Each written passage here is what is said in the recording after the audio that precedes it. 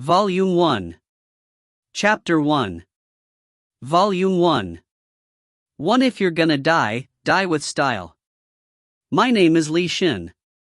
I'm female and 23 years old this year. It's been 1 year and 13 days since I died. That's right. You didn't misread that. I'm saying that I've been dead for more than a year. 1 year ago, I was just an ordinary patient at a psychiatric hospital. Today, 1 year later, I stand under a gray and overcast sky, in a strange and unfathomable position. To call me a bloodthirsty enchantress wouldn't be undue. Like the sexy and flirtatious female demons in the online games that guys like to play, I was dressed in a floor-length, blood-red dress that perfectly outlined my figure. The long skirt flowed past my ankles, red satin swaying every which way as I moved. My feet were adorned with a pair of 10 centimeters red heels, but still, I was able to run effortlessly under the night sky. Even without the wind, my enchanting, long, red curls would dance at my back. On nights like these, I often sped through the streets like an out-of-control cheetah. Sometimes, when I ran fast enough, all you could see was a red streak fly by. It had become a habit of mine to run fiercely, wildly through the night. This seemingly savage, and yet beautiful, pastime helped relieve the stresses pressing down on me. I really wanted to escape this place, but I haven't been able to make sense of it all. After a year here, deep down, I've realized that I am no longer human. In fact, I might not fall into any species of creatures, not even the ones that existed in myths and stories. I've simply become a lonely, misty presence. Every time I thought of that, a trace of helplessness and sadness passed through me. This day, as on days before, I flew down the city streets. The scene from 1 year ago, when I first arrived to this place, played through my mind. 1 year ago, I was an ordinary third-year college student. If I had to name something that set me apart from others, it would be that I suffered from double identity disorder. Though my personality had always been a bit out of the ordinary, my mental disorder wasn't very serious. Sometimes I was a little peculiar, a bit obsessive-compulsive, or slightly more emotional than others, but those things didn't greatly affect my day-to-day life. But then, one day, the illness that I'd never minded much turned my world upside down, like an evildoer plotting away in the darkness. That day, for some reason, the second identity within me suddenly erupted. After completely taking control of me, I plunged a knife into the chest of a fourth-year student whom I'd been crushing on for many years. I don't remember the details of what happened before or after the incident. All I know is that, after the knife blade kissed his skin, I passed out. When I regained consciousness, I was already settled in on a bed at a psychiatric hospital. My doctor was a handsome, Chinese and American mixed-race man. His features were a bit more Chinese, with black hair and not entirely blue eyes, but there was a certain aura about him that made him stand out against other people. As I admired his appearance, he told me that I had personally killed my beloved senior. It was then that I understood the darkness of closing my eyes. I'd loved him so much, but because of a psychiatric disorder, before I had the chance to tell him sweet words like "I'll love you until the end of time, and we'll be together till death do we part," I plunged a knife into his heart to prove that "I'll love you even after your death." When I started seizing, 2 well-endowed nurses held me down. The handsome doctor stuck a large needle into my slender, pale arm. And that's where my recollection of reality stops. After that needle stabbed my skin, I quickly lost consciousness. Some unknown time later, when I finally woke up, I stood in this ghastly place that I'm now stuck in. I remember that when I woke up, I'd been standing in the middle of the city. I just suddenly woke up while standing there. This city doesn't seem to have blue skies. Instead, they're gray. There's also no sun, but the sky does appear to be lit by some unknown source. When I first opened my eyes, all I could see was that there were people walking to and fro on the street around me. The first figure to walk into my sights was an old man. He was a rather ordinary old man, except for his head. As I stared at his head, my eyes slowly widened. A fear suddenly rushed into my heart, the kind of fear you'd feel if you woke up to see a monster in front of you. My fear stemmed from the fact that the top of his skull was missing. That's right. A piece of his skull was missing, just like the Japanese woman who had her head chopped off in Kill Bill or the man who had his head cut off by Hannibal in Hannibal. And because the old man was shorter than me, I could see the squirming brain inside of his exposed skull. It was bloody too. So, naturally, I shrieked out, "Ah!"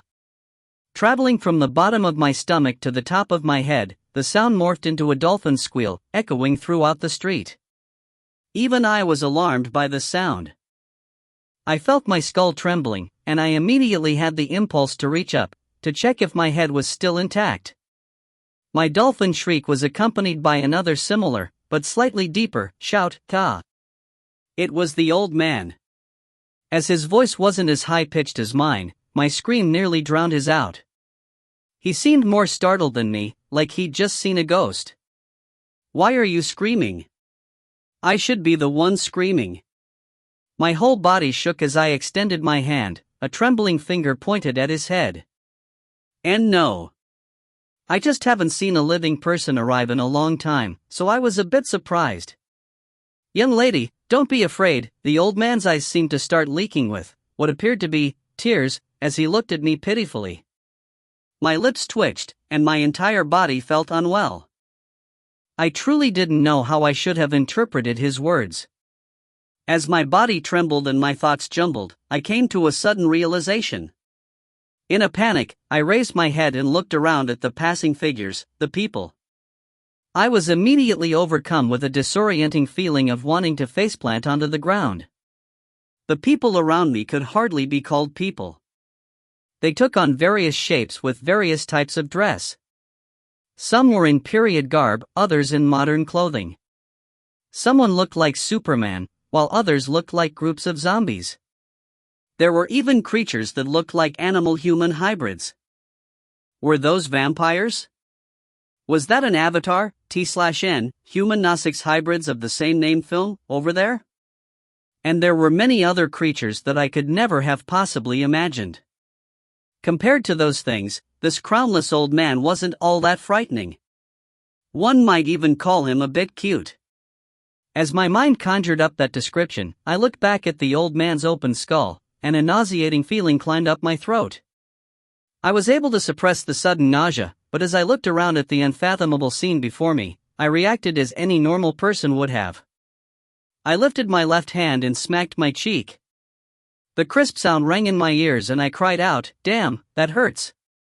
It wasn't a dream, I realized. But if it wasn't a dream, what did this scene before me mean? I stared blankly at the old man as my mind tried to decide whether to drop to the ground or not. When one first arrives here, their body radiates light.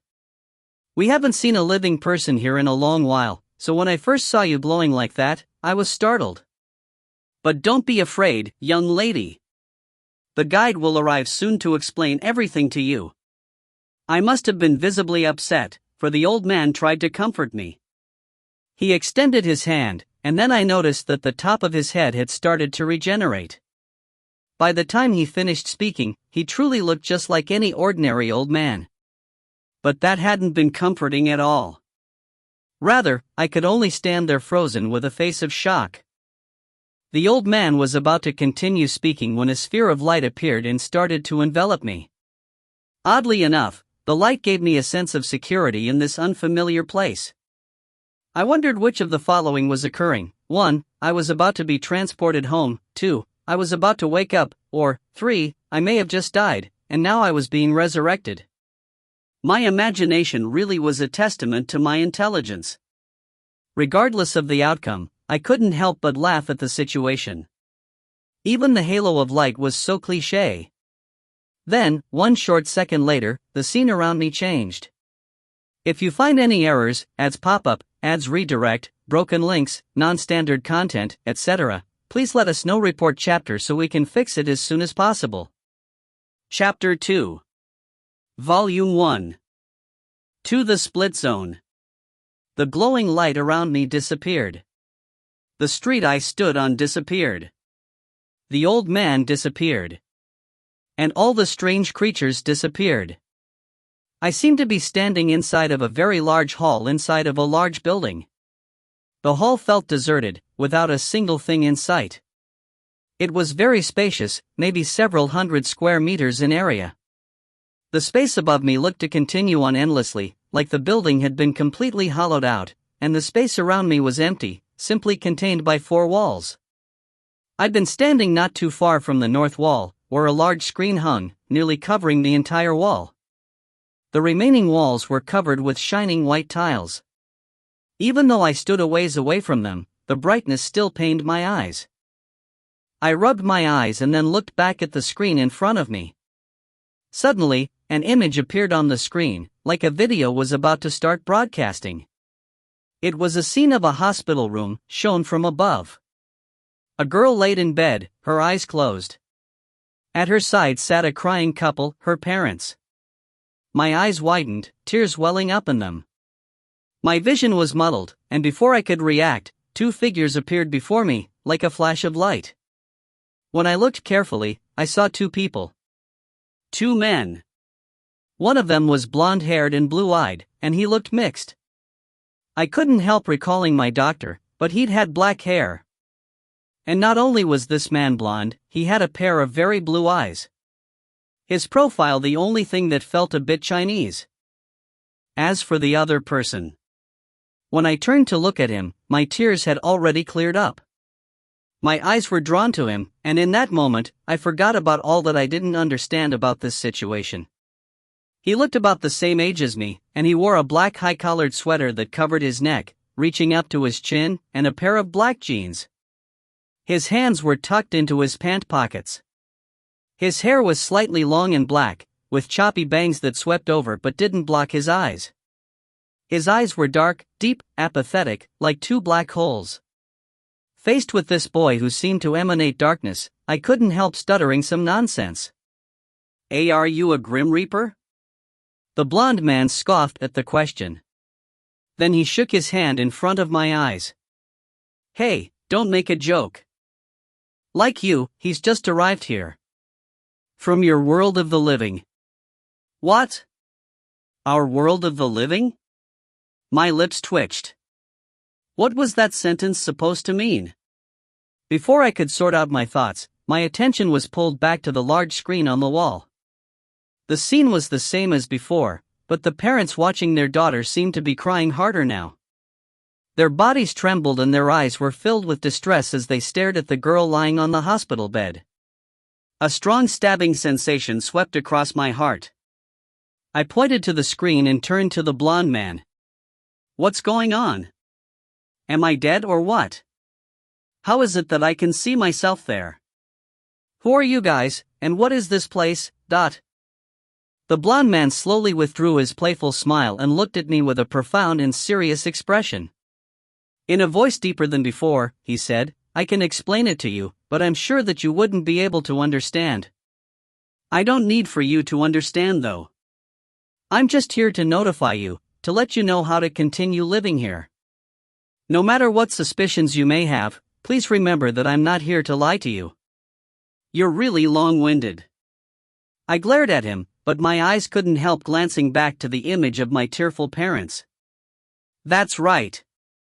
The girl lying on the bed on that screen was me, and the couple crying beside her were my parents. The blonde man shrugged, seemingly unbothered by my reaction. This place you're at now, that is, this city, is called Split Zone number 13, and in this place, only the consciousness can exist. He paused, and then he gestured with his hands. I'll explain it as plainly as I can. This is a space that has yet to be discovered by humankind, and its inhabitants are those who suffered from mind-splitting mental disorders. Because these disorders produce increased brainwaves, and under certain stimuli, these brainwaves can increase tenfold, they may be captured by a soul splitter in the split zone. And then, your consciousness is brought here, to this space. What in what now? My brows must have been twisted up like a wrinkly beef ball. I stared at him blankly and shook my head to express my inability to understand. His expression belied that this was a common reaction. He explained carefully to me again, let's put it this way. When someone with a mental disorder is stimulated by something, their brain waves will greatly increase for a time. Your consciousness, your soul, if you will, can then be captured and brought here by the hosts of this space, a group called soul splitters. The one who captured your consciousness, to put it plainly, is like a bad guy who took your soul and dropped it into this world. Standing inside of this world right now is not your physical body, just your consciousness, your mind. And the sleeping girl you see on the screen is your true body in the real world, lying comatose inside of a psychiatric hospital. Do you understand? My expression was still wrinkled and blank as I tilted my head. I seem to understand it, but what exactly are soul splitters? Why did they bring my consciousness here?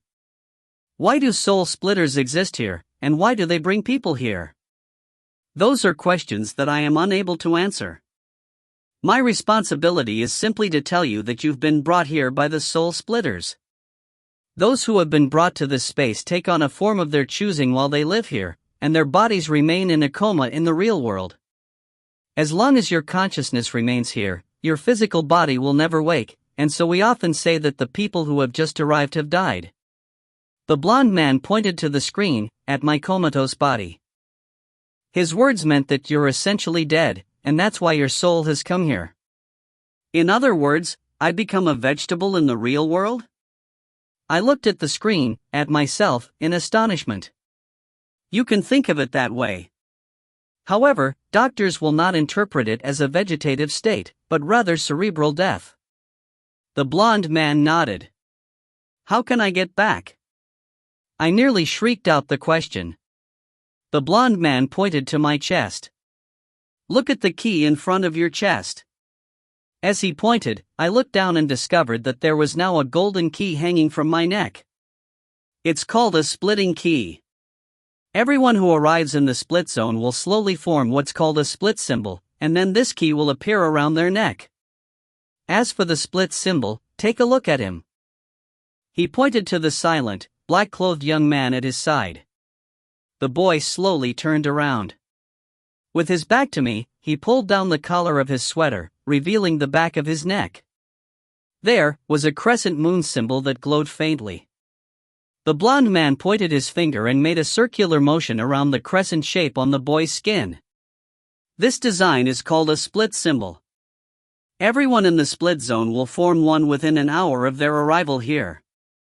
The symbols will be different for each person, and they can be located anywhere on the body. Once the symbol is formed, your body's characteristic glow will slowly fade, and you will become one of the people of this place. Since your split key has appeared, I expect that your split symbol will be complete soon. At that time, you will belong to this place. My eyes widened, my mind not entirely comprehending the blond man's words. The black-clothed boy slowly adjusted his collar, hiding away his split symbol. He turned back and looked at me with indifferent eyes, as if looking at me, but also as if looking past me. I couldn't help following his gaze. I turned around, but there was nothing there. At the other end of the hall, there seemed to be a door on the wall, but it was far away from us. When I turned back, the blond man looked at me with a trace of something in his eyes. Sympathy perhaps, but it also looked like pity. As he looked at me, he sighed. I know that the situation must be difficult to understand, but you have to remember, you're dead, and that's why you're here. You may feel that this is just a dream, but as the days pass, you'll slowly come to realize that it's all real. Everything was very strange. It was too unbelievable. But his words caused me to fall into an abyss, dropping down and down and down. He paused a moment, and then he continued, however, I'm also responsible for telling you that everyone who was brought here has a counterpart, that is, the soul splitter who captured you here. Each person's soul splitter is different, and the one who brought you here will have the same split symbol as you, located in the same place, having been formed at the same time. You must try to find them. Why should I find them? I couldn't help asking. The blond man fixed his eyes on me and said, when you find them, you can leave.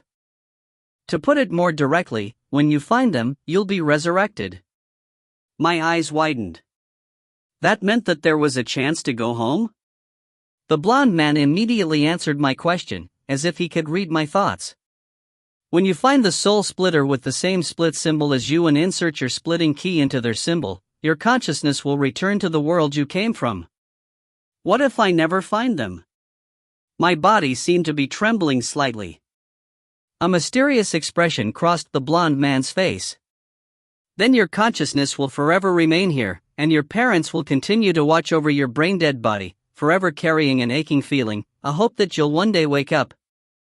They will live a bitterly painful life until. Enough! I cut him off, unable to believe the frightening things I was hearing. May's comments. Harsh, guy. Harsh. So, we got our first proper introduction to the strange and mysterious split zone. Feels kind of limbo-y to me. If you find any errors, ads pop up, ads redirect, broken links, non-standard content, etc., please let us know. Report chapter so we can fix it as soon as possible. Chapter 3. Volume 1. 3 Law of the Jungle. When I think back to my arrival here 1 year ago, I can't help finding it laughable. Back then, seeing a crownless old man made me scream out loud. There was a blonde man to explain everything about this world to me. And now, it's been an entire year since I've died, since my consciousness arrived in this place called Split Zone number 13. As I dashed through the streets of the city, I started coming back to my senses. I suddenly felt that someone was following me. Even without thinking about it, I knew who it would be. But just in case, I quickly turned around as I drew the bow on my back. By the time I faced him, I already had an arrow aimed. Dressed in black, the robust figure was quick to react. He leapt up above my head, and as I turned to look at him, I saw him smile jokingly down at me. I grabbed at his ankle, causing us both to start falling. He unceremoniously kicked away my hand, moving off my momentum, and the two of us dropped to the ground. My crimson skirt swept across the ground and I landed steadily in red heels. My messy, red hair blew in the wind as I shot a look at the stalker before me. As before, he was dressed completely in black. The black high-collared sweater he wore 1 year ago had been replaced with a black windbreaker. His hands were casually inserted into his jacket pockets, and his slightly long, black hair danced in the wind. A pair of shining, black eyes were fixed on me. Nyazun, it's already been a year. Can't you wear something with a bit of color? I sneered as I looked him over. Nyazun shrugged, his lips curving upwards just a bit. Aren't you the same? Always wearing red, always running through the streets at night, like a lunatic. Have I ever asked you to change? I raised a brow. It's not often that you're so lively. I didn't know you could say so much at once. Depends who I'm talking to, he replied, with an arrogant yet somehow charming smile. His smile made my heart skip a beat, but immediately afterwards, I silently berated myself for being unable to resist a handsome man's smile. I looked at him spitefully. A year ago, he'd been withdrawn with a sullen expression fixed to his face, but nowadays, he was like the devil, hanging around me all day long. I was about to respond with a sarcastic remark when a cute girl suddenly appeared in front of me. She was a newcomer who'd just arrived yesterday. Laurel, her name was. It was said that she was brought here after severe Stockholm Syndrome-triggered psychosis. Her appearance was a very pure and innocent one, and her character was also sweet and kind. I guess, because she reminded me of myself when I was younger, I immediately took a liking to her. And since she was here in my western district, of course, I would do my best to protect her. Laurel scurried over when she saw me. She pouted her little, red lips and looked at me sadly as she said, "Shinjia, I still don't really get it, the way time works here, so I can't get to sleep." I pat her on the head, her fine and soft blonde hair feeling nice beneath my fingers. I carefully explained, this place is different from the world we came from. One day is divided into 60 periods. You can think of them as 60 hours. Day lasts for 30 of these hours, and then night lasts for the other 30. During the day, things are as you've seen. The sky is gray, but everything is clearly visible. But when night comes, like right now, the sky is completely dark, and we can see maybe 10 meters around ourselves. No matter how you try to light things up, you'll only be able to see that small area around yourself. Then, Jejia, how can you run through the night so quickly? You can't see in front of you, but you're still so fast. Laurel raised her head, her big, bright eyes shining towards me. I smiled. I'd become used to it. When I run, I don't just rely on my vision. I use all 5 of my senses. Like a bat? Laurel asked, with a tilt of her head.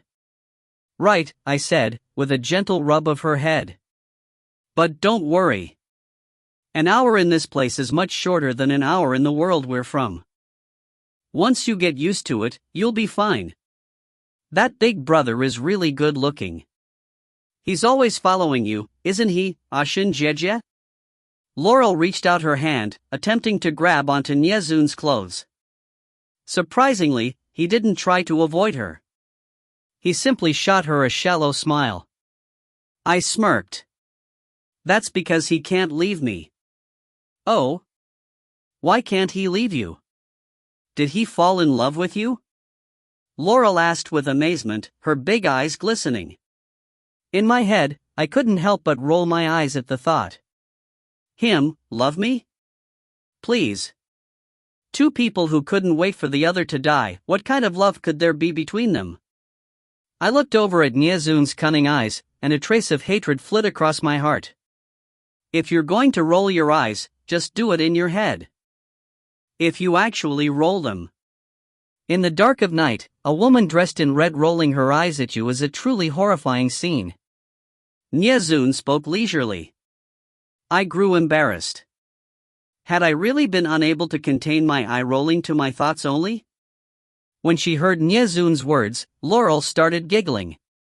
Seeing Laurel's pretty smile brightened my mood. But her laughter was brief, and suddenly, she screamed. It was what you'd imagine of a girl's scream. I followed her gaze until I saw a green-haired snake woman, roughly as tall as a human. I say snake woman because she had the lower body of a serpent and the upper body of a human. Look at that thick serpent's tail, or should I call it a leg? Wow. I really wanted to tell her to lose some weight. Our appearance in this world is conjured up by our consciousness. As long as a person's mental prowess is strong enough, they can take on any shape or form they desire. That's the reason behind all the strange creatures here. In this place, our mind's capabilities equate to our strength, so we call it our mental force, MF. Our abilities are quantified by this mental force. When a person first arrives here, their mental force is measured by the guide, that is, the blonde-haired man. The upper limit of the MF scale is 100, with most people's MF falling between 10 to 20, or 30 to 40 if they are a bit stronger. The strength of one's consciousness can slowly be improved with time and practice, just like one's willpower. However, unless your willpower was extremely strong while you were alive, in the real world, in other words, unless you were very strong before you came here, you could practice day and night, but your MF would only ever increase up to 3 levels. In other words, when you arrive to this place, your abilities have already been set. Generally speaking, because one's mental capabilities are limited, and because the strength of one's brainwaves is limited, it's difficult to change your appearance after it's been set. Each person only has a certain amount of MF available, and maintaining a new appearance requires spending a portion of it. About a month after I arrived here, I'd grasped how to manipulate my mental force. I've only ever expended a few levels to alter my appearance, to make myself slimmer, more elegant, and to turn my hair red. Aside from that, I maintained a rather human-like appearance, and I really couldn't understand those people who spent so much of their mental force to maintain appearances of strange creatures. As an example, the snake woman in front of us that would do well to lose some weight. I comforted Laurel, don't be scared. Her name is Yuji, and while she's far from being kind, she won't harm you. Yuji, look at your appearance. You're scaring the poor girl. Can't you turn into something more pleasant? I looked over at her serpent's tail. Yuji extended her hand and stroked her green hair. She gave me a coquettish look. I really liked snakes when I was alive. Now that I have the chance to shapeshift, it's only natural that I'd want to be joined together with a snake. My lips twitched as I pointed to her spinach-like green hair. You think that a snake that grows green hair is attractive? Oof. It's called being trendy. She rolled her eyes at me. Her eyes were still very lovely though. She looked at the still frightened Laurel, and then over at Nyazun behind me, slouched with his hands in his pockets. Then her eyes returned to me. You'd better be careful of Jiao S. I don't know what kind of trick she's trying to pull, but she's been roping in a lot of strong characters recently. The Eastern District is growing more restless by the day, and there are always corpses turning up there. There are some really dangerous people in the group that she's gathered. I laughed lightly.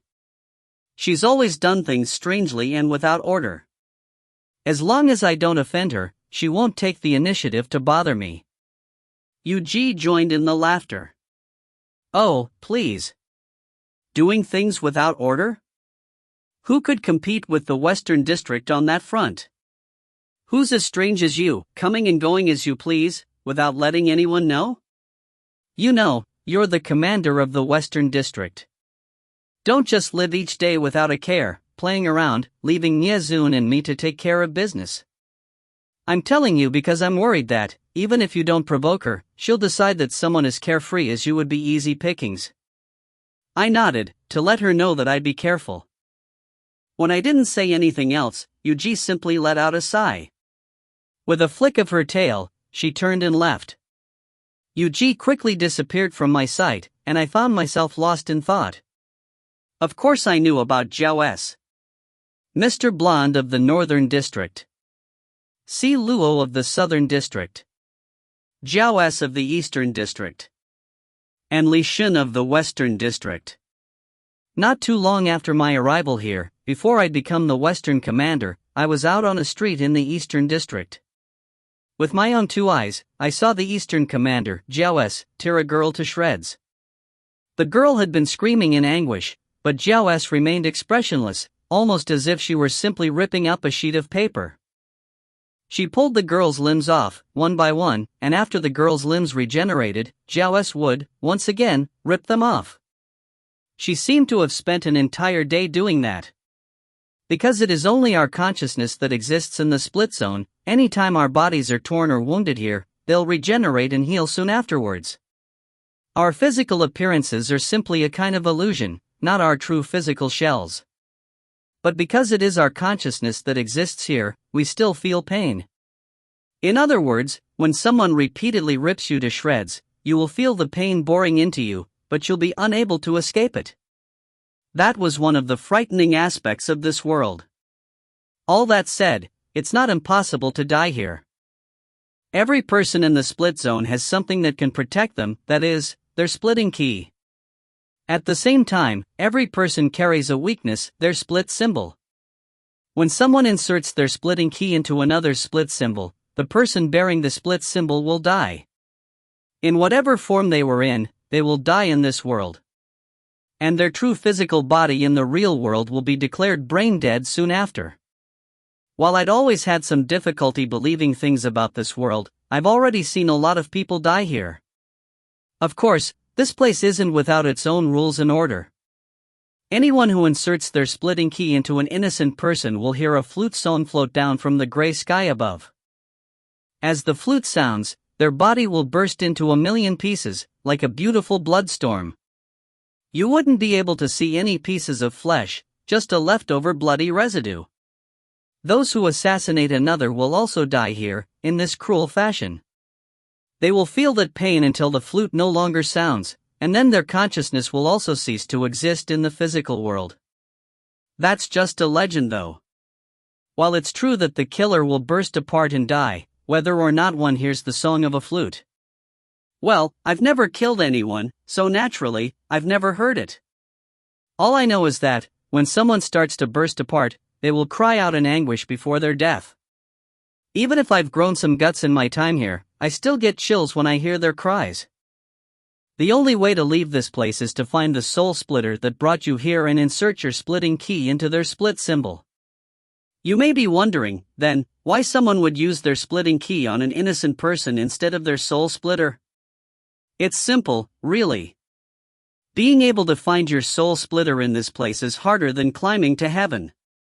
Don't even mention finding the soul splitter that brought you here. I have yet to see any soul splitter in my time here. People eventually grow tired of this place. They don't want their families to wait for them anymore, to suffer as they care for a vegetable. And so, they choose to kill another and be destroyed with them. Since you cannot kill yourself here, if you want to die, someone else must either kill you, or you must kill someone else and suffer the consequences. As each day passes, people become fed up with their situations. This place is hardly a safe one. It's filled with bloodshed, with conspiracy. Hiding our split symbol from others has become an everyday concern, a source of worry for everyone here. If you find any errors, ads pop up, ads redirect, broken links, non-standard content, etc., please let us know. Report chapter so we can fix it as soon as possible. Chapter 4. Volume 1. 4 Grievous News. When I grew tired from running around, I returned to my room to sleep. I'd arranged for Laurel to live on the floor below mine. I lived on the 13th floor of the Western residence, and Nyezun lived next door to me. After a person lives in this place for a long time, they often forget that they're actually just an intangible soul, and they live like any ordinary person would. This place is about the size of a small city, and it's split into 4 districts: the Eastern, Western, Southern, and Northern districts. To the north is the Northern District, Mr. Blonde's turf. Within the Northern District is the Split Zone Center, the large hall I was taken to when I first arrived. It's where the blonde man lives, taking care of all the administrative business here. Each district has its own jurisdiction system, its own rules and regulations. Each district also houses just three buildings. There's the residence, where people live, extending 30 stories tall and across the district. Every room is the same size, sufficient for one person to live in. Everyone here, aside from Mr. Blonde, lives in the same type of room, regardless of status. And we all live simply. In addition to the expansive residential building, each district also has an academy and a marketplace. Life here is rather dreary for most, so people often decide to enroll in school, either as a student or a teacher. Some people continually spend their time at the academy, learning many things, waiting for the day that they'll meet their soul splitter. And when they finally return to the physical world, their accumulated knowledge will become useful. Their time spent here wouldn't have been wasted. Personally, I felt their concerns were unnecessary. The passage of time here is different from the world we came from. While I don't know the exact conversion, I've never seen anyone die from old age here, so I'd suppose time passes by much slower in this world, and that means we're unlikely to see our physical bodies die in that world. In a way, this place seemed to embody the meaning of eternity. Aside from going to school to learn, people here can also go to the market to sell and buy things. The selling and purchasing of goods is more of a bartering system, as there is no currency here. If you needed something, you asked for it, and if the seller liked you, they might give that thing to you, or you may need to help them with something in exchange for the goods. The goods in the marketplace were all provided by Mr. Blonde. If one wanted to operate a business in the building, they could apply to their district commander. The district commander would then relay the request to the leader, and if he approved, he would distribute the goods to be sold. Though our consciousness shapes our appearances, we are unable to produce something from nothing. Most people who use the market are those who have certain items they really like. Others only occasionally visited out of boredom. While each district here had its own administrative system, it stands throughout the split zone that as long as you do not kill, you will not die. As such, loneliness grew to become our biggest enemy. Just think about it for a moment. When you truly have an unlimited time to do anything, perhaps you'll find that you don't know what you should do. Everything ends up being the same. When everything is eternal and endless, things seem to lose all value. This is true of time as well. When I awoke the next morning, I was met with panicked pacing on the 12th floor and startling screams that broke through the peace of the Western District. I quickly grabbed my bow and arrow and headed out of my room. Niazun exited his room at the same time. His black hair was a mess, and his pair of bewitching dark eyes swept over the area. Following his gaze, I saw that a lot of people were rushing downstairs. When they saw me, several people fearfully called out, "Commander, the 12th floor! The 12th floor! Something bad's happened." No one seemed to be able to spit out a complete sentence, so I waved them away and ran downstairs, my bow on my back. Niazun followed behind me. The 12th floor corridor was jam-packed. Fortunately, most of the people living in the Western District had human-like appearances, so I was able to shove my way through the crowd. When they saw me, many moved to let me pass.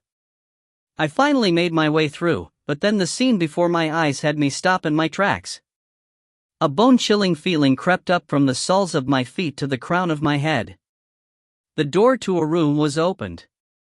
The furnishings inside looked just the same as every other room's. The only difference was that in the center of this room, there was a long and slender metal pole. It was very long, extending from the ground to the ceiling. And the pole had pierced trough a female body. Laurel. Young Laurel's body was skewered onto the pole, entering from her bottom, up and out the top of her head, into the ceiling. Her body was covered in blood, and the room was covered in bloodstains. Because the pole had stabbed through the top of her head, Laurel was nearly beyond recognition. But there was a faintly discernible mark on her neck, a small butterfly symbol that would have once glowed dimly. It was no longer lit because there was now a key inserted into it. That meant that someone had both tortured the girl and then killed her with a splitting key. That's why she died in such a tragic manner. The bloodstains around the rest of the room were likely from her killer, after they burst apart. There was no way to identify them now. Under my administration, it had been a long time since anyone had died such a wretched and bloody death. My eyes couldn't move, fixed on the sight in front of me. Laurel's hair was no longer soft and beautiful, but matted with blood. Her big, open eyes, also coated in blood, made for an unsightly image. An anger that I'd never felt before suddenly surged through me. This was the Western District that had always opposed murder. Who would suddenly do such a hair-raising thing? Had someone encouraged this activity? Cruelty was, after all, the only delight to be had in the split zone. Because people grew very lonely here, this world had become a very cruel place. The abilities that our bodies can make use of in this world rely on our mental force, MF. That means that our mental force can be turned into physical strength. For example, someone with 20 MF who used 10 of their levels to create a superhuman appearance, would have 10 levels remaining. If you wanted to have superhuman powers, like being able to jump 5 or 6 meters at a time, you would have to utilize more levels. If jumping 5 meters required 2 MF, when you jumped, you'd drop 2 levels, which would replenish when you landed. This applies in a similar fashion when people fight. One's strength is dependent on the amount of levels they have to transform. When trying to determine someone's strength, you cannot look at their appearance. Rather, you have to consider their willpower and their mental force. People can choose to live ordinary lives here. They can eat, they can sleep.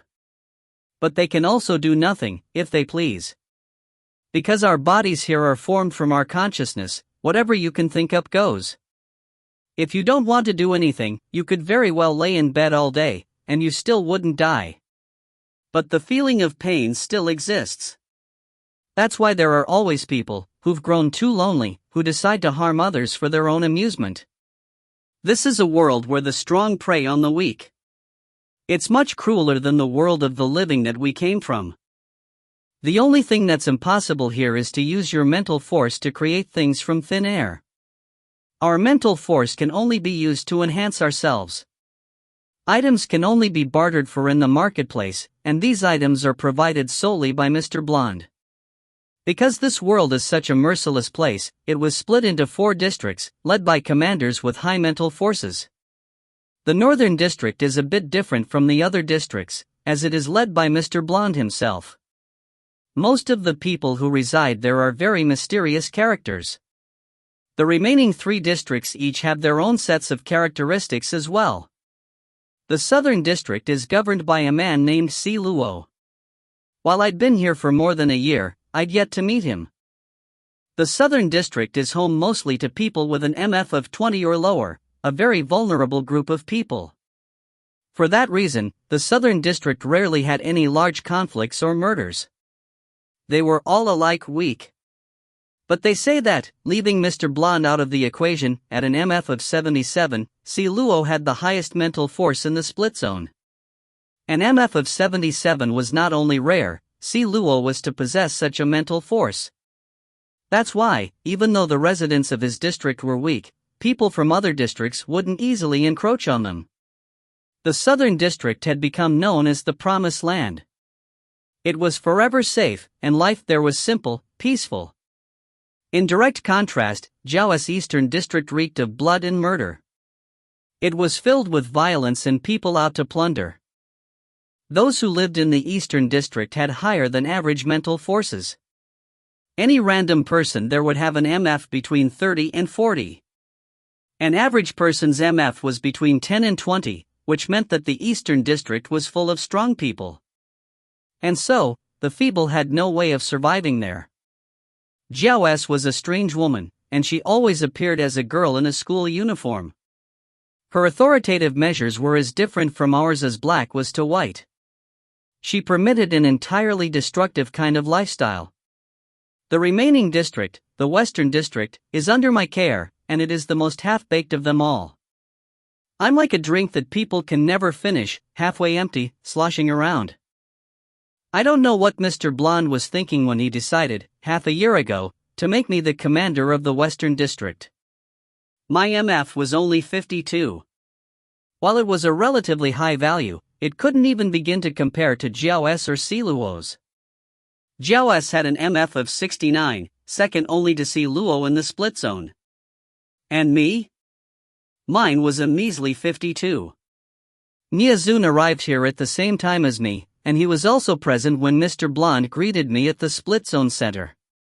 He'd arrived just an hour before me, and when he first arrived, his MF was already 67, much higher than mine.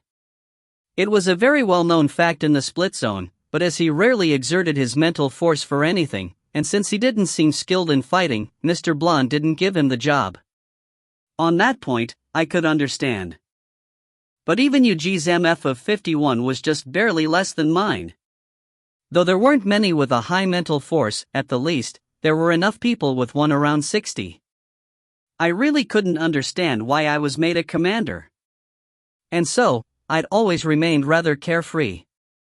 I didn't concern myself too much with the happenings in the district, leaving Yuji to take care of it in my stead. Yuji had drawn up the rules for the Western District, and under her governing, our district was a considerably peaceful place.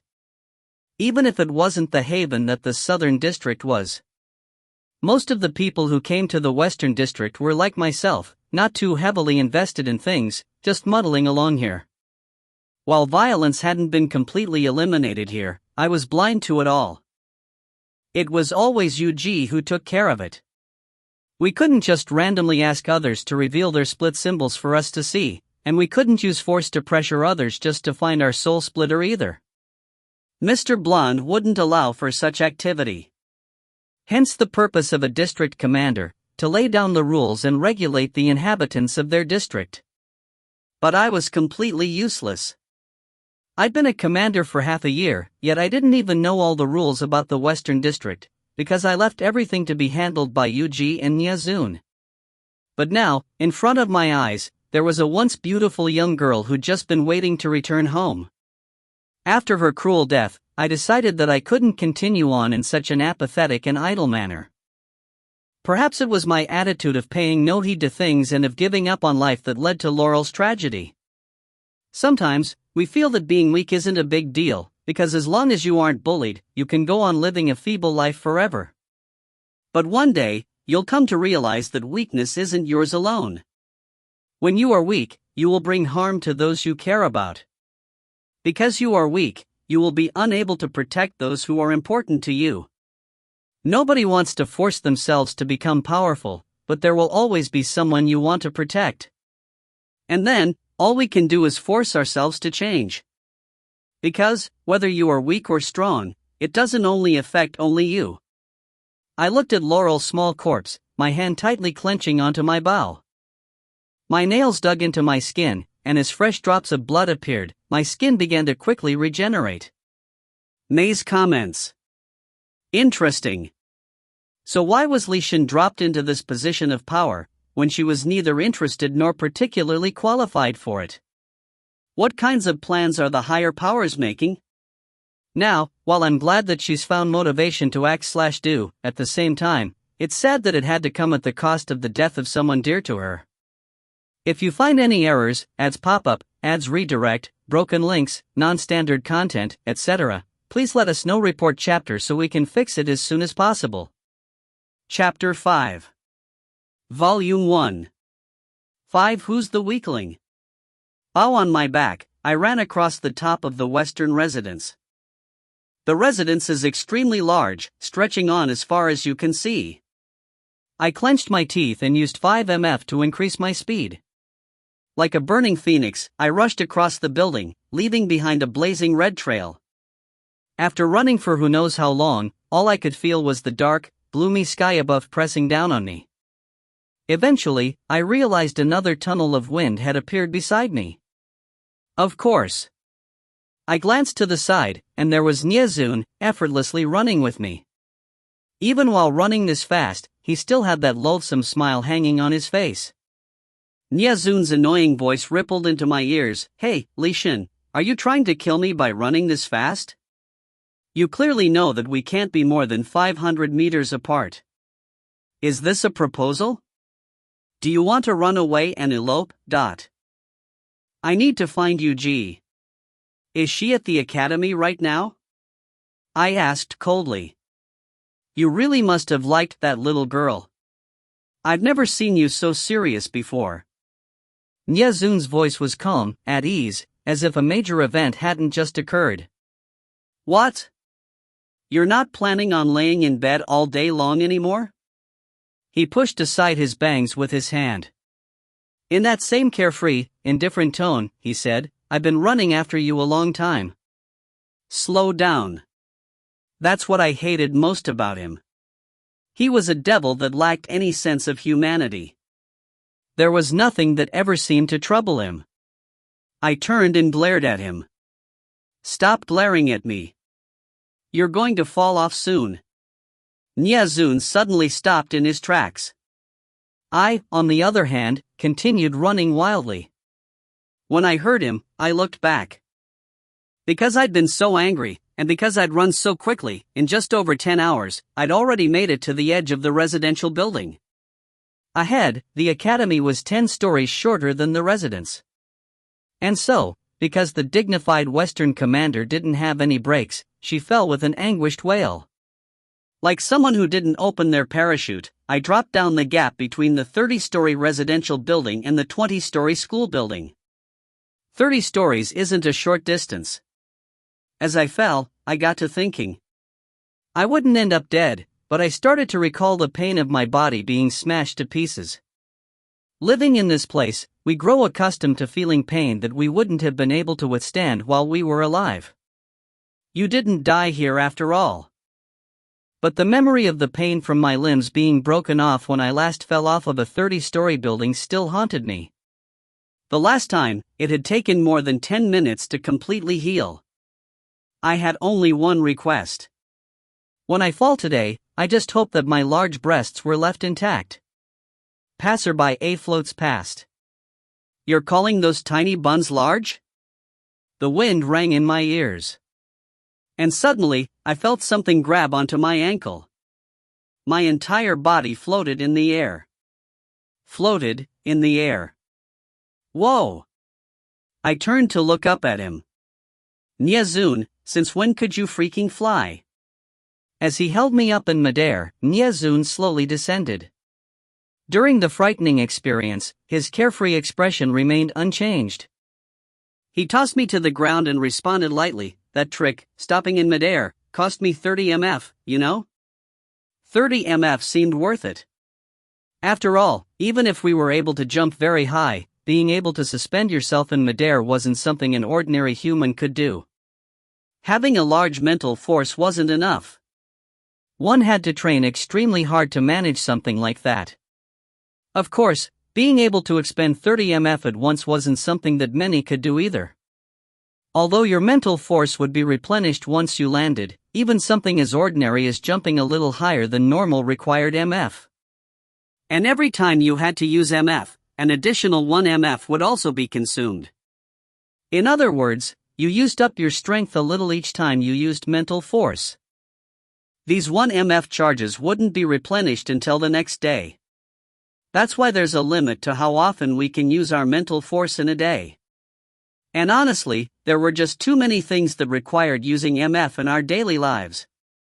Moreover, using up 30 mf for a single action left you vulnerable in that time frame. I knew all that, but I wasn't the least bit thankful to him.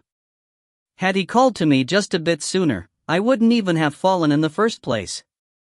He was obviously just trying to show off. TCH. What's the big deal? I shot him a look of disdain. He wasn't looking at me though. Instead, his attention was drawn to the academy. I followed his gaze and saw Yuji heading over to us.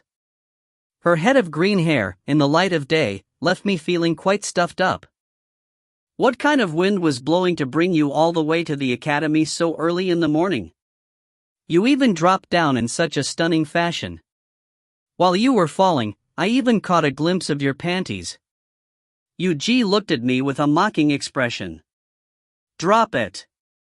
How much mf would you have had to use to see my panties while I was falling that quickly?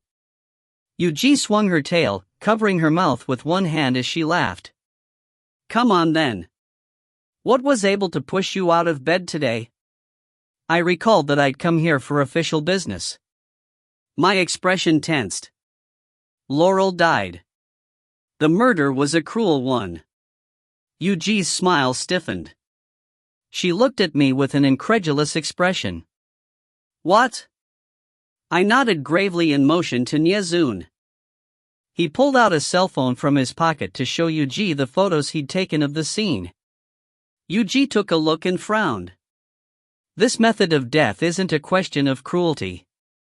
Rather, it's just very strange. Why would someone do this to a kid? Laurel just arrived in the split zone, so she wouldn't have had any enemies. Unless they were aiming at you? She looked at me, suspicions on her face. I was about to respond when I spotted a dark figure fall from the sky. Boom! The sound echoed through the air. The sound seemed to have originated about 50 meters left of us, near the entrance to the academy. Something had fallen to the ground. And I soon realized what it was, because this scene was very familiar. Something had fallen from the top of the academy, landing with a loud crash, splattering blood all around. A person. Without a moment's hesitation, I rushed over. The head of the fallen figure was bent crooked. The lower half of his body was covered in blood. Without anything to slow or cushion his fall, this wasn't a bad outcome for a 20-story drop. I vaguely recognized the person. He'd been a math teacher at the academy. They said that he'd loved mathematics when he was alive, so after coming here, he continued to study it. Why would he have suddenly fallen down here? His body still hadn't started healing after a few minutes, so I crouched down and started examining his body. He'd maintained a human-like appearance, so I quickly found a light bulb symbol on his chest, a split key inserted into it. I frowned. While a death like this surely wasn't pleasant, this kind of situation also wasn't completely out of the ordinary.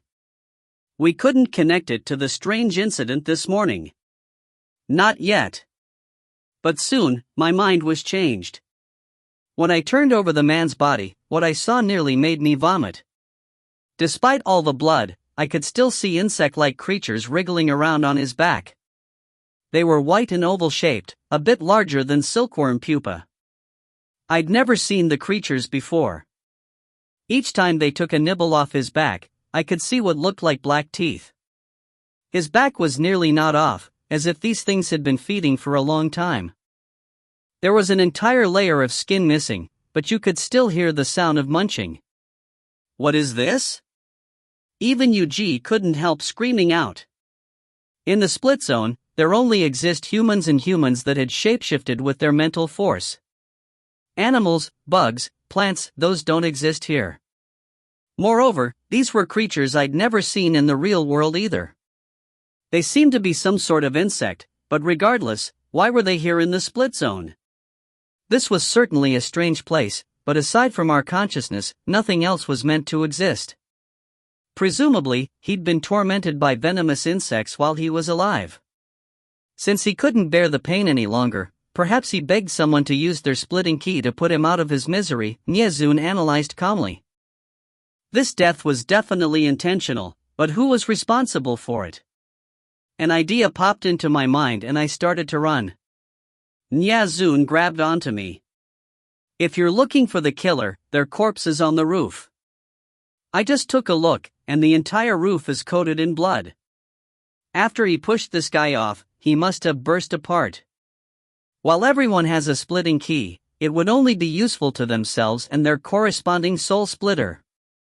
To anyone else, it would just be like a scrap of metal.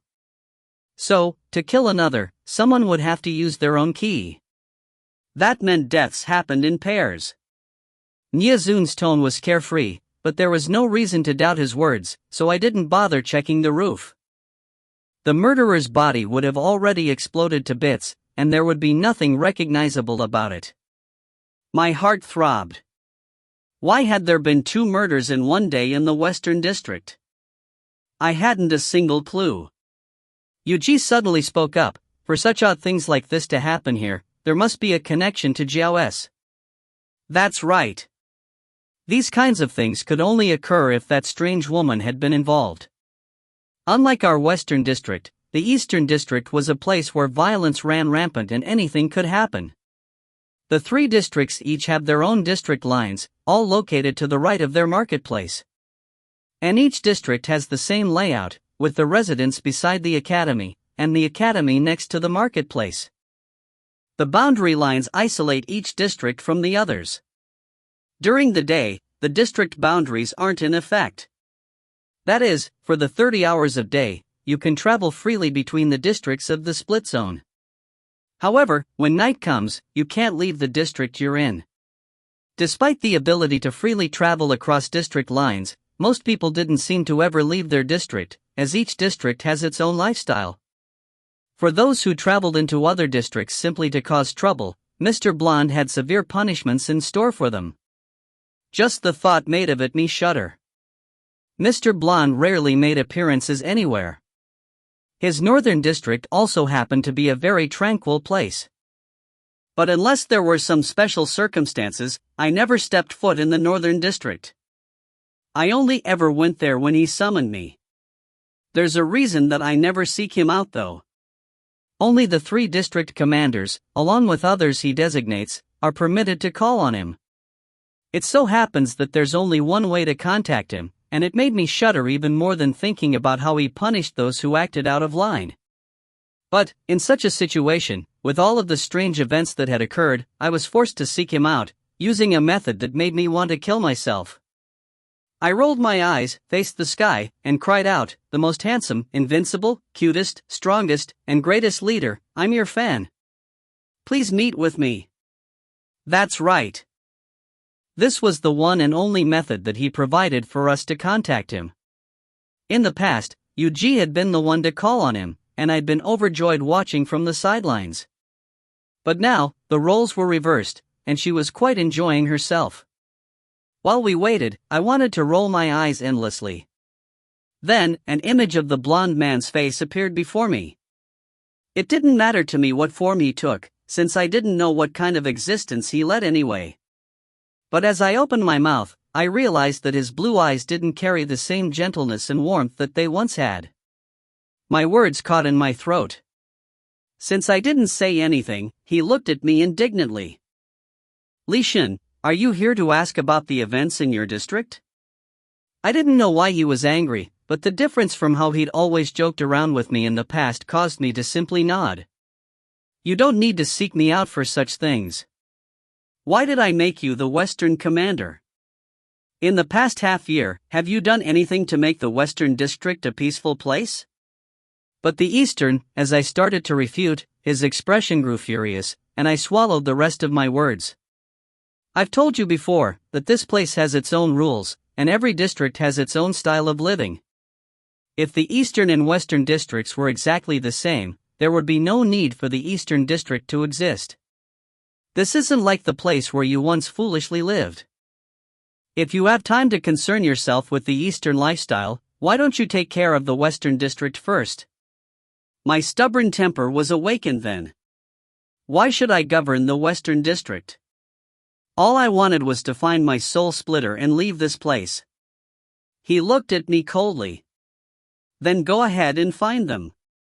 You clearly know that your soul splitter isn't in the Western District, so why don't you try searching in another district? Or are you afraid? He spat out angrily, I was really wrong about you, you weakling. Then his face disappeared from in front of me. I bit my lip and remained standing where I was. May's comments. Put. What's up with Blondie's fangirl chant? Imagine if some super buff, manly guy had to shout that out. Ha! Also, is passerby a sign that we're going to get a bunch of snarky audience comments? On another note entirely, I expect to see Li Xin eventually pick up the reins and become a genuine leader, but I also sympathize with her plea. She neither asked for nor wanted to become this district commander, and then the person who put her in that spot won't even toss her a bone. Ah, but what's that saying? Some are born great, some achieve greatness, and others have greatness thrust upon them.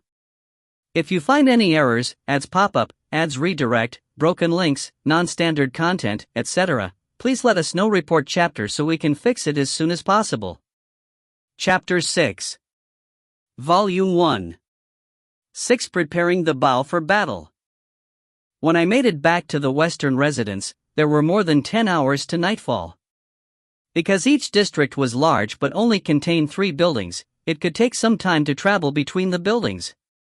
Of course, here, time was the one thing we had a lot of. One day lasted 60 hours, 30 hours of day and 30 hours of night. Neither day nor night ever exceeded their time allotment. After 30 hours, our vision would instantly decline.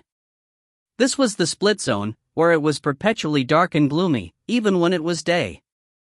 It felt as if fog and darkness were the truly eternal things of this world. I crossed my arms across my chest as I looked out the window. Knock knock knock sounded from the door. Come in. I heard my voice sound, clearly and coldly. I turned to the door and saw Old Man Fan, Yuji, Niazun, and also the marketplace supervisor, Jiapa. I frowned. Old Man Fan was the first person I met in the split zone, the crownless old man. When I became the Western commander, I appointed him as the residence supervisor. I also appointed Yuji as the academy supervisor. In name, she held the same position as Jiapa and Old Man Fan, but in reality, she was essentially my co-commander. Because I didn't take care of anything, big or small, she had to pick up those duties. I frowned as I looked at Old Man Fan's goopy, still crownless head. Why did this old man like this chopped-off Hannibal style so much? In a bit, I'm going to head over to the Eastern District, before the district lines activate. In other words, I will be staying overnight in the Eastern District. I looked at the 60-hour watch on my wrist. 10 more hours left. If I ran at my fastest pace, I'd arrive at the Eastern District just in time, so there was no chance I'd be able to return tonight. You're all aware that this is the first time, since I became the commander, that I'll be leaving the Western District for the night. While most people wouldn't dare kill a district commander, there will always be some level of danger. So, while I'm gone, watch over this place well. You may as well skip sleeping tonight. Nyezun's coming with me, so Jiapa an old man fan, listen to Yuji. Jiapa appeared to be a 27 to 28-year-old man. He always wore a suit and a pair of black-rimmed glasses. They say that while he was alive, he was a very intelligent scholar with a doctorate degree. After his death, he was still very enthusiastic about scientific research. I appreciated how he looked like an ordinary person and how gentlemanly his mannerisms were. He was also very capable, keeping the marketplace neat and tidy. Go with an easy mind. Leave this place to us. Jiapa bowed to me. In comparison, old man fan looked at me with misty eyes. Ah Shin, be careful. You're like a granddaughter to me. As he spoke, tears actually fell down his face. Oh, the blasted old man. Seriously disgusted, I actually made an effort to roll my eyes. Leave this place to us. Don't let any of the residents find out about your leaving the district, or it will just incite panic, Yuji told me. I nodded. Don't worry, I'll take care of it. I pulled my bow onto my back. Get rid of your appearance. You've already used your mental force 4 times today, and you'll have to use it again when you're running. Together with the MF you consumed during the day, you'll only have 47 MF left, and it won't replenish until after the 30 hours of night. How do you expect me not to worry while you're in a place like the Eastern District? Yuji asked as she looked at me, heart full of worries. Yuji was right. Though I only use up 1 MF to change my appearance, because all I do is change my figure slightly and turn my hair red, 1 MF was still 1 MF. I should get it back. I withdrew my mental force. My curly, red hair returned to its original long, straight, and black appearance, casually falling behind my shoulders. TCH. Still tiny without MF. Nyezun shot a glance at my chest. A wave of fury rushed over me. I grabbed the cup from the table behind me and threw it at him. Yuji pulled out a set of black clothes from the large bag she carried. Put this on. A striking red dress, and you don't even try to hide your split symbol. Do you really think you're some kind of master in the split zone? You're always going around like you've got some powerful backer, Yuji grumbled as she glanced at the scorpion pattern on my left ankle. I laughed lightly. Without rebutting, I accepted the black clothes from her. They were ordinary black traveling clothes, along with a pair of flat, black boots. Do I look like an assassin? I happily changed into the clothes and then walked out of the bathroom, looking to the others. My long hair fell straight, parting down the middle to frame my face on both sides. I stood in front of them, clothed in black, carrying my favorite bow. You might pass for an assassin in the real world, but in the split zone, you just look like any ordinary person. Yuji's face was full of abandon. But she still gave a flick of her tail, and then she bent over and stuffed 2 guns into my boots. Bring along more weapons. 2 guns, 12 bullets, the best Western round-nosed bullets. Only one shop in the marketplace carries them. They're covered in a mental inhibitor that causes paralysis for 5 hours. Because of our incredibly fast healing abilities, ordinary bullets don't have much effect on us. With our ability to endure pain, an ordinary bullet entering our body is like a mosquito bite. Mental inhibitors, however, are a type of drug that can suppress our consciousness.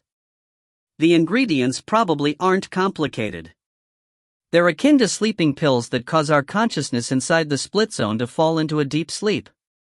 Most bullets coated with mental inhibitors, though, can only cause someone to lose mobility for an hour or so. I nodded and tidied my belongings. Then I dismissed the rest of the group with a wave. Yuji gave me a final worried look before leaving with Old Man Fan and Jepa. Only Nyezun and I remained in the room. I looked over to Nyezun, who still wore his black, high-collared windbreaker, his bangs covering his eyes. He leaned against a wall, 2 hands stuffed into his jacket pockets, and looked around without a care. You're not planning on bringing anything with you? I asked as my brows raised. A smile appeared on Nyezun's lips. Do you think someone with an MF of 67 needs to bring anything? True. Nyazun was a bit different from others in that regard. Of course, his physical abilities had limitations, just as anyone else's did, but he never wasted his mental force for his appearance. Today, he'd already run along with me and had to catch me from my fall. In total, he'd already used his mental force thrice, but even if he were to run again, he would still have 63 MF remaining, which meant it was true that he didn't really have anything to worry about. I couldn't be bothered to say any more to him. Instead, I opened the window, letting the evening breeze flow into the room. I climbed onto the windowsill, about to head onto the roof to head over to the Eastern District. Suddenly, my clothes tightened around my neck, like someone was pulling me from behind. Nyazun's head appeared beside mine as he held me in place on the windowsill. Let's walk. Since you never train yourself, when something requires more strength than you're accustomed to, you'll end up depleting your mental force. He pulled me down from the window, and then turned to the door. I told you that you ought to train more regularly. In the end, I followed him out angrily. What else could I do when he was right? I didn't often train, so if I had to exert even a bit of extra strength, I would end up using my mental force. After we get back, you should start training. He glanced back at me and snickered. After we took the elevator up to the 30th floor, we started to fly across the rooftop. The top of the Western residence had become my personal traveling area. Because the residents of the district knew that I liked running across the top of the building, especially at night, they traveled on the streets to avoid my running them over. Although, that might not really be the reason. Maybe it was simply for the fact that ordinary people walked on streets and not on rooftops. After all, traveling by roof introduces the danger of falling off of it. Passerby, that's really only a danger for you. Normal people know to stop when they get near the edge. The nighttime wind whirred in my ears as Nyazun and I ran. When I looked over at him and saw that ever-smiling face, I couldn't help but zone out. Many times, as I ran through the night with Nyazun, I would start to feel like I was still just a third-year college student in the real world. Of course, I'd quickly regain my senses, because this was definitely an incomparably strange place. But I would still try to fool myself. Half a year after I came here, I was assigned to the post of Western Commander. For the next half year, I spent every day practicing archery or holed up in my room to read. Aside from those things, I rarely did much else. It's not that I had no desire to find my soul splitter. I just simply didn't know how. Even though some people would use violence to force others to reveal their split symbols, you couldn't really just look at other people's symbols at your whim. Still, we quickly realized that in this place, split symbols didn't repeat. Slowly, people grew accustomed to life here. Life was much the same in the real world anyway, but at least in this place, there were no societal pressures. And so, everyone eventually gave up searching for their soul splitter. I didn't give up. But neither did I have the necessary courage. What I was nearly certain of was that my soul splitter wasn't in my district. Even if they were, with so many people in such a large place, I wouldn't be able to find them anyway. Soul splitters appear to be no different from ordinary folk, except for the fact that their split symbol isn't unique. The thing that makes them exceptional though, is that, if someone with a different split symbol inserts their key into a soul splitter's symbol, that soul splitter will not die. I know that soul splitters exist, and that they exist in split zone number 13, but I still have no way of finding them. After a person arrives in the split zone, they are only allowed to look at their life in the real world once a year. The time was arranged with Mr. Blonde, and he would escort you to the large hall at the heart of the realm. Then you'd be able to see your physical body in the real world. Personally, after seeing my parents crying when I first arrived, and seeing my lifeless body lying on a hospital bed, I never asked Mr. Blonde to let me have a look again. I admit it. I've been running away. If you find any errors, ads pop up, ads redirect, broken links, non-standard content, etc., please let us know. Report chapter so we can fix it as soon as possible. Chapter 7. Volume 1. 7 Elevator at the 27th floor. 9 hours later, we arrived at the district line. While the eastern and western districts are located to the east and west, respectively, the distribution isn't entirely precise. Next to the western marketplace is a border forest. Beyond that is the district line that separates the western and eastern districts. Then there's another stretch of forest that belongs to the eastern district. Finally, after passing through the forest, you'll reach the eastern residence. The southern district is located past the eastern marketplace. Since I've never been to the southern district, and since Mr. Blonde always teleported me to him in the northern district, I don't know how those districts are arranged. There was less than an hour before the darkness of night arrived. After passing through the border forest, we soon came across the long, white district line that divided the western and eastern districts. The line had already started to glow faintly. The moment that night starts, the district line will glow brightly, forming a protective barrier that people cannot pass through.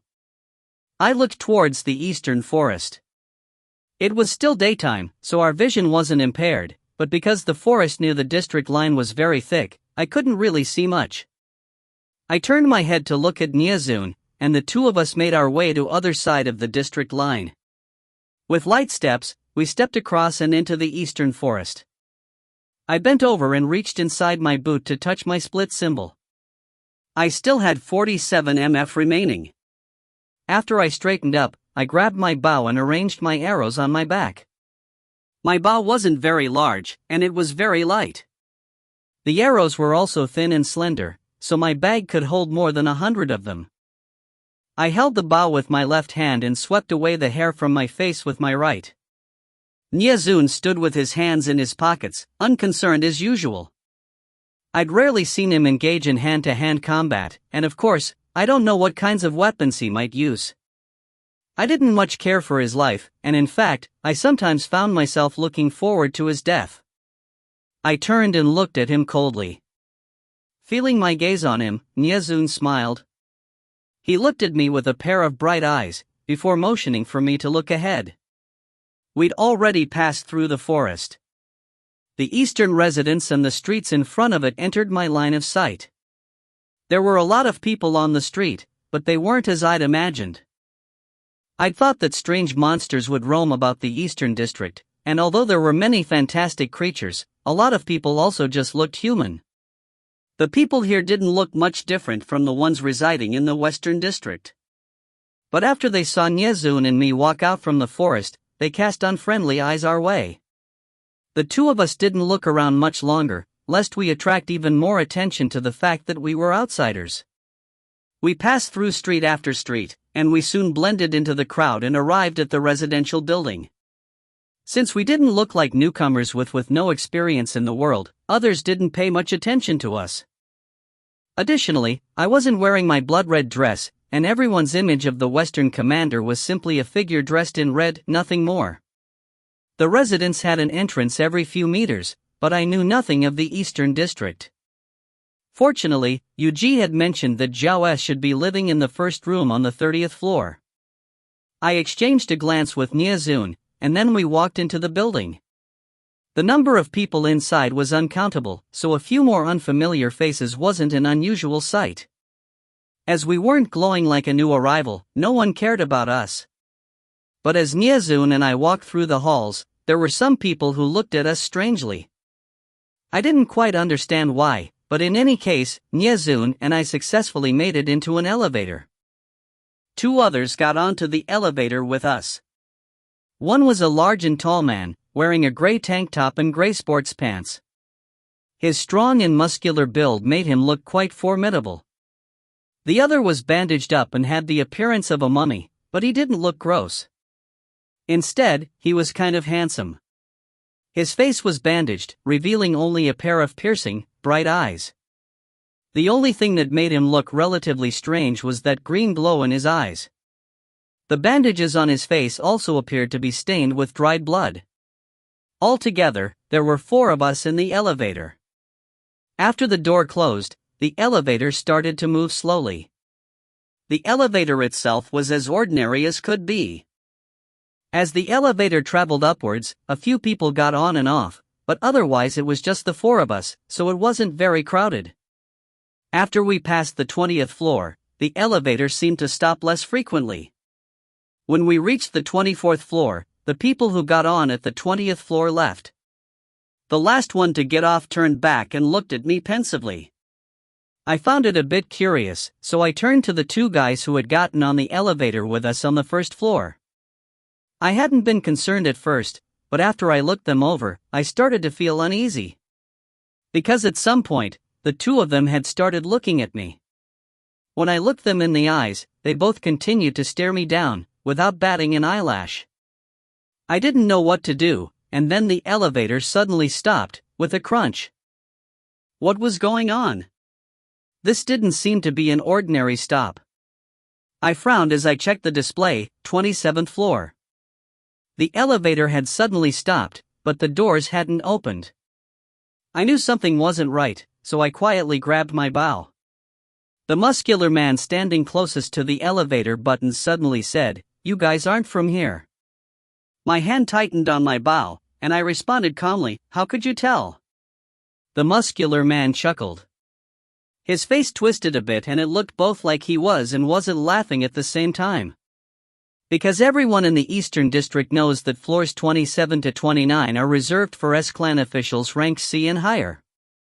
Ordinarily, elevators will stop at the 27th floor, but even at the 26th floor, the two of you didn't look like you planned on getting off. You're not wearing anything that indicates that you're an S-Clan official, which means that you must be from a different district with no understanding of our rules.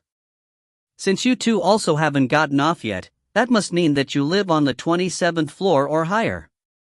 So, why don't you guys have any ID that suggests you're part of S-Clan? I didn't panic. The mummy suddenly laughed. Every member of S-Clan wears contact lenses made from a special material. We have an S mark on the left side of our face that only someone wearing the contacts can see. No wonder people had been looking at Nyezun and me so strangely. Perhaps those people were part of S-Clan? But how did they know that I wasn't just another ordinary Eastern District resident? I'd heard of S-Clan. They were a group formed by and named for that strange woman, Jiao S. The group was comprised of those who were loyal to her, and perhaps you might call them her fans. They say that S-Clan has 7 ranks, A through G. The closer to the start of the alphabet, the higher your ranking and abilities. I don't know all the specifics about the number of people in their clan, just that there are only 3 people ranked A and 7 ranked B. Eastern's Jiao S is the most famous woman in all of the split zone, and I'd heard about her when I first arrived. I thought back to the first time I saw her. She wore a high school uniform and her hair was shoulder length with bangs.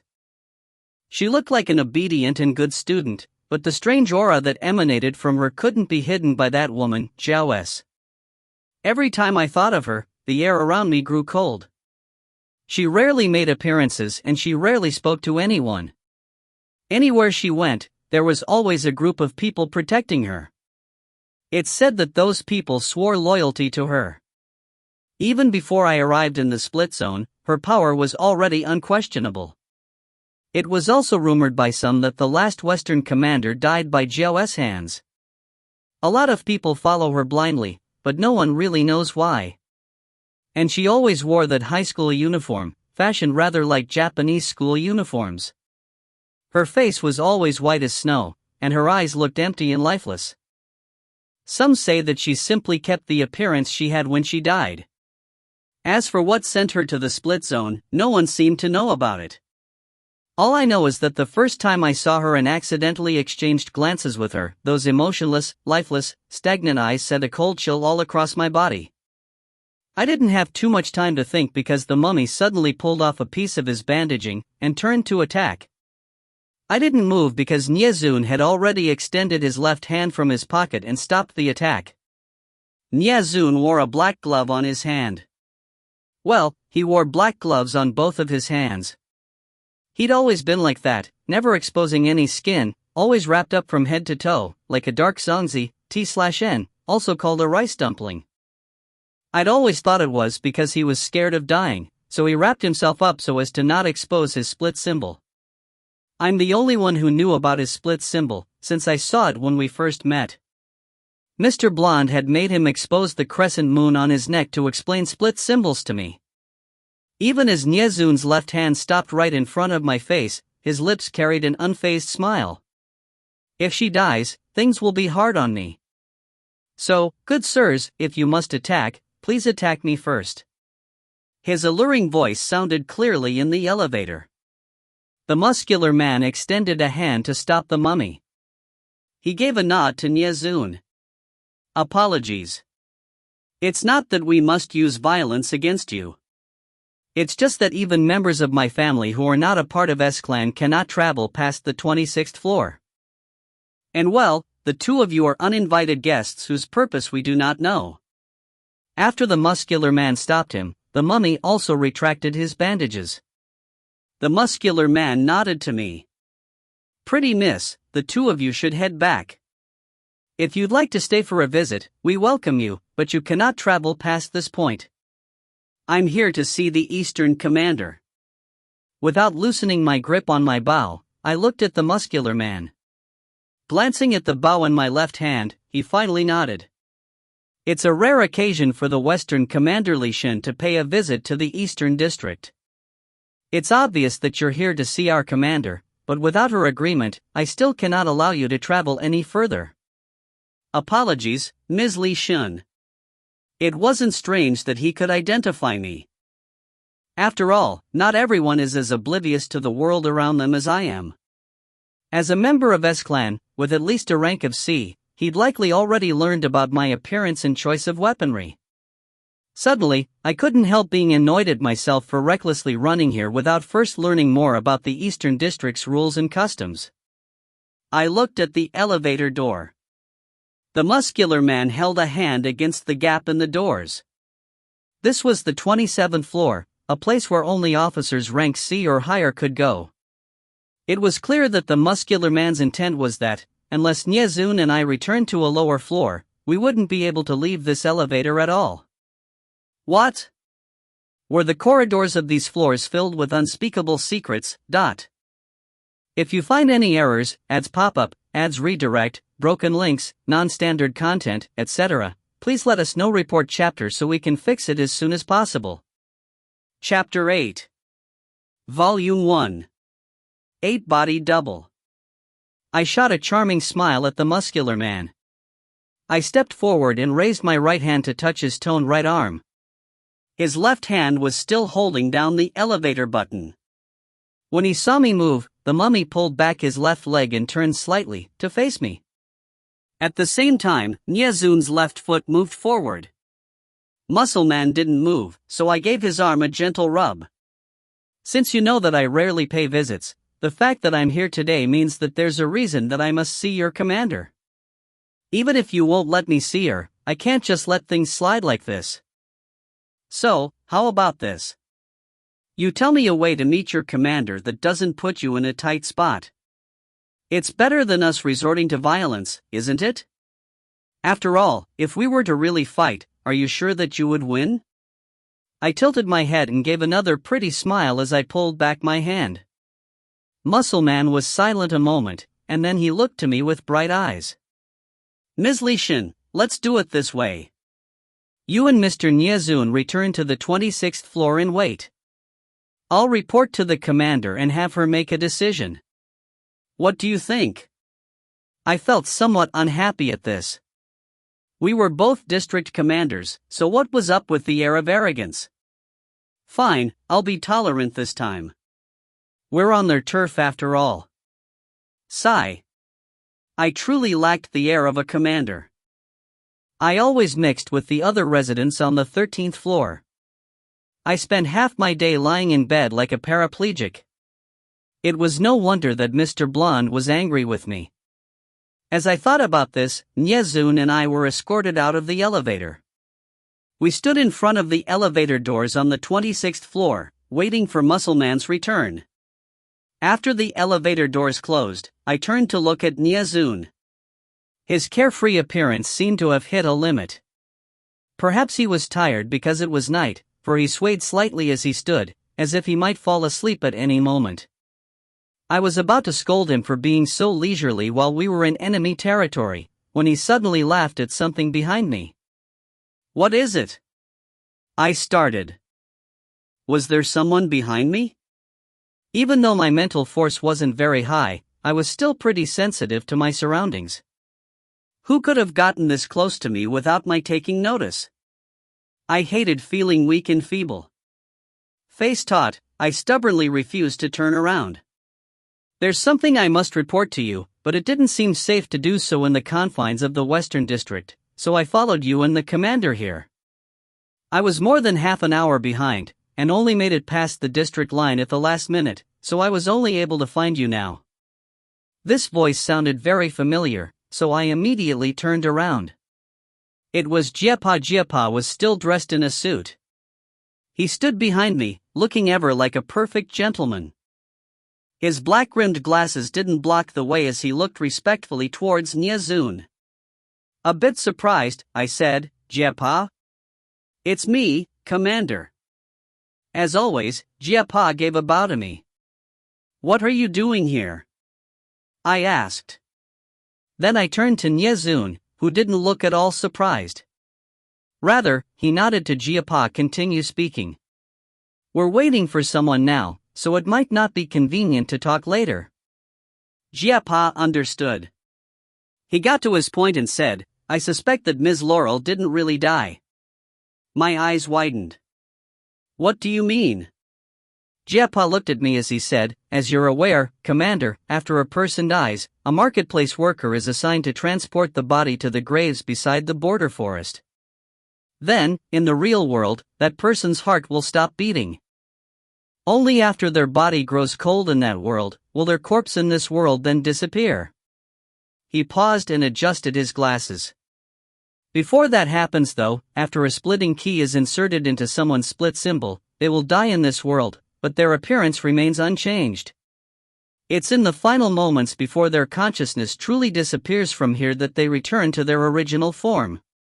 I was suspicious, so I went to the graves to find Ms. Laurel's body, and I watched it until it disappeared. However, in the final moments, her body didn't look like Ms. Laurel's, but rather some other 20-something-year-old girl's.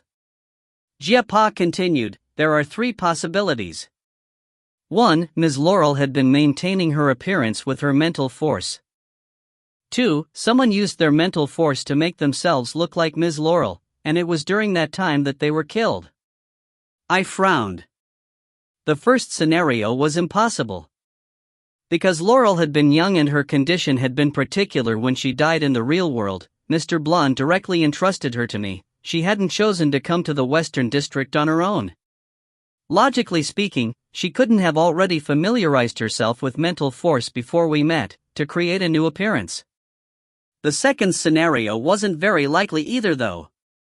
While it was very easy to disguise yourself as someone else, you couldn't fake a split symbol. Everyone's split symbol gives off a faint light, a glow that we're unable to replicate. If the dead Laurel was a fake, how could we explain the butterfly symbol on her neck? I'd seen her split symbol before, and it was indeed a butterfly. When he saw the doubts on my face, Jiapa continued, "Commander, split symbols come in a large number of forms. Everyone's is different, and no symbol is repeated. However, that doesn't preclude the idea that many split symbols may look alike. Even if the symbol on that girl's neck was a butterfly, it may have been a different butterfly to Ms. Laurel's. Try to recall it." At Jiapa's words, I suddenly felt that something wasn't quite right. Because I'd been so enraged by Laurel's death, I hadn't considered the possibility that someone had disguised themselves as Laurel. I didn't really think much about it at all. But with Jiapa's words now, I tried to recall the symbol I saw on the corpse's neck. I have a strong memory, and it really did seem that the butterfly on the corpse wasn't exactly the same as Laurel's butterfly. They looked similar, yes, but they were 2 different kinds of butterflies. Who would want to disguise themselves as Laurel to get killed? What's the meaning of that? And where's the real Laurel? I grew anxious. If what Jiapa supposed was true, that meant there was a chance that Laurel was still alive. Jiapa responded, I don't know the reasons either, but because many recent events have been out of the ordinary, Niezun told me to investigate it secretly. That's when I started to pay more attention to these things. Niezun told him? I turned to glance at him. Of course, he had the same carefree expression as always. And then he even yawned. I couldn't help but deride myself. Looks like I'm the only one who doesn't concern themselves with what's happening.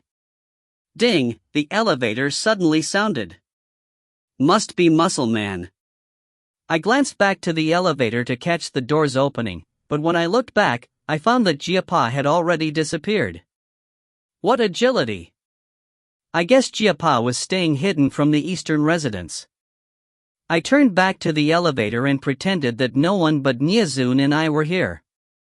The unsuspecting Muscle Man stood inside the elevator. To me, he said, Ms. Li Xin, our commander is not currently in.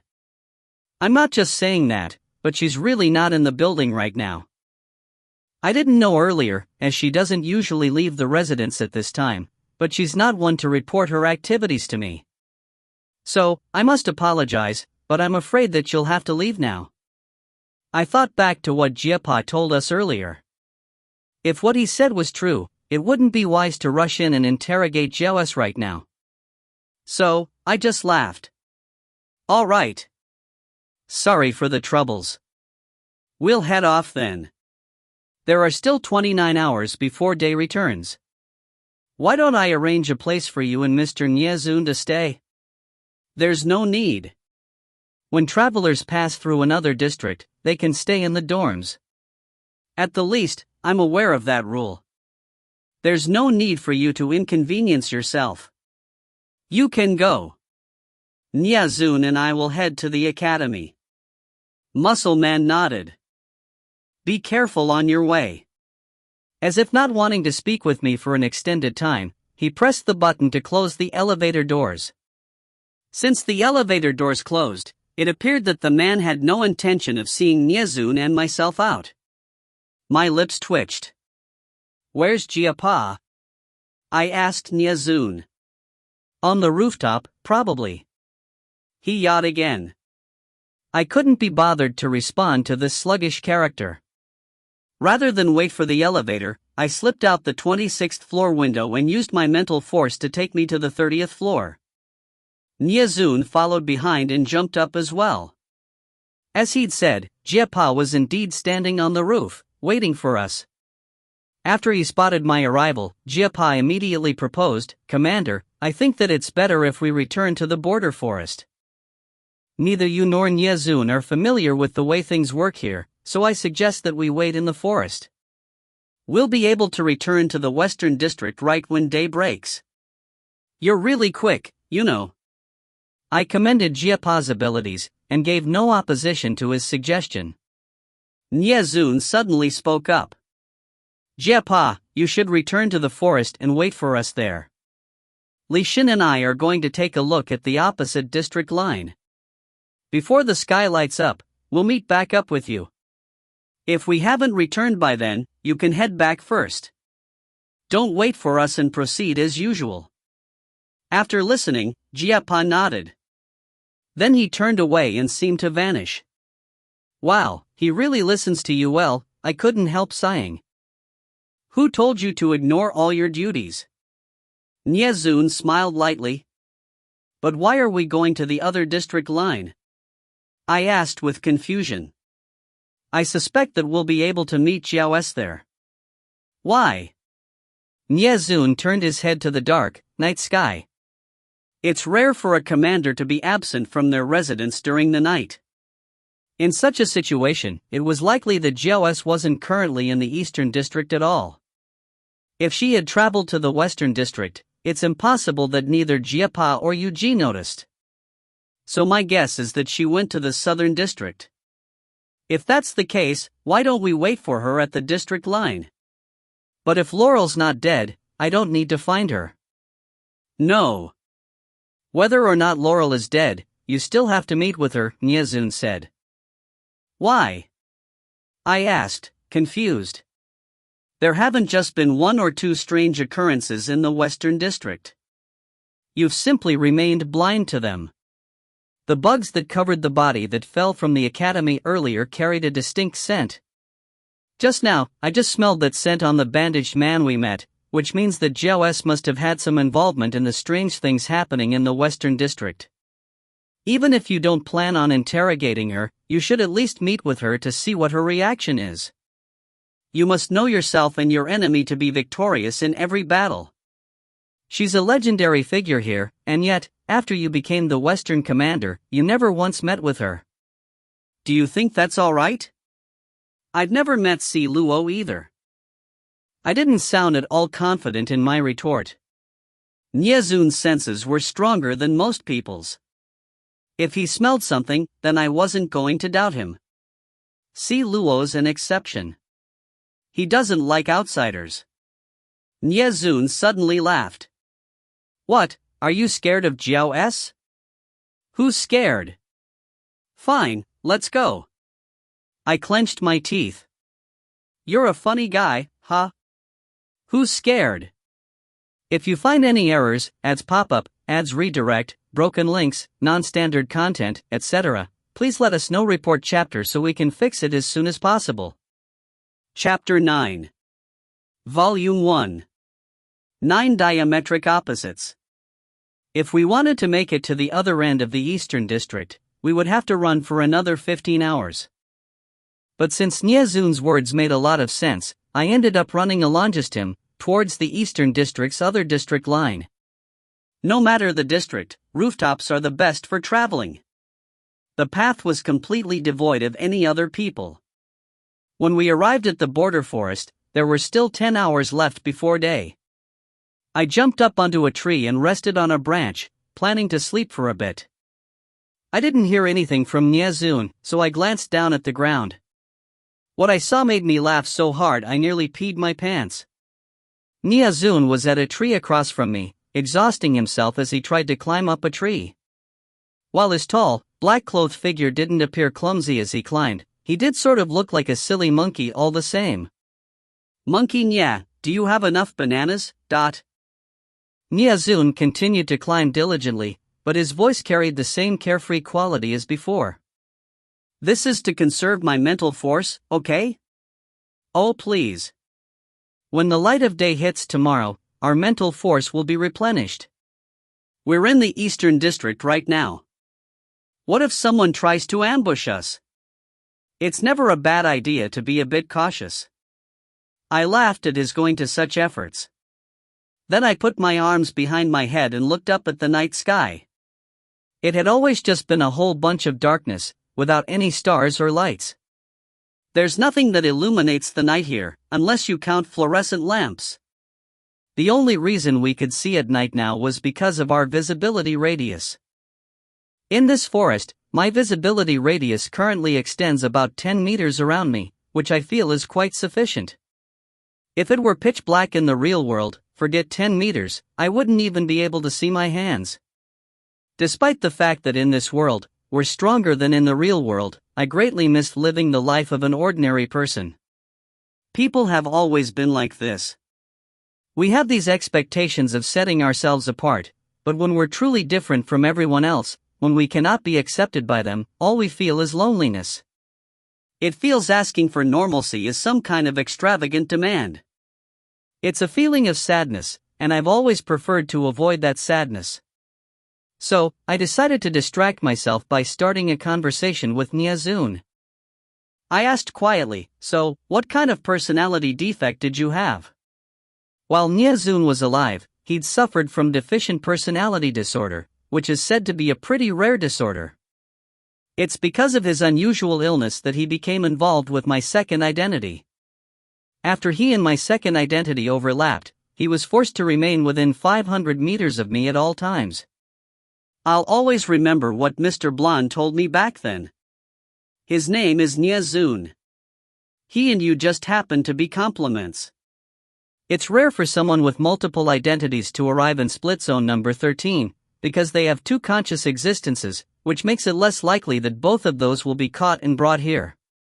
But you were the lucky one in 10,000.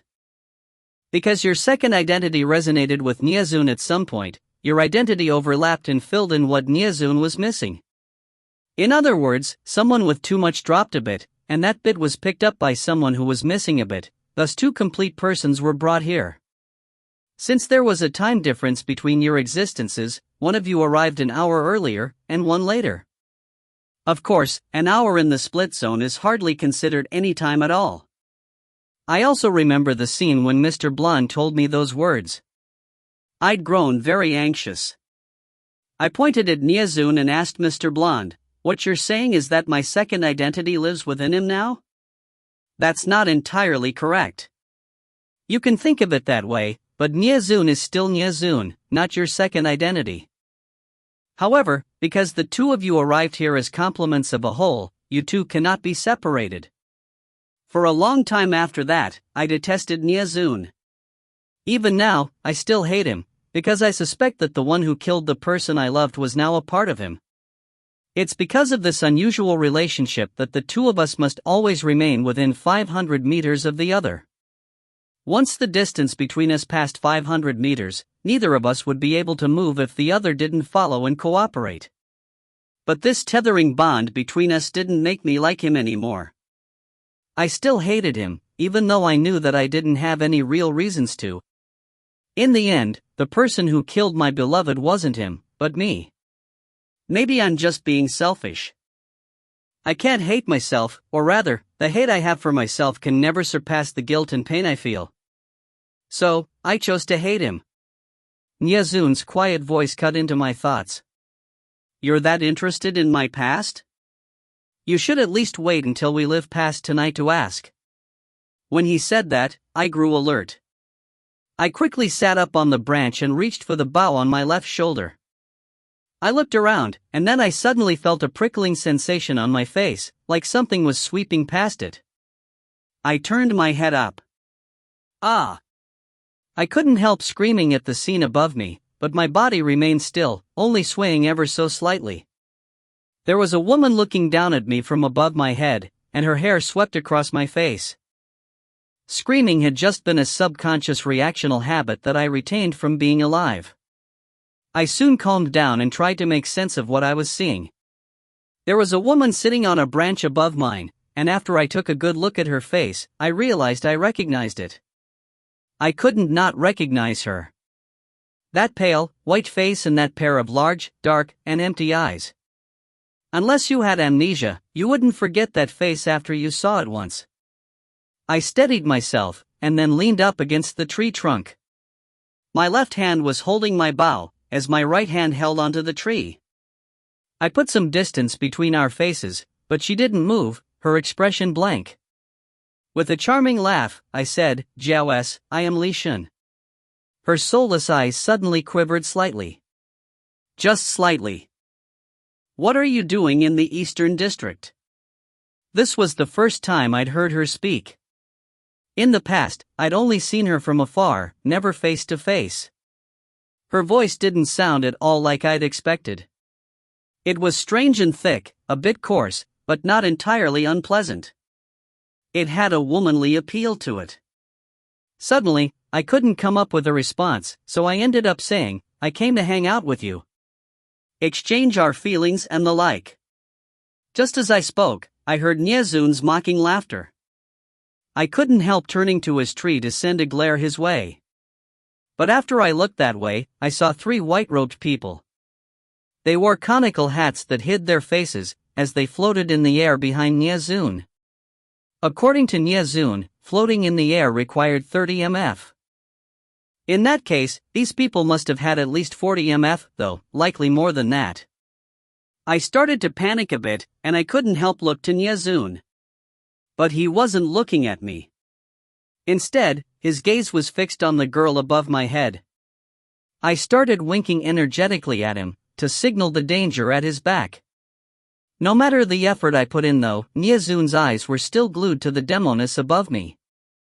I looked up, and after seeing that Jiaos was still looking at me intently, I turned back to Nyazun and continued winking. I'd rather keep winking than look at this frightful woman. Nyazun spared me a glance, but he did respond in his carefree tone, "Your eyes are going to start flying. Stop blinking." I'm aware of the 3 dear friends behind me.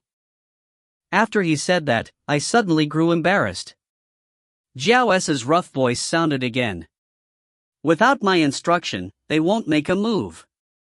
Don't be scared. Who's scared? I couldn't help rolling my eyes in my head. I was completely aware that those 3 floating people were the so-called protectors that were never far from Jiao S. No one had ever seen their real faces, because they were always wearing those hats. Legend has it that they all look exactly the same because they're triplets. But who knew if that was true? I wasn't sure how strong the 3 of them were either. In the stories I'd heard, when Jiao S was in great danger, her 3 A-rank guards were also present, so these 3 guys hadn't even needed to make a move. From the current situation, it seemed that, at the least, they weren't weak. My mind suddenly started to calculate the odds of my escaping if a fight were to really start up. Passerby A, shouldn't you be calculating your odds of victory? Me, quit playing. How could I possibly be victorious in this kind of situation? But soon, my thoughts moved to another question. What was she doing out in the middle of the night? And didn't this mean that she hadn't gone to the southern district as Niezun had predicted? As I was considering the different possibilities, Jiao S jumped off the tree. When I saw her, I quickly followed suit and jumped down as well. At the same time, Niezun also left his tree, and the 3 shadows behind him floated down to the ground, still circled around him. Black lines appeared on my forehead. Didn't the fact that they were circled around Niezun mean that they felt his threat to Jiao S was greater than mine? Were they looking down on me? Passerby B, of course he's a bigger threat. His MF is more than 10 levels higher than yours. Me, slaps Passerby B. Jiao S and stood across from each other, and she looked like she wanted to say something. Then, suddenly, 2 gusts of wind brought 2 people before Jiao S muscle man in bandages. My heart wailed in anguish. 6v2, no way we could win.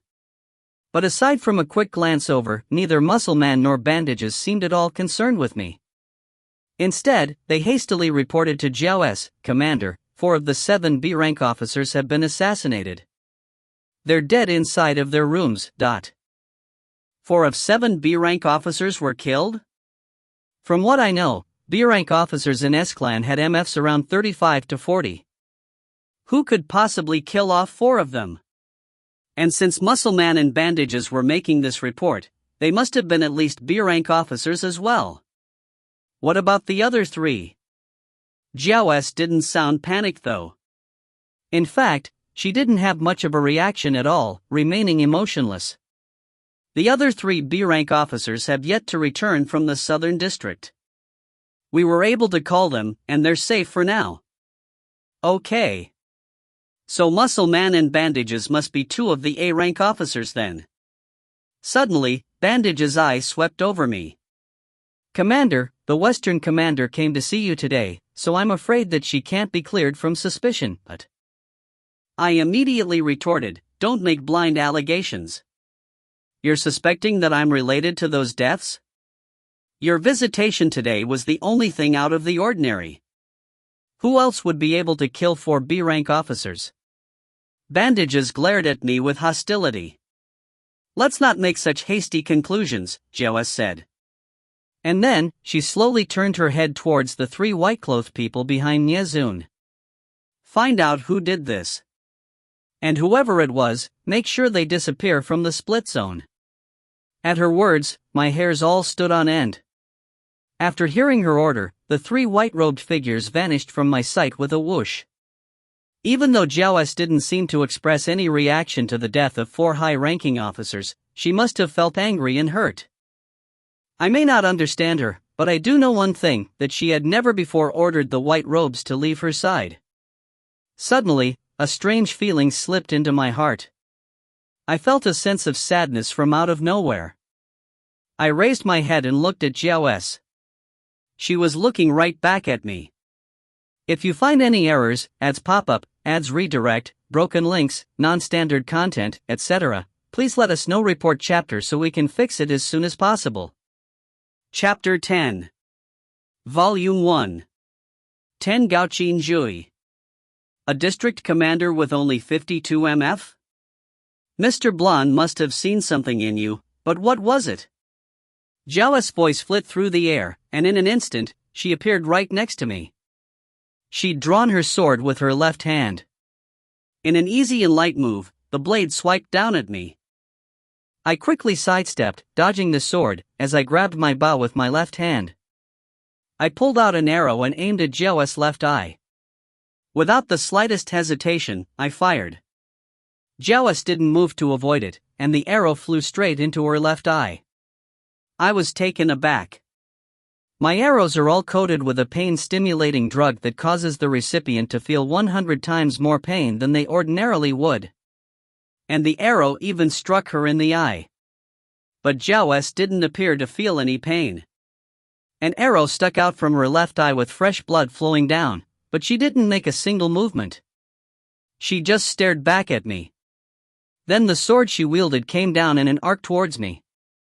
Once again, I sidestepped her attack. Then I glanced over at Niazun.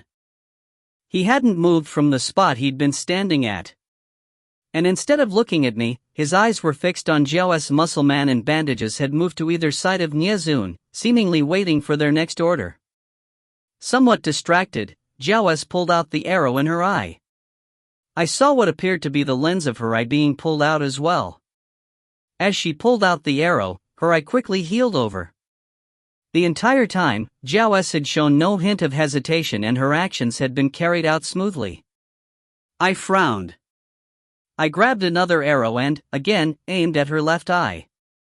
As I aimed, she raised her sword in preparation to attack again, when suddenly, a light chuckle sounded from nearby.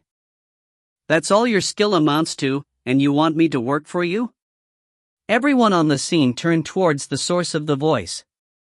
The person had likely been hiding in the forest the entire time, somewhere outside of our field of vision.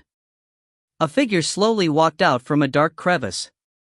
As I watched him appear in front of us, my grip on my bow weakened. Zhao seemed even more startled than me. Her already wide eyes somehow grew even wider. He looked to be about the same age as Niazun and myself.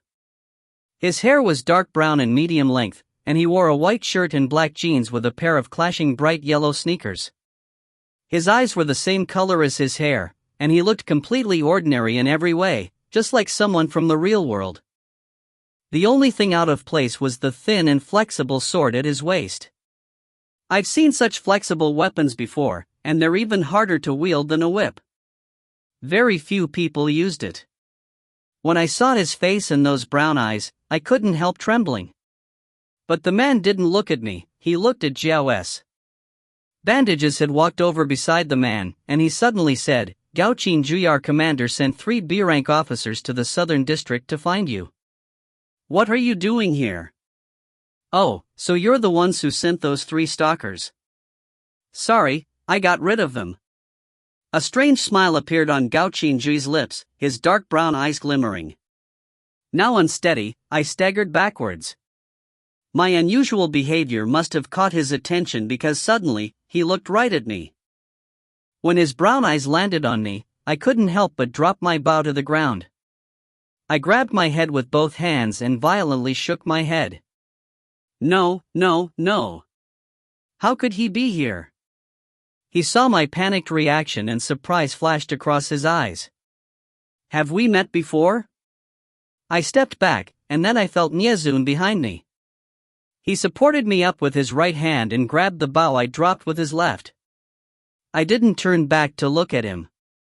I just borrowed his strength and leaned against him. Ji Gaoqi. How could you be here? Tears nearly streamed out of my eyes. Gaoqi? I'm sorry. My surname is indeed Gao, but my name isn't Gaoqi. I am Gaoqin Jui. He smiled at me, his eyes resplendent. I couldn't understand what I was seeing. The person standing in front of me now, the one who called himself Gaoqin Jui, was the person I'd had a crush on, the person I'd unintentionally killed, Senior Gaoqi. I couldn't be mistaken. His hair and his eyes were a natural but unordinary kind of brown. His pupils were slightly larger than others, and they gave off an enchanting kind of light. Moreover, he always wore a white shirt with black jeans and a pair of yellow sneakers. I remember always teasing him about the odd pairing. A grown man wearing bright yellow shoes, and with a white shirt and black jeans at that. Jiao S's voice suddenly sounded, "No matter who you've mistaken him for, you're wrong. He's been in the split zone for longer than twice the time you've been here. But since you know that I've been here even longer than you, Jiao S, why do you act so impudently towards me? Aren't you looking down on the southern district too much?" Gao Qinjui laughed tenderly. He spoke to Jiao S gently, as if he were speaking words of endearment. But even a fool could sense the callous, even murderous, intent in his speech. "You're an antique, yes, but so what? I appreciate your ability, and so I invited you into my clan. You call that impudence?" Jiao S suddenly smiled as well. This was my first time seeing her smile. The pale smile sat on her face, under two lifeless eyes, creating a ghastly image. "Well, whether or not I'd want to serve you depends on your ability." As he spoke, Gao Qinjui suddenly formed a whirlwind of air. From the vortex, a streak of wind slashed at Jiao S. Seemingly at the same time, the air around Jiao S started to vibrate, and thin, frozen ice pellets appeared. I heard a hissing, like something was about to crack. When he felt the air around us change, Niezun grabbed me by the collar and pulled me back. Behind Gao Qinjui, Muscleman and Bandages also retreated several steps. A dense thicket of air needles flew out from Gao Qinjui's whirlwind towards Jiao S. My eyes could barely keep up. Jiao S didn't try to dodge his attack. Instead, she seemed to have condensed the air needles headed for her.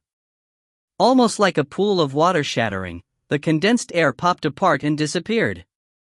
My heart trembled inside me. The two of them were so strong that they could even control the way air flowed? Gao Qinjui remained still. When he saw that Jiao S had neutralized his attack without having to move a step, he suddenly laughed deviously and pulled out the dark sword at his waist. Jiao S's expression tensed. She turned to Muscle Man and commanded, "Tao Lai, get him." The muscular man called Tao Lai immediately made a move. He extended his arms and grabbed Gao Qinjui. Gao Qinjui didn't turn back but simply said, "Steady." And Muscle Man suddenly stopped, frozen in place like a rock.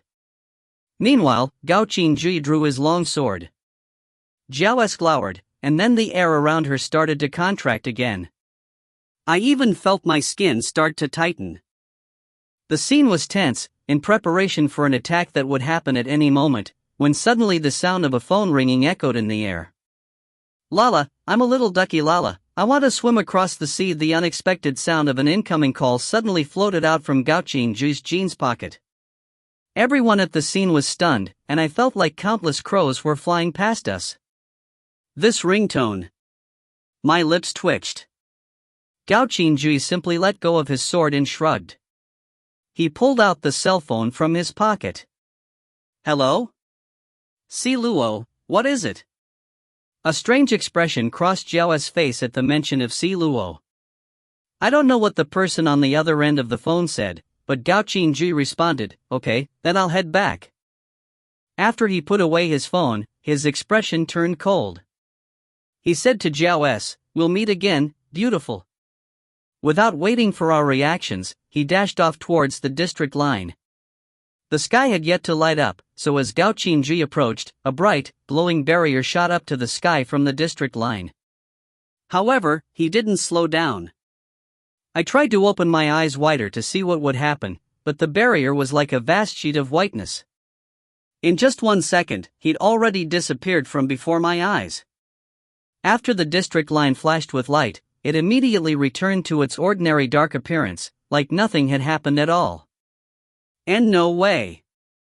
No one can cross the district lines at night, I stammered.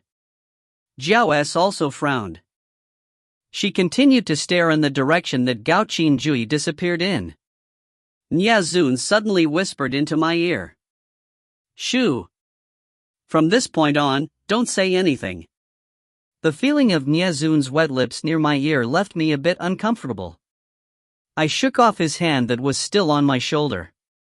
Nyazun's carefree voice suddenly sounded unhurriedly. "Jiao, the sky will light soon. Why don't we all return to our own bases? As for your dead clan members, if you're interested in investigating, you're welcome to the Western District anytime. The Western District hasn't been entirely calm recently either, and there have been a number of bizarre deaths. I hope that we can keep in touch, as I suspect our goals may be the same." Jiao turned to Nyazun. After a moment, she said to the muscular man, "Tao Lai," and the bandaged man, "Tao Lai, Muli, let's return." So the bandaged man was called Muli. What a strange name. Then, Jiao and her men moved. As they passed by me, she turned to look at me. Her eyes still looked just as lifeless as before. I felt a chill down my spine. After Jiao left, I finally let out a breath. I tidied up my hair, and then pat my frightened heart. "You know Gao Qinjue?" Nyazun asked me. I paused. After a moment, I turned my head and looked in the other direction. Then I started running, returning to the Western District. "No, I don't know him," I finally said as I ran. If you find any errors, ads pop up, ads redirect, broken links, non-standard content, etc., please let us know. Report chapter so we can fix it as soon as possible. Chapter 11. Volume 1. 11 Brief Tranquility. Do you know someone named Gao Qinjue? I took a sip of milk and asked Yuji, who was sitting on my bed. You could eat and drink as much as you wanted here, and it wouldn't affect your body at all. That, at least, was one positive here. Gao Qinjue? Who's that? I've never heard of him. Yuji was currently combing through her green hair. With an annoyed look, I complained, "Go outside to comb. Don't leave a pile of green hair on my bed." Yuji completely ignored me and continued combing. Did something interesting happen while you were in the Eastern District? It's better not to talk about it. But there is something I need you to check out, Adot. What is it? It seems that Laurel didn't die. Jepa said that someone had been disguised as her. A flash of surprise crossed Yuji's eyes. Jepa?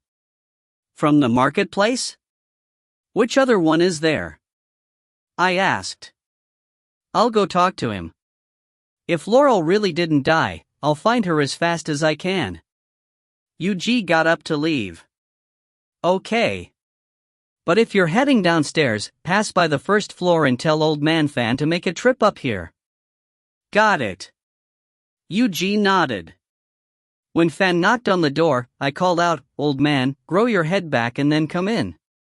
I smiled happily to see Fan looking like an ordinary, friendly old man. Tears welled up in his eyes, and Fan raised a trembling hand, as if he were about to touch me. "What are you doing?" I asked with a face of disgust. "Ashen, I was very worried about you. They didn't hurt you in the Eastern District, did they?" Old Man Fan sounded like he wanted to cry. "Aya, who would have hurt me? I'm still a district commander," I responded.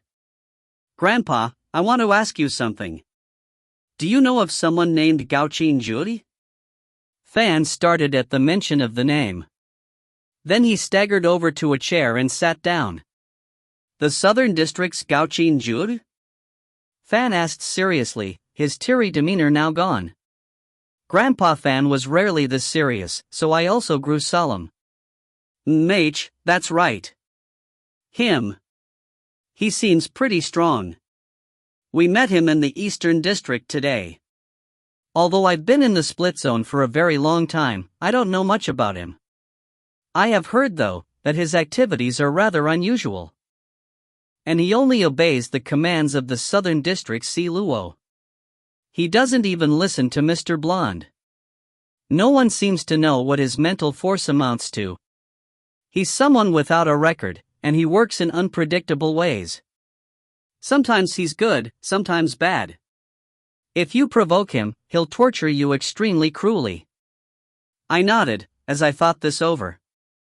How did he end up appearing in the Eastern District? They say that he never leaves the Southern District. It seemed like Jiao S was trying to recruit him. I took another sip of milk. Ah, delicious. Old Man Fan looked at me with concern. Ah Shen, I'll be frank with you. You should start properly training. Running away blindly serves no purpose. Since all these people are stuck here, they should at least be comfortable and safe. You have the responsibility to protect all the residents of this district, so you can't continue on this way. I tilted my head slightly and touched the glass in my hand. Grandpa, what I don't get is why I have to protect them. What does their life or death have to do with me? Old Man Fan rationalized, because, if you do not defend, you will simply be attacked. That is the way of the real world, and this place is no different. Consider why Mr. Blonde chose you as a district commander. It's because he knew that you wouldn't leave everyone to die. There are many people here who don't care about living, but you're not one of them. Why is living so tough everywhere? What's the point of it all? I lifted my head and looked towards the window. Fan suddenly asked, have you ever thought about why soul splitters exist, or why they brought us here? I shook my head. I've never understood it. Perhaps these soul splitters exist for the purpose of telling us to cherish our lives. No one here had a meticulously clean record while they lived, Fan started profoundly. Have you ever thought about why it's so difficult to find our soul splitters?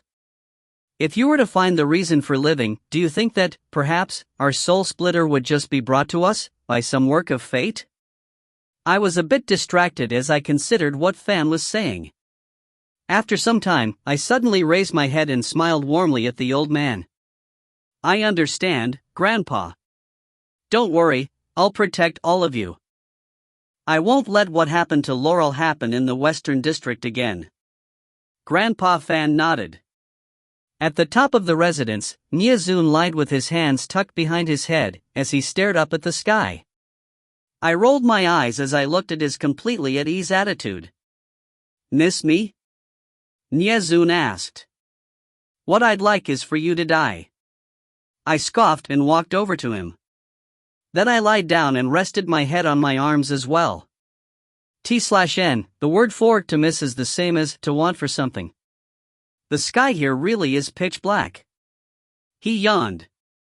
Niazun, Gao Qingji looks just like the senior that I killed. Instead of looking at the pitch black sky he mentioned, I closed my eyes. Beside me, there was just silence. After some time passed, Niazun's lazy tone sounded again. This place has always been strange. Everything that appears seems normal, but you know, right, no matter what, everything here is fake. I kept my eyes closed. If you think everything is fake, then why don't you just wake up? I heard a soft laugh. I said it's all fake, not that I'm dreaming. I don't know why we ended up in this place. What I do know is that we can go back. So, there's no need to be overly concerned about anything here. In the darkness, I finally opened my eyes. You're so accepting of this situation, but I really don't get it. What is it about you that resembles my second identity? I have a hard time believing that someone as optimistic as you would somehow resonate with a demonic killer. He smiled. Don't put it like that. That demonic killer is still a part of you. Moreover, someone like me is probably good at convincing others. I often think that it might just be better if the two of us just die. I turned my head and looked at the side of Niazun's face. Even from the side, you could still see that calm, indifferent and carefree smile. Then let's die together. But tonight isn't the night for it. Don't go talking about eternity, dying as you lived, loving without bounds. That kind of stuff, okay? His voice was very clear. I couldn't help laughing. Then I closed my eyes and didn't say any more. An evening breeze blew past, and it felt very pleasant against my skin. A voice suddenly sounded behind us. The two of you sure are in a good mood. I opened my eyes and sat up. I turned back and saw Song Lu and Yu Liang. Even though I don't have a large fan group like S-Clan to protect me, as the Western commander, I do have several friends, at least. Song Lu and Yu Liang probably count as my friends. They're a famous pair of lovers in the Western District. It's said that Song Lu developed a mind-splitting disorder after being raped in the real world. After arriving here, she kept to herself and was uncommunicative for a long time. In the end, it was Yu Liang who finally pulled her out from the darkness. I really envied her relationship with Yu Liang. A few days ago, the two had gone to the Northern District to see Mr. Blonde, so that they could have a glimpse of their life in the real world. They finally returned today. Song Lu Jie. I rushed over with excitement and hugged Song Lu. She had a super hot body and a gorgeous head of curly hair that fell to her shoulders. I rubbed my face against hers. You perverted girl, release my wife. Yu Liang called out exasperatedly. Oomph, I ignored him. Song Lu lovingly pat my head. I heard a lot happened while I was gone. Is everything okay? Yeah.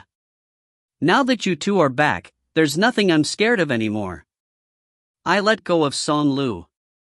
Then, like a child, I spread my arms out and pretended to fly around the rooftop like a plane. Song Lu sighed. I heard from Old Man Fan, and I decided that I'm going to start training you tomorrow. While it's difficult to raise your mental force, it's not entirely impossible. You'll just have to work really hard. I can't let you get away with loafing around anymore. Song Lu smiled at me. That's right. People in the Eastern District can manipulate the air around them, but she can fall off a building while she's running. What's up with that difference, right? Nie Zun bantered. I rolled my eyes at him. It happens that our trip to the Northern District was quite insightful. After talking to Mr. Blonde, we returned with some new methods of controlling mental force. It'll be helpful for training Ashun. Want to give it a try? Yu Liang pointed at me as he spoke to Nie Zun. I couldn't help jumping in. Hey, you're treating me like a test subject now? I'm still a district commander, okay, Yu Liang? Just because your wife likes me more than you, you can't get revenge like this, Yu Liang smiled innocently. Don't try to escape. We're not going to let you get out of this training. I curled my lips and put on an expression like I wanted to cry. Then I wrapped my arms around Song Lu. Song Lu Jie, they're bullying me. I agree with Yu Liang this time. Song Lu covered her mouth and laughed. Oh no, I'm done for, I wailed. So, for the next week, I spent every day being trained by Song Lu and Yu Liang. As for Nie Zun, he mostly lied around on the sidelines, looking like a spineless coward. After a week of non-stop training, day and night, I was finally able to increase my mental force to 53. And now, I also don't have to use any MF for ordinary jumping, combat, or running. That counted as a success, surely. Well, I'm very satisfied. However, Song Lu and Yu Liang's opinion boiled down to, this child is just too dumb to teach. I hadn't learned any cool moves during the week of training. Still, it's true that not everyone could increase their mental force in a week at all. And considering that my mental force was much weaker than the other two district commanders to start with, this extra one level of mental force was just enough to allow me to expend some on my sexy appearance. The two of them helplessly shook their heads at me. While I was trained like my life was on the line, I often saw a scene of the lazy Nie Zun, sleeping at the side like a dead pig. If you find any errors, ads pop up, ads redirect, broken links, non-standard content, etc., please let us know. Report chapter so we can fix it as soon as possible. Chapter 12. Volume 1. 12 Murder makes a comeback. Jie Pa can often be found in the center of the first floor of the marketplace. He runs a small liquor shop where he's often mixing up cocktails, and his gentlemanly appearance always attracted a lot of passing eyes. The split zone is a place that its inhabitants have grown accustomed to. Even though people enjoyed morphing into all sorts of creatures at the start, they eventually grow tired of that pastime. Then, they would return to their ordinary, human appearances and live ordinary lives. Where there live humans, there exists love. The split zone is no exception. A lot of people find true love here. People are free to cohabit as they please, but it's not possible to have children. Of course, that's a wish that many in the real world chase after, being able to live a happy life with the one you love, without having to worry about caring for children. I sat inside Jiapa's wine shop, waiting for him to deliver a new cocktail he'd concocted. Test out my new drink, foul dismemberment. Jiapa placed a glass of something red in front of me, and then he gave Niazun the same. My mouth twitched. Jiapa, can I just give a suggestion? Can't you choose a name that's more normal, more moderate? Otherwise, who would want to drink this? Niazun had already taken several sips, and he said, no, I think the name's very fitting. Of course, they were a pair of weirdos. If it's not to your liking, I'll make you something else, Jiapa responded respectfully. T/N, he uses the polite form for you/your. Good sir, please, let's not be so formal with each other. Just call me Ashin. I waved my hand to show that there was no need to change the drink. Alright, Ms. Ashin. Oh, by the way, has Mr. Blonde supplied any new and interesting items recently? One of the weapons shops received a new item, and I thought it would be quite fitting for you, Ms. Ashin. Why don't I take you for a look? I shook my head. I didn't want to change my weapon. Then Niazun suddenly said, you should learn how to use a second weapon. A bow and arrow aren't very good for short-range combat. Let's go take a look. After considering it, I decided that Niazun was right. I got up and followed Jiapa. He led us to the elevator and pressed the button for the 7th floor. As the elevator ascended, Jiapa suddenly turned to Niazun and said, the weapons shop also received something that I think you'll like a lot. Oh? That I'll like? I'll have to take a look then. A flash of intrigue crossed Niazun's eyes. We got off the elevator on the 7th floor and then walked for roughly 3 hours before arriving at shop 77777. A middle-aged married couple, who I vaguely recognized, ran this weapons shop. I'd received my bow from a different shop, but this place was much loved in the Western District.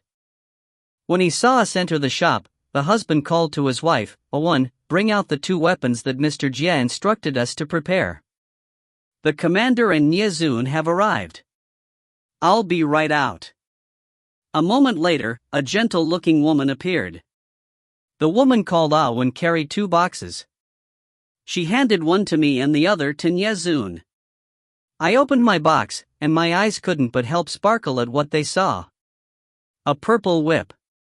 The craftsmanship was exquisite, and its length was very fitting. While I was alive, I'd learned ribbon dancing for a period of time, so with a bit of practice, I ought to be able to use this whip with ease.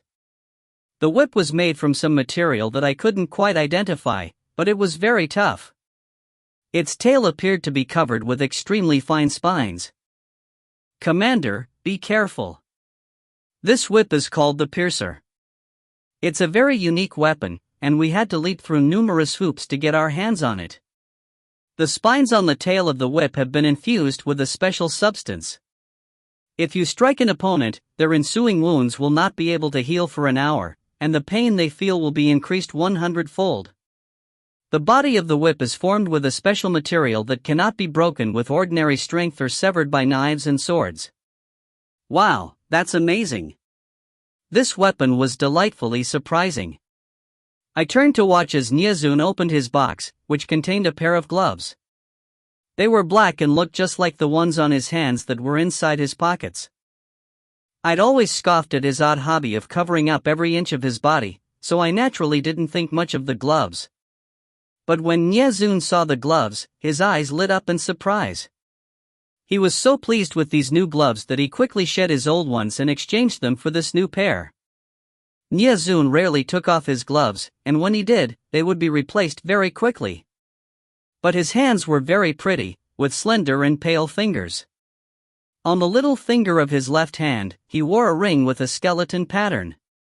The ring didn't leave too much of an impression on me, but I do remember that it looked very delicate. We thanked the couple, and Nyazun, Jiepa, and I headed out and back to Jiepa's liquor shop. After exiting the shop, a loud noise suddenly sounded behind us. Everyone fell forward to the ground. On the floor, I turned my head back and saw that the walls inside the shop were covered in blood. The shopkeeper looked at his wife blankly. It seemed that a small bomb-like object had been placed on her. Her body was broken up into pieces, scattered about the ground. Her head and body had been separated too. She'd likely swallowed the explosive device, which wasn't actually all that powerful. She'd been the only one blown up, while everyone else had remained unharmed. One of her arms landed outside the shop, now writhing on the ground. People started poking their heads out of the surrounding shops, curious about what was happening. We got up from the ground and pat the dust off our clothes. I saw that Awen's hand was still moving, so I knew things would be okay. She would recover quickly enough, and then the incident could be investigated. Just then, a young boy appeared beside my leg. He looked to be about 5 or 6 years old, and I'd never seen him before.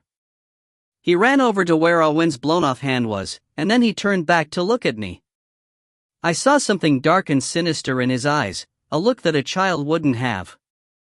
As my suspicions grew, the boy suddenly bent over and grabbed the splitting key hanging around his neck. I could feel that something wasn't right, so I leapt at him. But it was too late. When I arrived at his side, I heard a click, like a key turning inside a lock. The key had already been shoved into the split symbol on Alwyn's bloody hand. Alwyn's body parts had been crawling back together, about to rejoin, but then they suddenly stopped. Boom! Boom! Boom! Blood splattered in all directions and bits of flesh flew into the air. Right in front of my eyes, that little boy received his punishment for killing another, and exploded in a shower of rain. In accordance with the rules of this world, after committing the crime of murder, the offender was blown to bits, with no form or shape remaining. Now covered in blood, I stood still, frozen in place. I could feel the fresh blood slide down my face. A slimy bone and blood mixture dripped from my face onto my neck and collarbone, quickly covering my whole body. Screams sounded from the crowd, but even as the smell of blood and flesh struck my nose, I remained numb. The shopkeeper suddenly ran out and knelt on the floor. Sitting still as a statue, he held his wife's now motionless hand. I suddenly wanted to extend a hand to comfort him, but when I saw my arm, I realized that my entire body was covered in that little boy's fresh, sticky blood. My arm looked like it had been pulled out from the bloody river of hell, carrying malice and evil. Frozen, I stared, still not quite comprehending what I saw. The shopkeeper seemed to sense something. He raised his head and looked at me with fear in his eyes, like he wanted to hide. Seeing the shopkeeper's terrified expression, I felt a sudden pang in my heart, but I couldn't move. Then, something seemed to grab me from behind. Nyazun grabbed my hand without the slightest hesitation and pulled me to his side. I looked down at Nyazun's tight clasp on my hand. The brand new gloves that he wore were now dirted with blood. He stared coldly at the pool of blood on the ground. Jiepa quickly stepped forward and calmly crouched down. He gave the shopkeeper a pat on the back. We'll be sure to find out what happened, but someone will come to take her to the grave soon. You should follow along to see her leave. Sympathetic eyes appeared in the crowd, but no one moved or spoke a word. Perhaps death was all too common in the split zone. But then, I realized that a lot of people were looking at me suspiciously. And then I was hit by another realization. There were a lot of people in the Western District that I didn't recognize. While there were tens of thousands of residents in a district, and unfamiliar faces weren't unusual, I suddenly felt that after half a year of being the commander, I was completely unqualified. Nyazun still held tightly to my hand. He took another look at the pool of blood, and then dragged me backwards.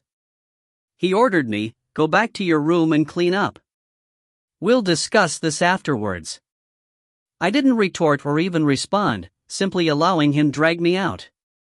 With a nod towards Jiapa, Nyazun added, "I'll leave this to you, Jiapa." Nyazun pulled me along, running across the rooftop as fast as he could, so it seemed that no one really noticed that I was covered in blood. But when I got to the 13th floor, a lot of residents turned to look me over, like they were watching at an assassin who just made a kill. Their expressions turned the air around me chilly.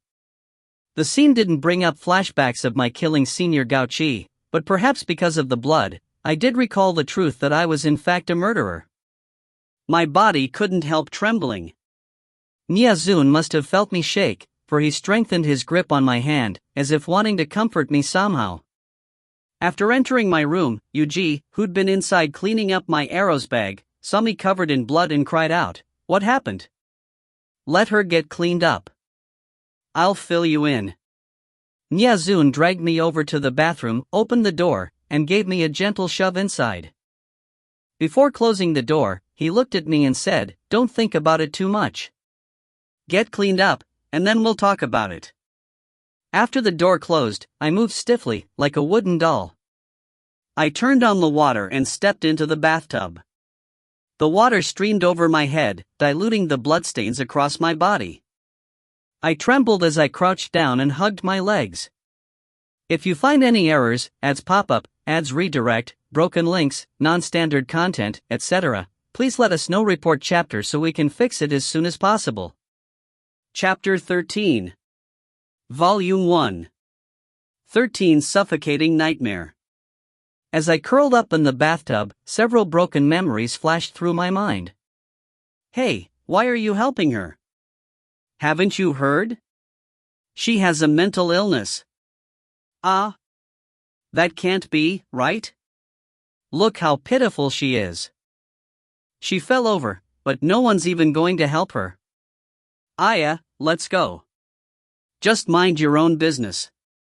I'm telling you, she has problems up there.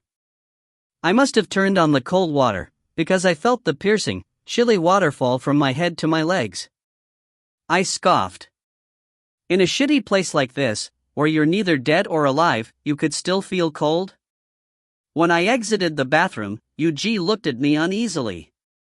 I smiled at her, letting her know that I was okay.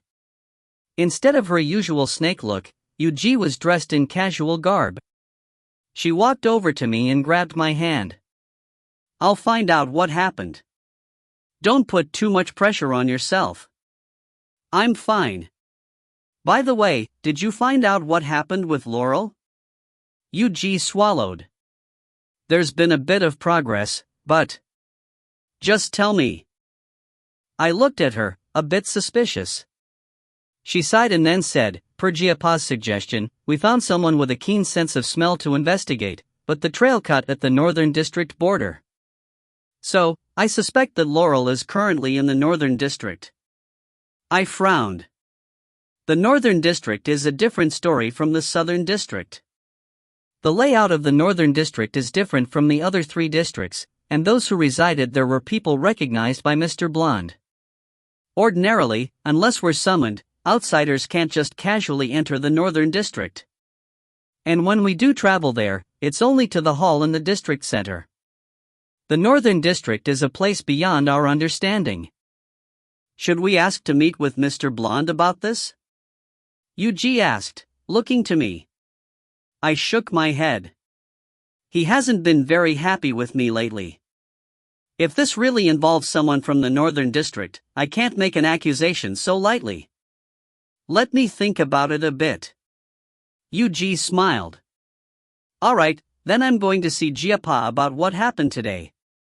You and Nyazun can discuss some more. She squeezed my hand, and then she headed to the door. Just before she left, she turned back and said, "Laurel once told me that the moment she saw you, she took you as her older sister because she really liked you. Don't worry. We'll definitely find her and bring her back." As Yuji walked out the door, I lied down in my bed and looked up at the ceiling. Nyazun was calmer than one would expect. He remained silent as he leaned against the wall by the door. After staring at the ceiling a while, I finally said, "Nyazun, I couldn't even save someone who was right in front of me." Since he didn't respond even after several minutes, I lifted my head to look at him. He was looking at me, but since his bangs covered his face, I could only see one eye. It looked bright, and yet dark. I shot him a smile. "Since you resonated with that cruel version of me, tell me, do you think it was her who gave me this uncaring attitude to not save someone in danger?" "Not saving someone and being unable to save them aren't the same thing," he responded softly. I stopped looking at him and lied back down. Only someone incompetent would be so useless. Even if one had the desire to help, without any power to do so, they wouldn't be any different to a person who ignored a plea for help. As I listened to my own reasoning, I felt quite empty inside. "You really are so fragile that you fall over from one hit. I can't imagine a killer living within you." Nyazun gave his devilish smile. I looked at him coldly. "Yeah. I don't understand how a demon like that could live inside of me either. Since that demon has already joined together with me now, just do a good job being a good person. Leave the sinister stuff for your other self and me." For some reason, Nyazun's words gave me a very warm feeling. But still, I wasn't going to respond gratefully to him. Nyazun suddenly changed the topic. "The split zone is very strange, and the blonde man is very strange too. Haven't you ever suspected him? Or has he just always seemed above suspicion to you?" "It's not that I've never thought to suspect him, I just don't have the ability to suspect him." I closed my eyes, and an overwhelming exhaustion overcame me. I knew that everything about the split zone was weird and nothing about it made sense. But I was just really tired, and I didn't want to keep thinking about it. After I rested for a bit, I opened my eyes and turned to Nyazun. "Let's make a trip to the Northern District. Secretly. Without letting Mr. Blonde know." "That doesn't sound easy." "It's fine. I know that it's impossible for Mr. Blonde to monitor us constantly. He simply has a lot of informants. We just need to come up with a plan," I insisted. "Whatever you want. If you're going, it's not like I can stop from following." Nyazun's demeanor was fully unconcerned, even now. After speaking, he raised his hand and pushed aside the bangs covering one of his eyes. When I saw the glove on his hand still covered with blood, I lowered my eyes. Noticing my attention on his gloves, he said, "It's fine. I can wash them. Who's concerned? Are you so eager for me to ruin your new pair of gloves?"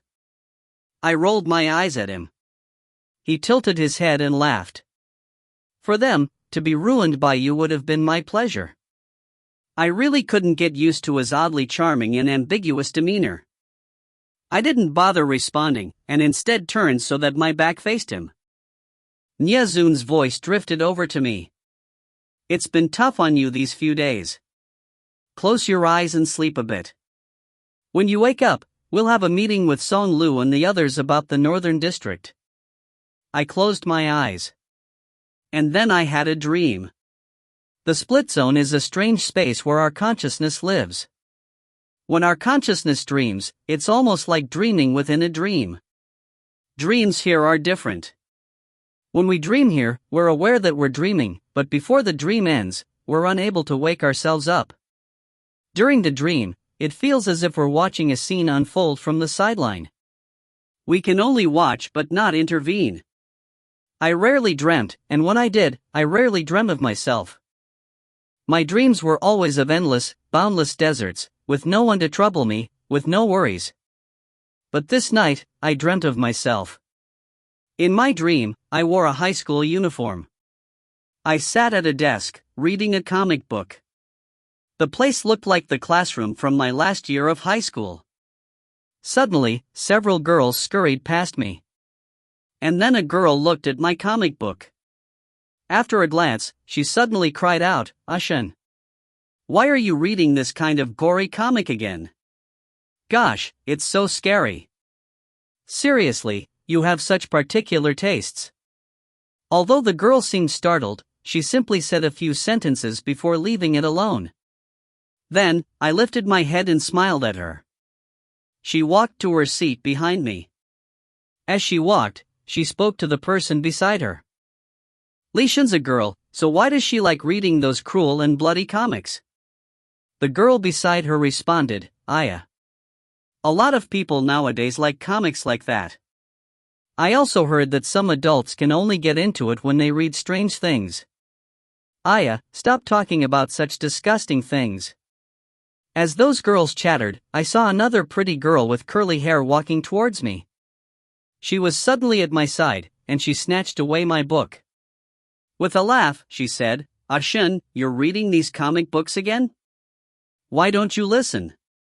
When I saw the pretty, curly-haired girl, I shot her a bright smile.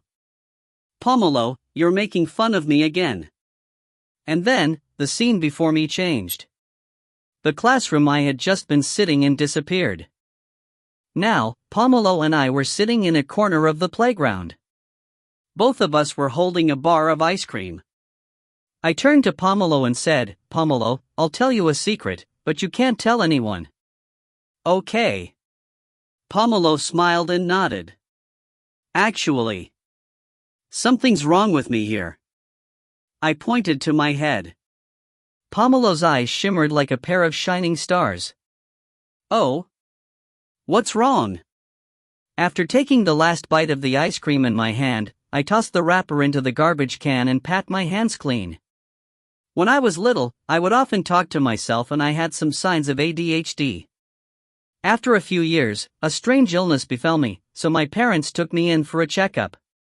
The doctor said that I was showing some signs of a mental illness. "Oh? But you look the same as everyone else." Pomelo also finished her ice cream. I smiled to her. "Well, I am pretty much like everyone else, because the illness is very mild. Even if I were to hurt someone, it would be myself and not others. Hey, I'll show you the diagnostic report." I pulled out a sheet of paper and handed it to the girl called Pomelo. I really wanted to stop myself, to open my mouth and warn me, but I couldn't say a single word. Like someone who'd been poisoned, I tried to cry out, but I was rendered powerless. When I recalled that I was dreaming, that I was watching a scene from high school unfolding, I gave up trying to shout and dejectedly closed my eyes. Just as the dream scene cut off, I suddenly heard Nyezun's voice. "Lishan, wake up, dot." I quickly woke up and saw Nyezun looking down at me from beside the bed. His expression was complicated. I looked around me and realized that it was dark outside the window. "It's already night? You slept for a long time." When Nyezun saw me sit up, he straightened his back and stuffed his hands back inside his coat pockets. "Were you here the whole time?" Nyezun nodded and then asked, "What did you dream about? You kept saying don't. I flinched as I recalled the conversation I had with Pomelo in my dream. I lowered my head and said, "It's nothing. I just dreamt of my time in high school." Nyezun looked at me thoughtfully. Then, he said, "I notified Song Lu and Yu Liang already, so we can discuss with them about the Northern District." "Okay." I nodded. "If you find any errors, ads pop up, ads redirect, broken links, non-standard content, etc., please let us know. Report chapter so we can fix it as soon as possible." Chapter 14. Volume 1. 14 Bows. When Song Lu and Yu Liang arrived, I'd already calmed down a bit. "We heard about what happened yesterday.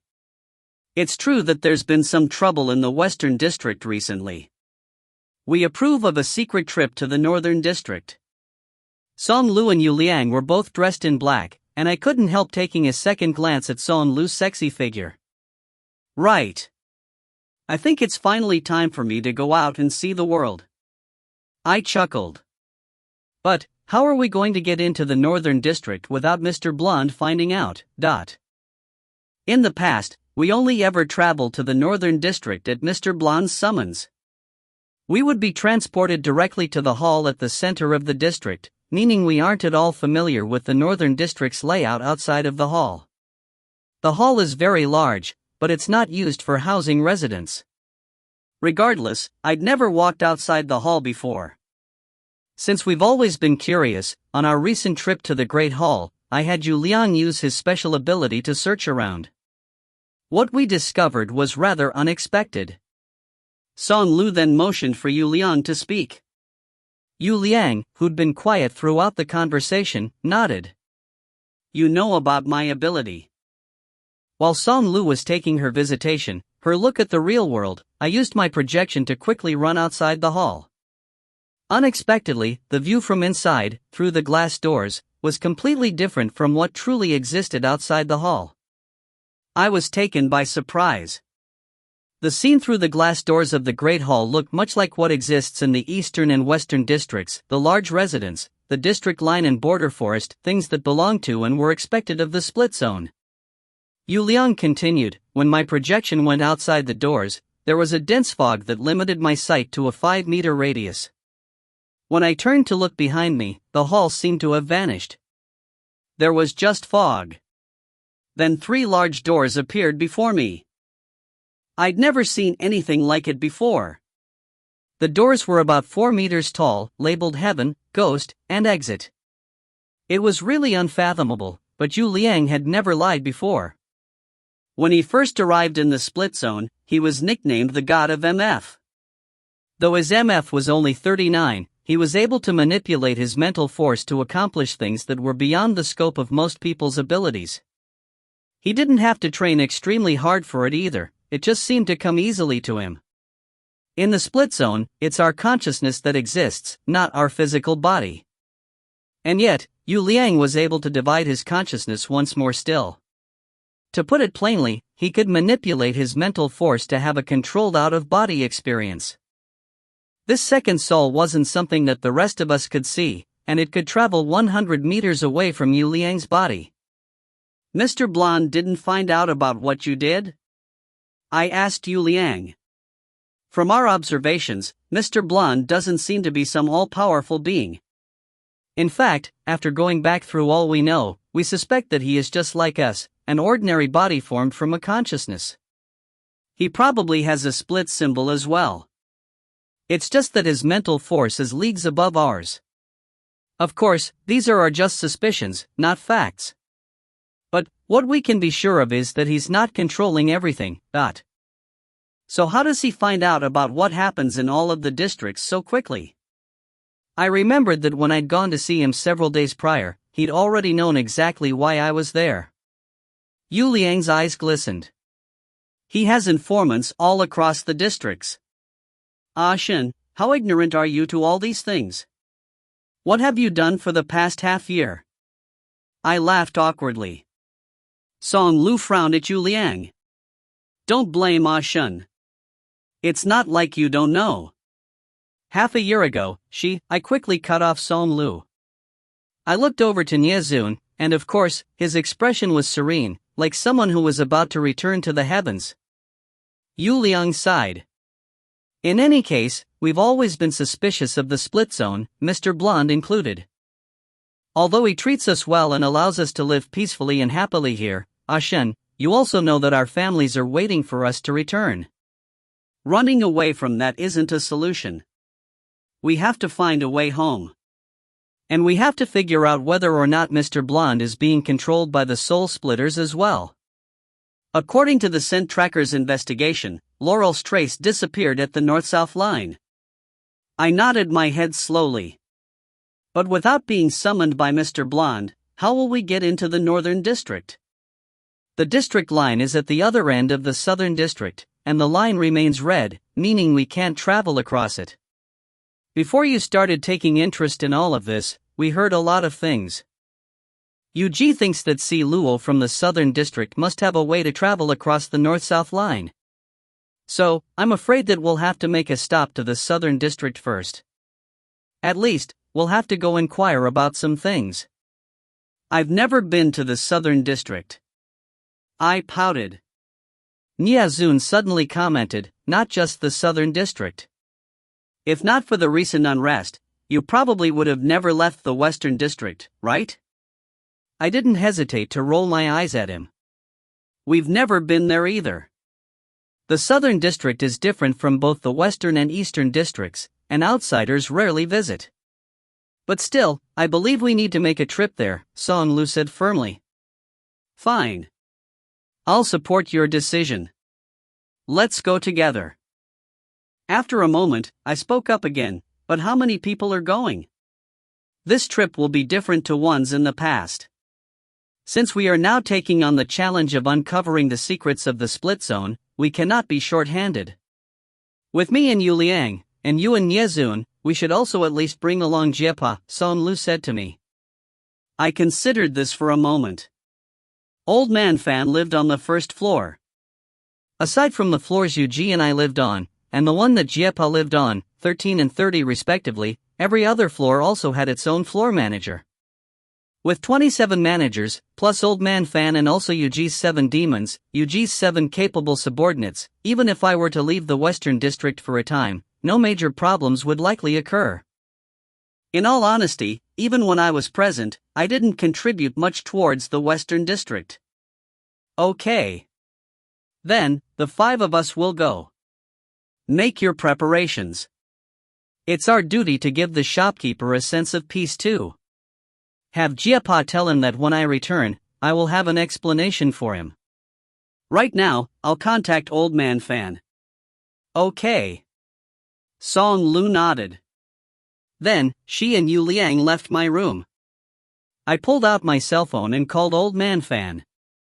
Fan, bring the other 27 floor managers up to Sector A of the rooftop to meet with me. The sky was still dark when I met with Old Man Fan and 27 not unfamiliar faces. Everyone looked around at each other, curious why the idle district commander, who only met with them for the monthly building meetings, suddenly sought them all out. I looked at them solemnly, and then I bent over for a bow. 20-something voices started up, Commander, what are you? I looked around. I know that you are all capable people in the Western District. Most of you served the previous district commander before the district was entrusted to me. I've always known that you have been unsatisfied with some things, but you have all followed Li Qing's orders to remain loyal to me, to continue protecting the Western District. The atmosphere grew heavy at my mention of the previous district commander, Li Qing. For the past half year, I have idled away. If not for Li Qing's firm guidance and all of you already being familiar with the rules she set down, with the way I've acted, the Western District would have collapsed by now. Fortunately, Li Qing's rules remained in effect, and with Yuji's supervision, the Western District has remained fairly safe and stable. I paused. Then, I continued, however, with the recent happenings in the Western District, a lot of people have grown uneasy. Of this, I am aware. Up until now, I've let everyone down. I cannot face all the residents of the Western District, so I would like to ask all of you to help me apologize for this. And I promise that when I return after this trip, I will step up to lead the Western District and its residents in rebuilding our home. I made another bow. Some people's eyes were growing moist. The floor manager of the 3rd floor, a person named Ta Lai, said to me, after Master Li Qing left us, we lost our way. While we tried our best to maintain order among the residents, we were also afraid. The brutal forces of the Eastern District were expanding, but we had no protector like Si Luo. Since no one had been able to find their soul splitter, everyone had fallen to despair. I nodded. That's why I've said that I let you all down. I know that, even if no one had found a way to return to life in the real world, at least Li Qing gave you a place to live happily. Since I was the one to bring fear and helplessness to this place, I will go to the Northern District to investigate. And I will do all I can to return with a way to save us, a way to leave this place. Several people began to whisper. Can you really do it? Even Master Li Qing had no answers. I raised my head and looked at them with a steady gaze. I cannot guarantee that I will be able to find a way out of this place, but I promise that even if we can never leave this place, I will at least remain here forever with you, to keep you safe and at peace. In the real world, a promise like forever was hard to keep, but in the split zone, it felt very much attainable. In the split zone, the loneliness of forever was something we constantly lived with. Please, trust me. I bowed for the third time. Ta Lai was the first to speak up. Commander, go. We will wait for your return. Master Li Qing asked us to follow you. As we trusted her, we will trust you. The image of Li Qing suddenly appeared in my head, the woman who carried a bit of the tough, overbearing nature of a man.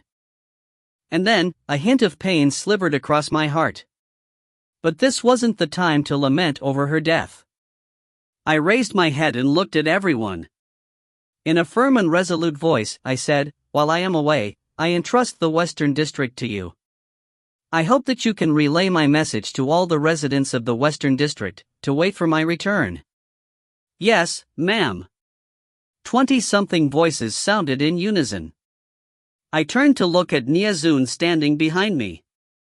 There was a shallow smile on his face, and he looked at me with eyes that seemed to shine even in the dark of night. If you find any errors, ads pop up, ads redirect, broken links, non-standard content, etc., please let us know. Report chapter so we can fix it as soon as possible. Chapter 15. Volume 1. 15. A Bad Fate with Murder.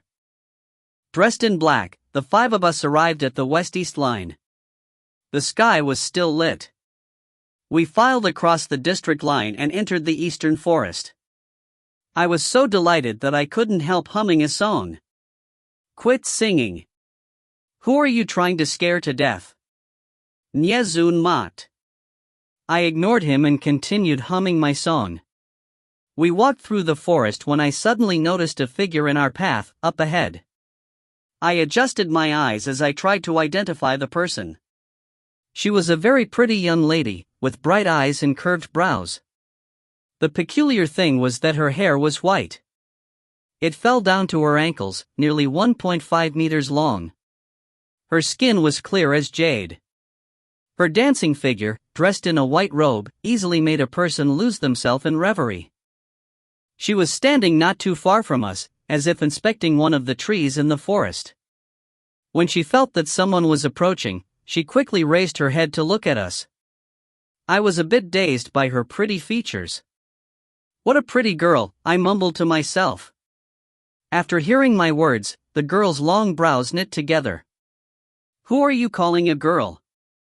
I felt like I'd been struck by lightning, glued to the ground. This. Her voice was that of a man's. Ha, ha. What kind of hobbies did people have nowadays? Ah, so you are actually a handsome man, I said, a bit resentful.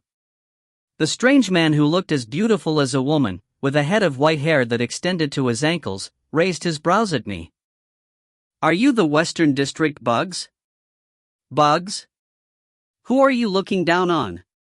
I scowled at him indignantly. Dressed in long robes, he walked over to us calmly. Yu Liang took the lead and stepped forward. Hello, sir. We are indeed from the Western District. We have a few friends in the Eastern District, so we came today to pay them a visit. The white-robed man suddenly dusted off his hands at us. There's no need to tell me those things. I have no interest in understanding ugly things. Ugly things? I turned to my side and looked at the hot and sexy Son Lu dressed in black.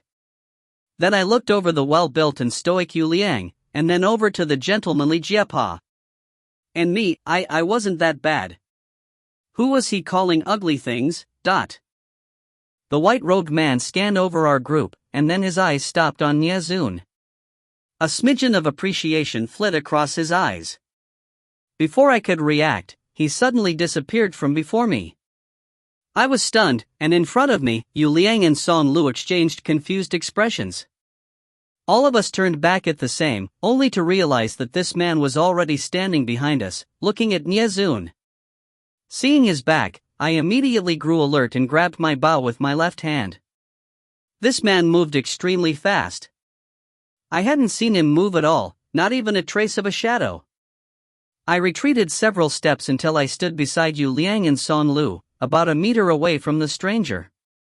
Standing in front of him, Nyezun had his hands stuffed in his pockets, a slight smile and a lazy expression on his face.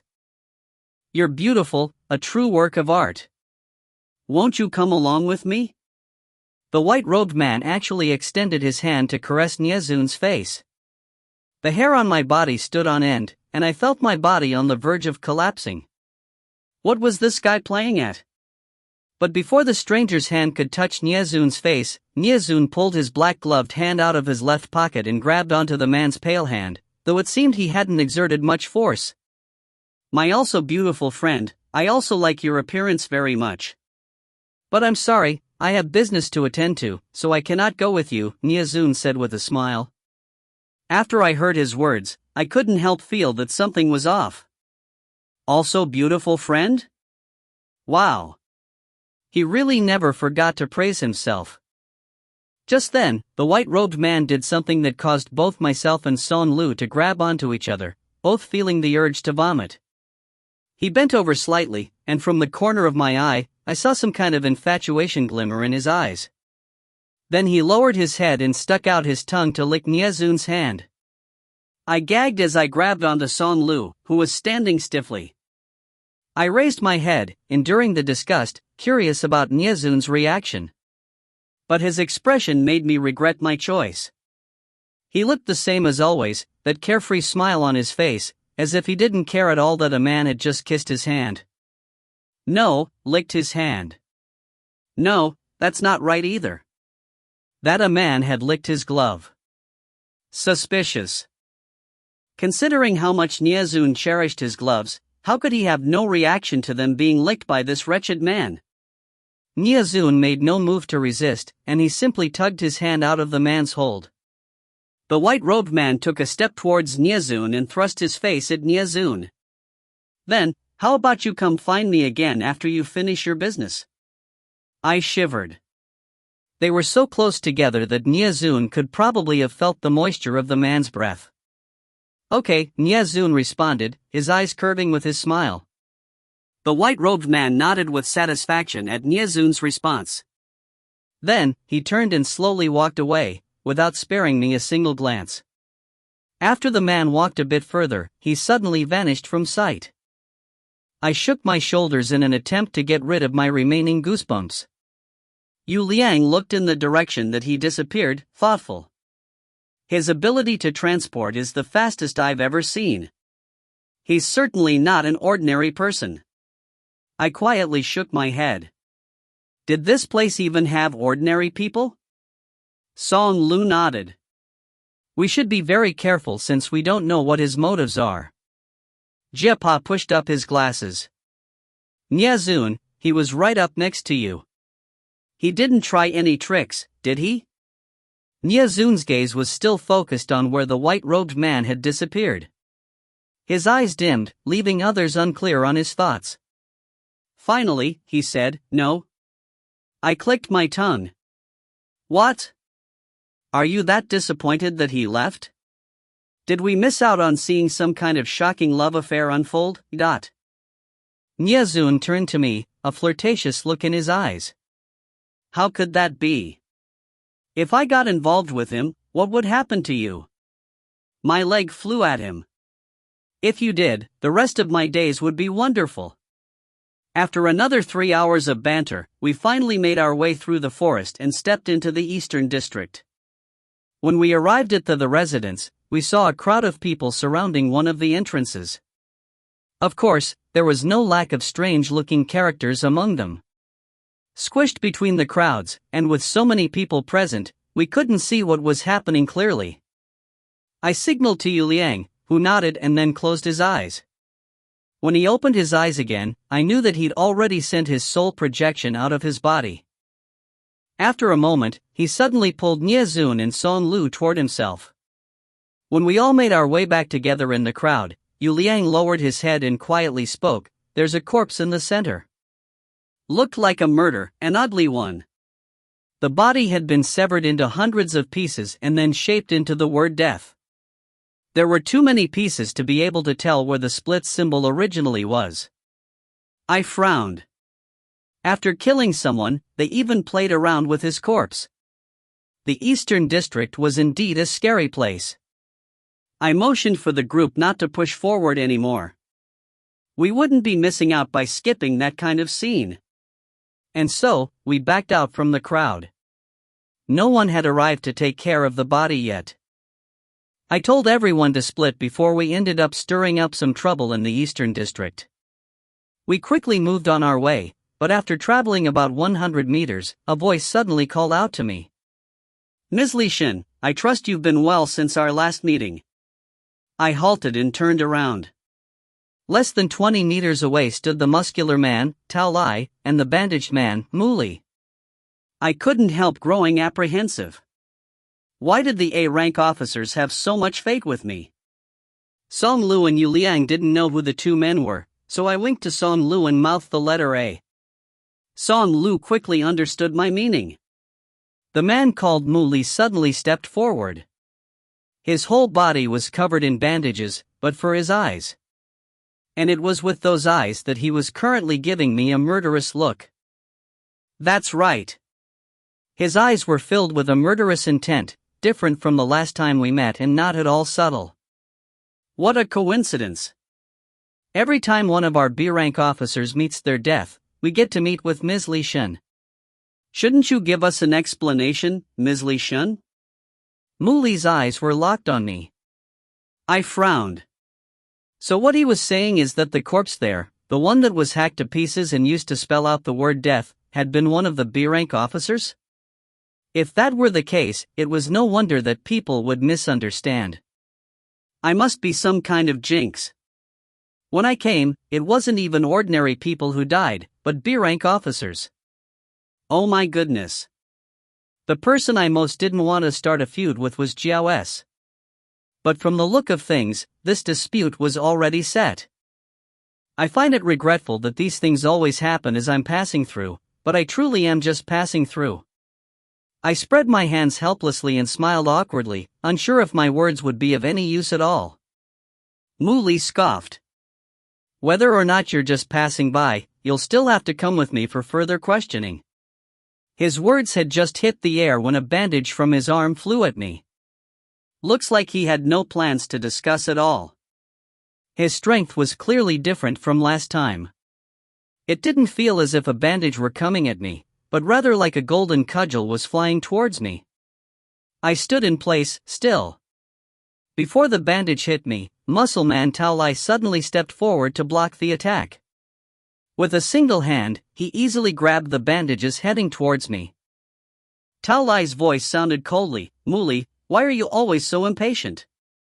We've yet to find any evidence that Ms. Li Xin had anything to do with the previous day's events. And have you forgotten what the commander told us?" Mu Li seemed to recall something, though he continued to glare at me as he unhappily retracted his bandages. Tao Lai walked up to me and nodded slightly. "Ms. Li Xin, our commander has instructed us that if we were fortunate enough to run into you again, that we are to escort you to see her." Escort me to see her? Are you sure we're not being brought in to get hacked apart? While I was trying to figure out how to respond, Niazun suddenly stepped forward from behind me. With a smile, he said, "Okay, we'll go. Please lead the way, Dot." I immediately turned to him and made a face that said, "Are you crazy?" But he didn't seem to mind me at all. "All right, please follow me." Tao Lai pointed to the right, at a different entrance to the residence. Niazun quickly followed behind Tao Lai, and Mu Li, Song Lu and Yu Liang exchanged a glance and then signaled to me not to worry before following along. Even the ever-cautious Jiepa nodded to me, suggesting it was fine to follow. I turned and glanced at the still large crowd around the chopped-up corpse and resigned to shake my head. Muscle Man in bandages didn't mention taking care of the corpse of their comrade, but instead opted to take me to meet with Jiao S first. I could already see my future, a burial in the Eastern District. The others had already started walking into the residential building. With a silent wail, I hurried to catch up. If you find any errors, ads pop up, ads redirect, broken links, non-standard content, etc., please let us know. Report chapter so we can fix it as soon as possible. Chapter 16. Volume 1. 16 Pretty Boy, Guan Nya. With 7 people stuffed into the elevator, not to mention Muscleman's tall stature, it was a bit crowded. As the elevator stopped on its way up, most of the residents who saw Muscleman and bandages decided to wait for the next lift. When we reached the 27th floor, the elevator stopped and everyone exited. We'll have to move by foot above the 27th floor. The commander is on the 30th floor, so I'll have to trouble Ms. Li Xin and your companions to walk the rest of the way. I quickly nodded my head. Taking the stairs was good. Delaying our meeting with that demon woman was good. A line of people headed toward the 28th floor, and I took up the rear. I turned back and glanced at the 27th floor corridor. It looked just the same as in the Western District, an endless corridor with numbered rooms on either side of the hall. Only, there wasn't a single soul walking around. Does the 27th floor house as clans G to C rank members? I asked Tao Lai curiously. An answer came, unexpectedly. No, the 27th floor only houses C rank members. A suspicion formed in my mind. According to that logic, the 28th floor would then be home to the B rank members. While I didn't know how many C rank members there were, the number wouldn't be that high. Additionally, there were only 7 B rank members, less even, since 5 had now died. They used one floor to house 7 people? What about the 29th floor then? Just for the 3A rank members? Wasn't that too much of a waste of space? Each level of the residence could house tens of thousands, but they were only using them for a handful of people? Was it simply to emphasize the importance of S-Clan? I was about to open my mouth to ask again, but after seeing Bandage's hateful glare, I could only resentfully shut my mouth. We quickly arrived on the 29th floor, and then Tao Lai and Muli stopped before the stairs to the 30th floor. I immediately grew wary. Tao Lai turned to me. Apologies, Ms. Li Xin. There is an enchantment between the 29th and 30th floors, and I'm afraid that we cannot allow you to see the method for unlocking it. I hope you can understand. Please wait in the hallway, and we will continue shortly. What? An enchantment? Was this some kind of online game? Why hadn't I ever heard of people in the split zone using enchantments? This wasn't a skill that humans ought to have, was it? Of course, after living in the split zone for some time, my surprise for things never lasted more than 3 seconds.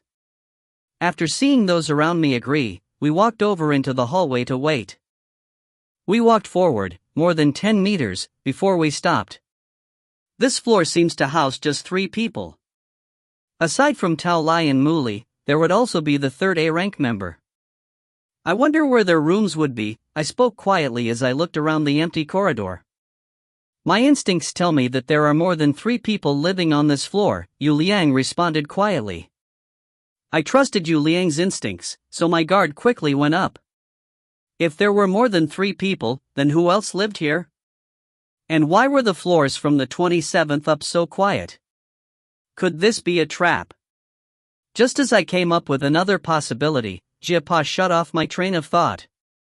Ms. Ashen, look at the protective measures for the Eastern Commander. When we return, you should also set up some security for your room. I don't know how to make enchantments. Which, by the way, why do enchantments exist in the split zone? Song Lu suddenly spoke up. That is the purpose of our trip.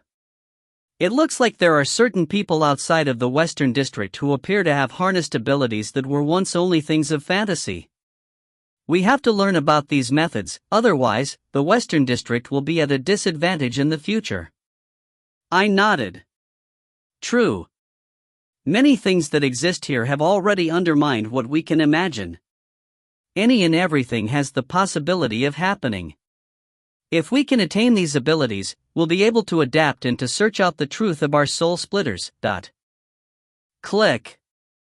As we were discussing, I suddenly heard the sound of a door opening behind us. I turned around and saw a room door slowly open. And then, an enchanting and bewitching face appeared in front of me. It was that white-haired man dressed in white robes. He shot a charming smile towards us, startled me. He placed a finger over his lips, as if saying to be quiet, and then a blast of wind blew past. Before any of us could react, our bodies were carried away by a blast of wind. In an instant, the scene around us changed. We looked around, and we definitely were no longer in a hallway in the eastern residence. Instead, we were in a forest filled with birds and flowers. This forest was just like a forest in the real world, filled with lush trees, birds, and insects flying. When looking up, you saw a blue sky and a bright sun. The warm sunlight scattered down onto our bodies. A chuckle came from the side. I turned and saw white robes leaning against a tree, smiling over at us. For some reason, his smile made my hair stand on end. Seeing his enchanting face against the natural backdrop, rays of light streaming onto his face, a girl's heart couldn't help beating faster. Hands stuffed in his windbreaker, Nyezun stepped forward and said to the white-robed man, "Hi. We meet again." When he saw Nyezun, the man's eyes lit up. "Hi, my pet." Gag. A familiar feeling of disgust rushed at me. Why did you bring us here? And where exactly is here? Nyezun actually had a charming smile on his face. White Robe's eyes remained fixed on Nyezun. "This is my room. When I opened my door and saw all of you there, I decided to bring you inside." What? His room? Which meant, the hallway was just outside of this place. Why was this kind of scene appearing inside of a room? Jiapa calmly extended a hand to adjust his glasses. If we're inside a room, it's likely that what we're seeing is just an illusion. After hearing Jiapa's assessment, White Robes happily clapped his hands. Correct. EY, this young man doesn't look too bad either. I must have missed you this morning. Having taken note of Jiapa's gentlemanly appearance, he slowly approached us. I subconsciously stepped back and warily watched his approaching figure. Why did you bring us in here? What do you want? White Robes finally turned to me. When I saw that those two guys were going to take you up to the 30th floor, I decided to wreak a bit of havoc. What we're seeing now is just an illusion. Jiapa stepped forward, as if humoring the man. That's right, White Robes said, standing a meter's distance away. I don't like all these questions, he suddenly said, a smile on his face. Nyezun spoke up, as if coaxing a child. We're here to see your commander, so release us. I promise that we'll come back to visit after our meeting with her. And White Robes actually cooperated. He pouted his lips and asked Nyezun, "Are you really going to come back to see me?" I inhaled a cold breath. Was this guy really a man? Wasn't he acting too submissively? Of course. But, if you also tell me who you are and what you're doing here, not only will I come visit, I'll play with you, Nyezun enticed. The white-robed man's eyes wandered. EY, trying to learn my secrets. What a bad boy. As he spoke, he extended a hand and tapped Nyezun's shoulder. He blinked his eyes at Nyezun and spoke mischievously. Me? My name is Guan Nye. I'm here now because I've always lived here. Hearing a male voice come out of the mouth of such a pretty face, speaking so coquettishly, my mind felt like it was being ripped apart. Suddenly, a loud knocking came down from the sky. Several people turned their heads up. The sky was still blue, and the origin of the knocking was unclear. White Robes smiled. Aya, those two brutes are here. All right, I'll let you all go. Remember to come visit, my little pet. I really couldn't stand it anymore. I held my hands against my head, wanting to never again hear those two disgusting men's flirting. When I lifted my head, we were already standing in the middle of the hallway. Tao Lai and Muli were standing in front of me, and the door to that room was already closed. Tao Lai's expression revealed some surprise. He glanced at the room and then looked back at us. Ms. Li Shen, were all of you just taken into Mr. Guan Ye's room? I nodded. Tao Lai and Muli exchanged glances. Then Tao Lai said, the enchantment has been unlocked, but the commander's orders are that she will only meet with Ms. Li Shen, alone. No Song Lu immediately stepped forward and blocked my path. Yu Liang also stepped forward and pushed me behind him. We're sorry, but we cannot allow our commander to meet yours on her own. Forgive the inconvenience. Tao Lai was silent a moment, and then he said, at most, we can allow one other person to accompany Ms. Li Shen. We apologize, but the 30th floor is an important place in the Eastern District, so we cannot allow just anyone to enter. Song Lu and Yu Liang turned to check my expression. I glanced at Jiepa, and he nodded to me. Then I turned to Nie Zun, who smiled and also gave a slight nod. So, I said, okay. Then Nie Zun and I will go together. Tao Lai looked long and hard at Nie Zun, and then he motioned for us to move along. I turned back to Song Lu and said to everyone, wait for us downstairs, on the first floor. Don't stay here. I pointed my chin over to the room we just exited, and Song Lu understood my meaning. Okay, we'll wait downstairs. Don't worry and go ahead. When I saw them walk over to the elevator, I also walked, with an easy heart, with Nie Zun and Tao Lai over to the staircase to head to the 30th floor.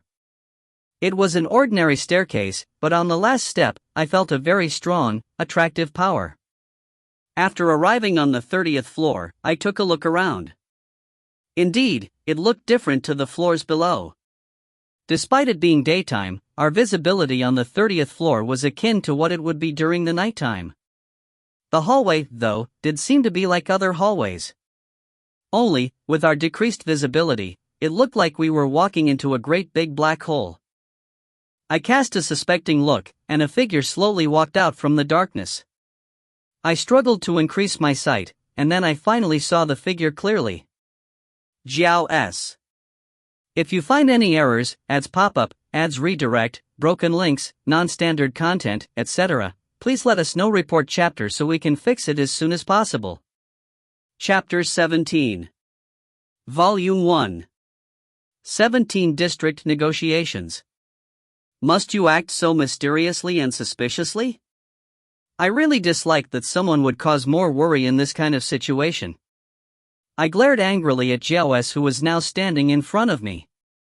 Sorry, this is a place that can't be monitored, so everything is taken care of with caution.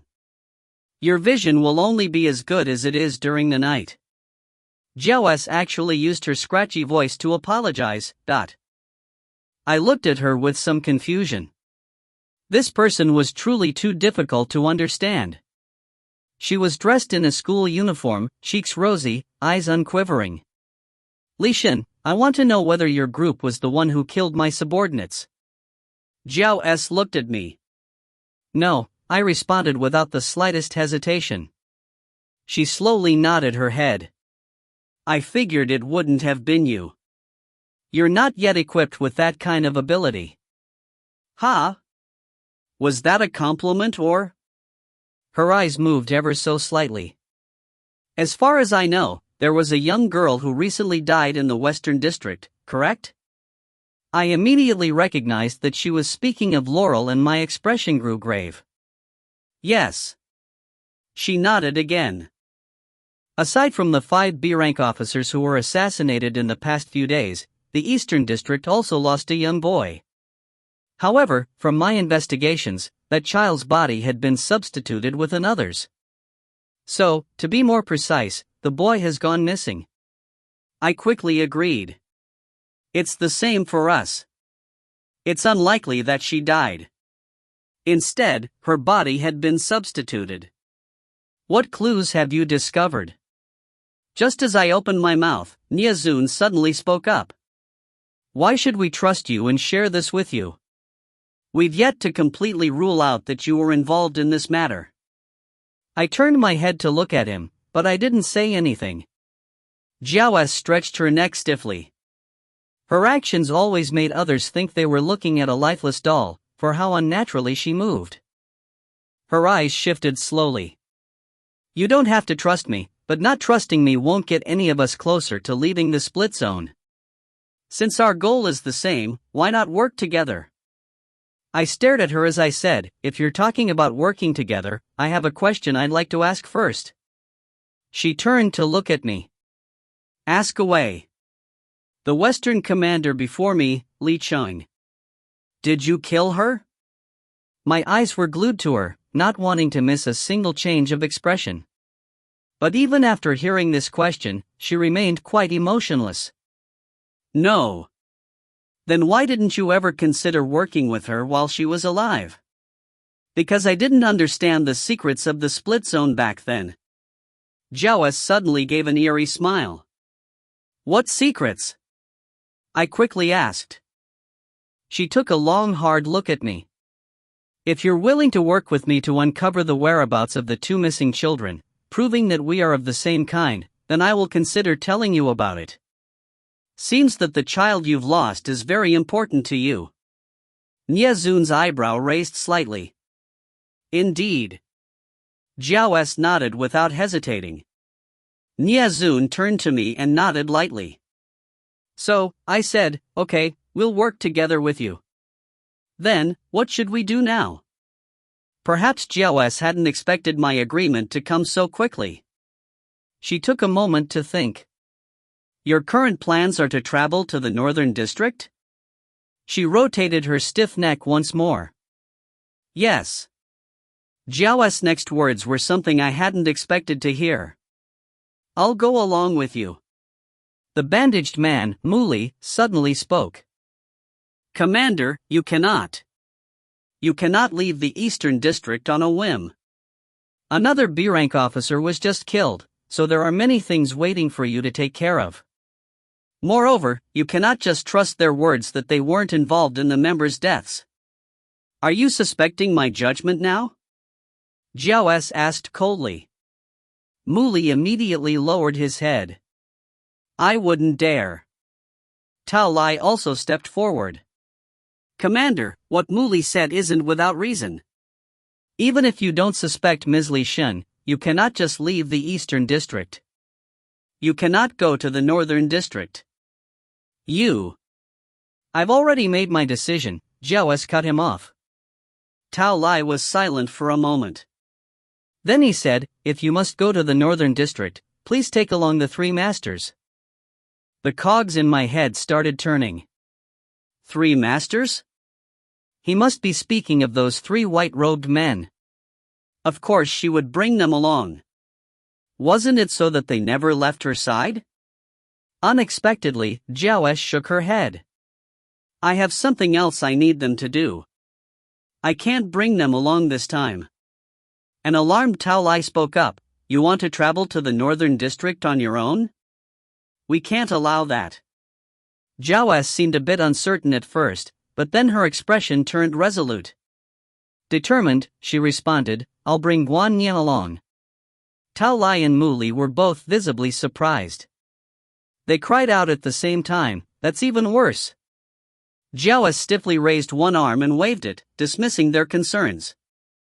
Her expression remained unchanged. My lip twitched. Guan Ye? If I wasn't remembering wrong, that was the perverted and submissive man. He was going to travel with us? I was worried that I'd die from disgust before ever reaching the Northern District. Only with Guan Ye will we be able to remain undiscovered by Mr. Blonde. After saying this, Jiao appeared to think of something. She turned to me and asked me, surely Mr. Blonde would be aware of your traveling to the Eastern District? Don't you know he has informants in all the districts? I nodded. I considered that. We let Jiapa take care of it. The path we're taking is clear of informants. If Jiapa says that Mr. Blonde is unaware, then it's likely he's yet to find out. Jiapa? The legendary gentleman with extreme skill in information acquisition? For the first time, Zhao's eyes seemed to glimmer with curiosity. But I was taken aback. Was there such a legend? Why hadn't I ever heard of it? Niazun helplessly shook his head. To Zhao's, he said, no need to ask her. All she knows is her own name. If you have any questions, it's better to ask me. I suddenly choked.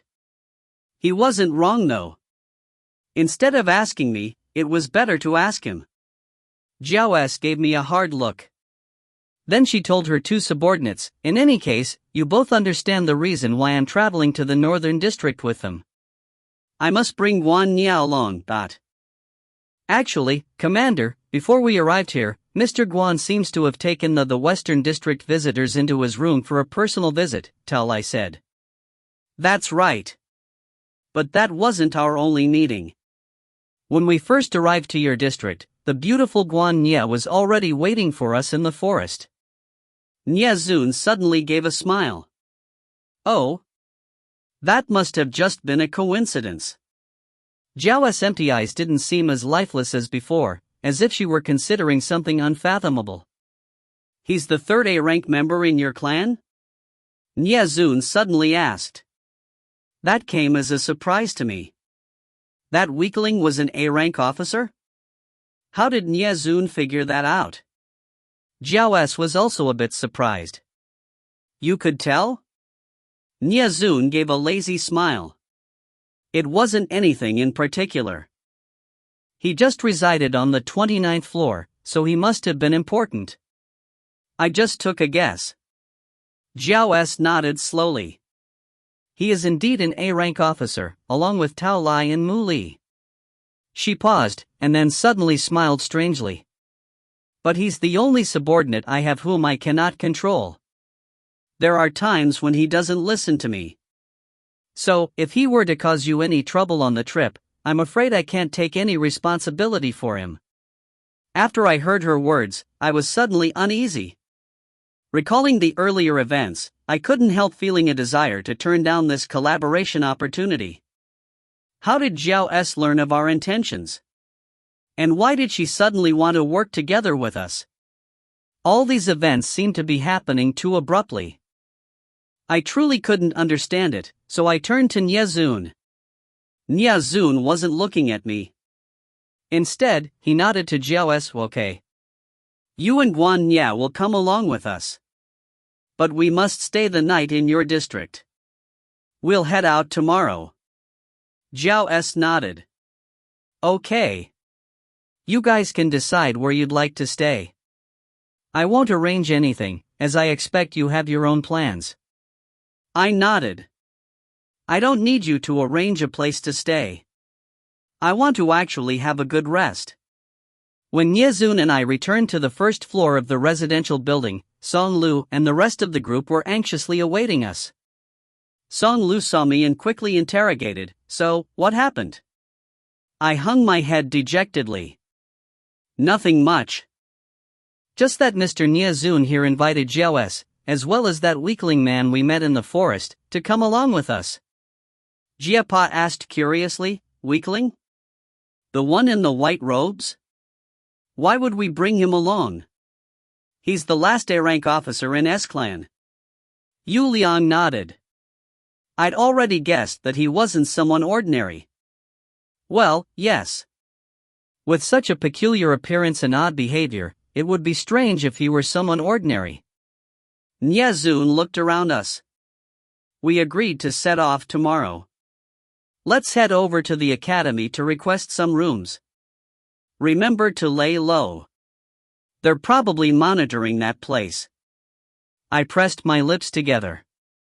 Song Lu laughed and kneaded my head. You have us. What are you afraid of? I could only nod. True. At least with them by my side, I could rest assured. When we arrived at the academy, Niazun and Jiapa took care of the formalities. We got 2 rooms in the dorm. Niazun, Jiapa, and I would share one, and the other was for Song Lu and Yu Liang. All the rooms in the school dorm were pretty much the same. 1 bunk bed per room. Nyazun, you take the floor. Jiapa and I will sleep on the bed. I motioned for Jiapa to take the top bunk. Jiapa pushed his glasses up.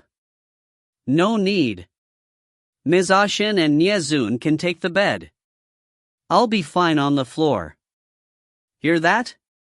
Nyazun gave his lazy smile and then climbed onto the top bunk. I glared after him, annoyed that he only moved with such speed in these kinds of situations. Jiapa slept on the floor in the corner. Cold and heat didn't greatly affect us in any case, so I closed my eyes to sleep.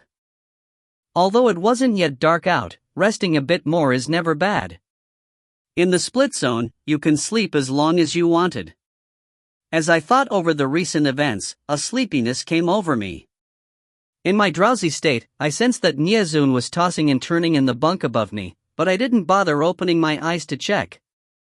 With him and Jiapa in the room, I didn't have to worry about questions of safety. After sleeping for some time, a knocking on the door woke me up. Song Lu's anxious cry sounded from outside. Ashin, open up. Something's happened to Yu Liang. If you find any errors, ads pop-up, ads redirect, broken links, non-standard content, etc., please let us know. Report chapter so we can fix it as soon as possible. Chapter 18. Volume 1. 18 Abrupt Assassination. When I heard the shouting, I immediately opened my eyes and sat up. Jiapa had already opened the door and Nyazun had gotten out of bed. I stood up and saw an anxious Song Lu before me. Yu Liang's been poisoned. Come quickly. We hurried to follow Song Lu next door. When she opened the door, I saw Yu Liang lying on the ground in the middle of the room. His whole body was emitting some kind of dark essence. It did look like he'd been poisoned. Jiapa quickly knelt down beside Yu Liang. He pulled out the handkerchief from his suit pocket and wrapped up his hand. Then, he checked the tongue and eyes of the already unconscious Yu Liang. I recognize this poison. It's a neurotoxin that can also have an effect in the split zone, Jiapa said cautiously. Song Lu's eyes were filled with worry. It's been tiring recently, so after we lied down, we fell asleep. I thought I heard a sound, so I turned over and looked down. That's when I saw him lying on the ground, with this black stuff coming off his body. I was completely astonished. Song Lu was very sensitive, so who could have entered their room, without her noticing, to poison Yu Liang? Did you see anything else that was strange? Jiapa questioned. There seemed to be a dark shadow at the window, just briefly. They must have escaped out the window. This poison can be cured, but the antitoxin requires the juice of leaves from the border forest. We have to acquire that as fast as possible. Fortunately, the forest isn't far from the school. Traveling to and back from the southeast forest will probably take 10 hours. The poison will have a dulling effect on his mind, so if he's not cured in 13 hours, his mental force will likely suffer a major blow, Jiapa said. Nyazun immediately stepped forward. We'll go. Song Lu and Li Xin can stay here to protect Yu Liang. Jiapa calmly reasoned, it's best if someone tracks down Jiao S. You agreed to meet up and set out at daybreak, but that seems unlikely at this point. And since this happened in her territory, it's best to ask her about it. Then, I'll go, Song Lu volunteered. Ashin, your MF is higher, so you stay and watch over Yu Liang. I was too overwhelmed, so I simply nodded my head. Make sure not to touch his skin directly. After leaving him in my care, the others left out the window, one after another. I looked at Yu Liang, his eyes closed, face dark, lying on the ground. Anxiety coursed through me. After an hour, I still remained motionless, sitting on the ground beside Yu Liang. When the others left, they'd forgotten to close the window. It was pitch black outside, no hint of light to be seen. Despite the visual restrictions in the night, I could still feel the endless darkness. Finally, there's just one remaining, a low voice suddenly sounded from behind me. I quickly turned around to see a masked figure inside the room. The masked figure was a head taller than me, and from his build, looked to be a sturdy man. He was dressed in a gray hoodie, and his face was covered up, revealing only his eyes and mouth. "Who are you? How did you get in here?" I frowned. The door hadn't opened and the window was right in front of me. Though the window was opened, I hadn't seen anyone enter through it. Moreover, he'd appeared from behind me. "Ha ha! I'm the person who will kill you, and I came from below." As he spoke, he suddenly raised a gun and aimed it at me. I moved to dodge his attack and pulled out the new weapon secured to my calf. A whip, piercer. Although I'd only had a bit of simple training, I'm still someone who's been to battle before. I've also learnt ribbon dance, so I easily flicked my whip at him. As he ducked out of the way, Piercer flashed with a violet light as it snapped against the wall behind him, leaving a hole in its wake. While I inwardly marveled at how destructive the whip was, I flicked Piercer once more, attacking the approaching figure. Instead of moving to avoid the attack this time, he stood still and quietly recited what sounded like an incantation before he vanished right in front of my eyes. My whip slashed through the air, and I staggered forward a bit from the force I'd exerted. I looked around me for a trace of the man after he disappeared, but the room was suddenly very still and calm, occupied by only Yu Liang and me. Alert, I searched the room again. The room was silent. I tried to strengthen my senses, but all I found was still silence. I frowned and then glanced back over to Yu Liang on the ground. Suddenly, I felt a sharp stinging in my back. It was extremely painful, and then my body seemed to lose all of its strength. Piercer also fell to the ground as I fell forward. I used all my strength to steady my steps as I inwardly panicked.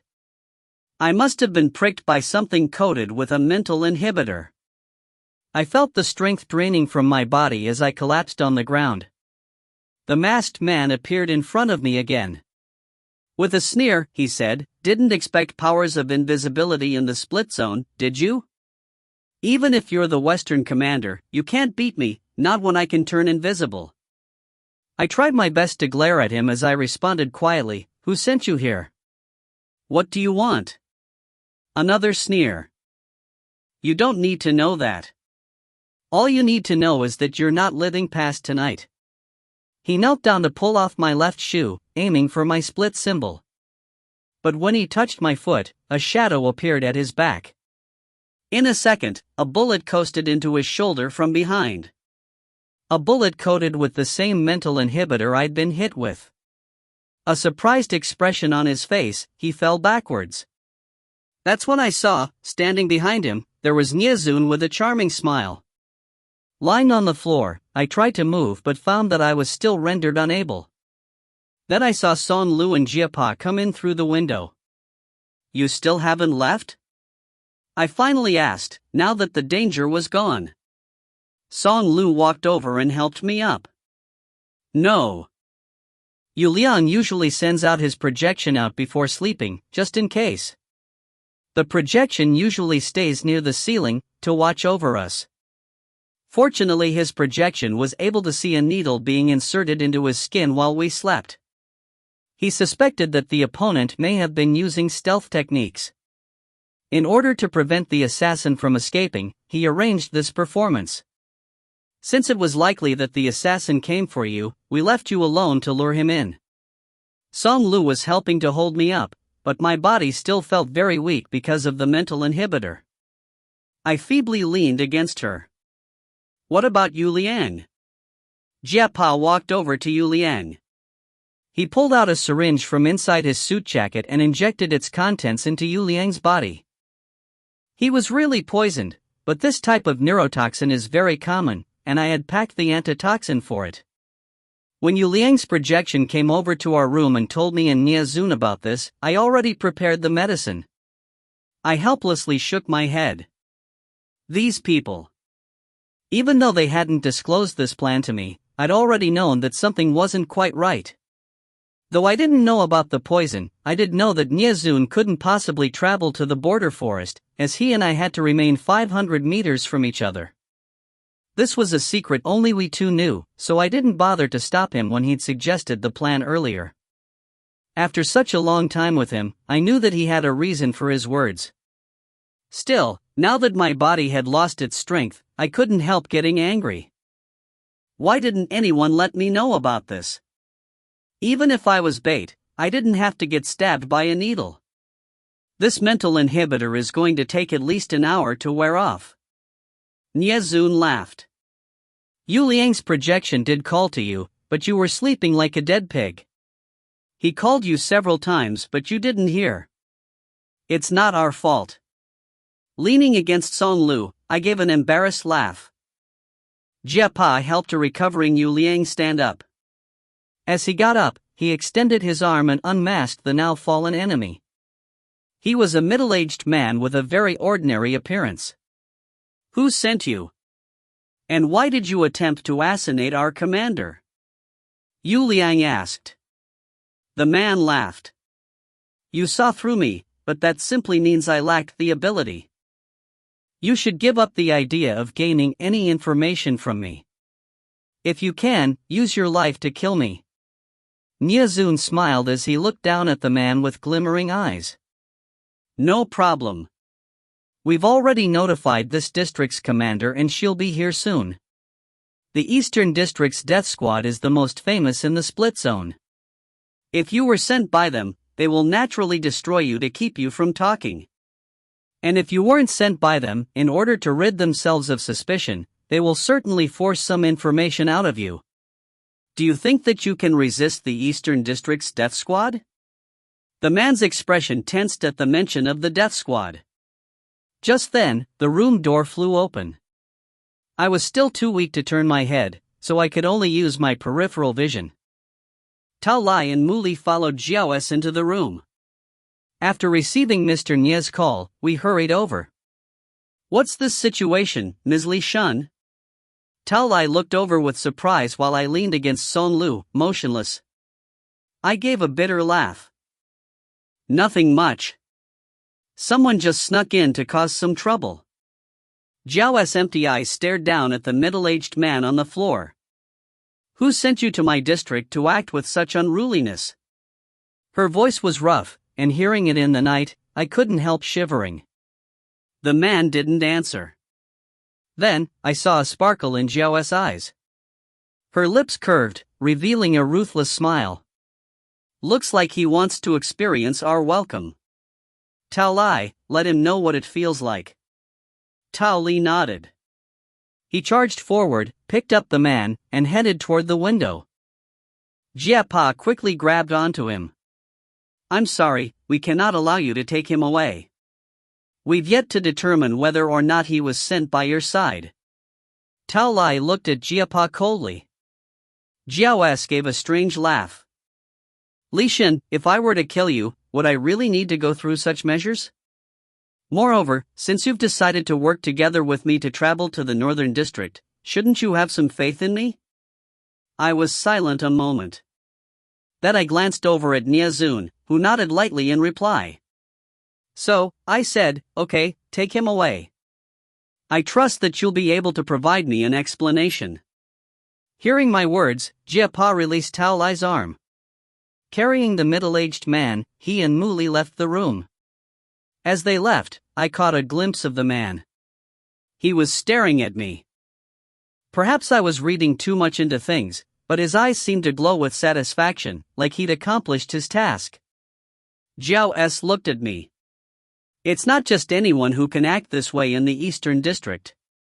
Of course I will proceed quickly to determine who tried to assassinate you, and at the same time, make an enemy out of me. I wanted to nod, but I didn't even have the strength for that. I could only say, okay. She turned to leave, but then she paused. Turning back to look at me, she said, from the looks of it, you should be fine after an hour, and there are 10 hours until daybreak. You should remain here, and I'll send some people to keep watch. After you recover, you should still be able to make it to the border forest in time. As we agreed, I'll be waiting at the district line when the sky lights. After she spoke, she left the room. If you find any errors, ads pop up, ads redirect, broken links, non-standard content, etc., please let us know. Report chapter so we can fix it as soon as possible. Chapter 19. Volume 1. 19 Difficult Punishment to Bear. We punctually arrived at the district line as the sky started to light. I immediately spotted Jiao and the loathsome white-robed Guan Nye. Guan Nye's eyes lit up when he saw Nyezun and he quickly scuttled over. I only agreed to join because I'd heard you'd be going. Nyezun fluttered his eyelashes and returned a bright smile. I rolled my eyes, a look of futility crossing my face. Jiao looked over at me. Not wanting to mince words, she said, the southern district is different from both your and my districts. I want to make some things clear before we cross over. Everyone else remained silent as they listened intently. She looked around first. Then she said, because the southern district is filled with deficient people, the district commander, Si Luo, set up an impenetrable defense system. However, while we're heading into foreign territory, we needn't worry for our safety as assassins don't seem to appear in the southern district. What do you mean? Jiapa suddenly asked. From what I know, within the southern forest is hidden the split zone's top illusionist. Once you step across the district line, you will immediately enter a dreamlike state that reflects what you hold deep in your heart. If you carry a murderous intent, the illusion will cause you to retreat out of the forest of your own volition. With a frown, I asked, how have you all mastered such superhuman abilities? The white-robed Guan Nye smirked. He looked at me with disdain as he responded, looks like the rumors were true. The Western commander really is a good-for-nothing who hasn't even been able to master anything beyond the basics. My face twitched. Hell. Jiao also looked at me with a twinge of surprise. No one in your Western district has these abilities? Nyezun laughed. Even the commander doesn't, so how could anyone else have them? I broke out in a cold sweat. This. Song Lu and Yu Liang both lowered their heads, unable to refute. The white-robed Guan Nye shook his head, a grudging expression on his face. Since I'm worried you'll slow my extraordinary self down, I'll put up with having to teach you. He took a few steps forward and turned around. Lifting his white hair from the ground, he exposed the sun symbol on the back of his neck.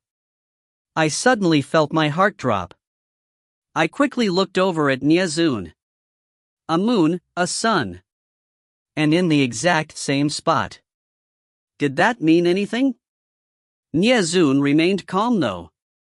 With a light smile, he looked at the back of Guan Nye's neck. It was then that I realized that there was a key inserted into Guan Nye's split symbol, but... What's going on? Jiapa asked with great surprise. This is my own splitting key, Guan Nye responded lazily. He turned back and shot a flirtatious look at Nyezun. Gag.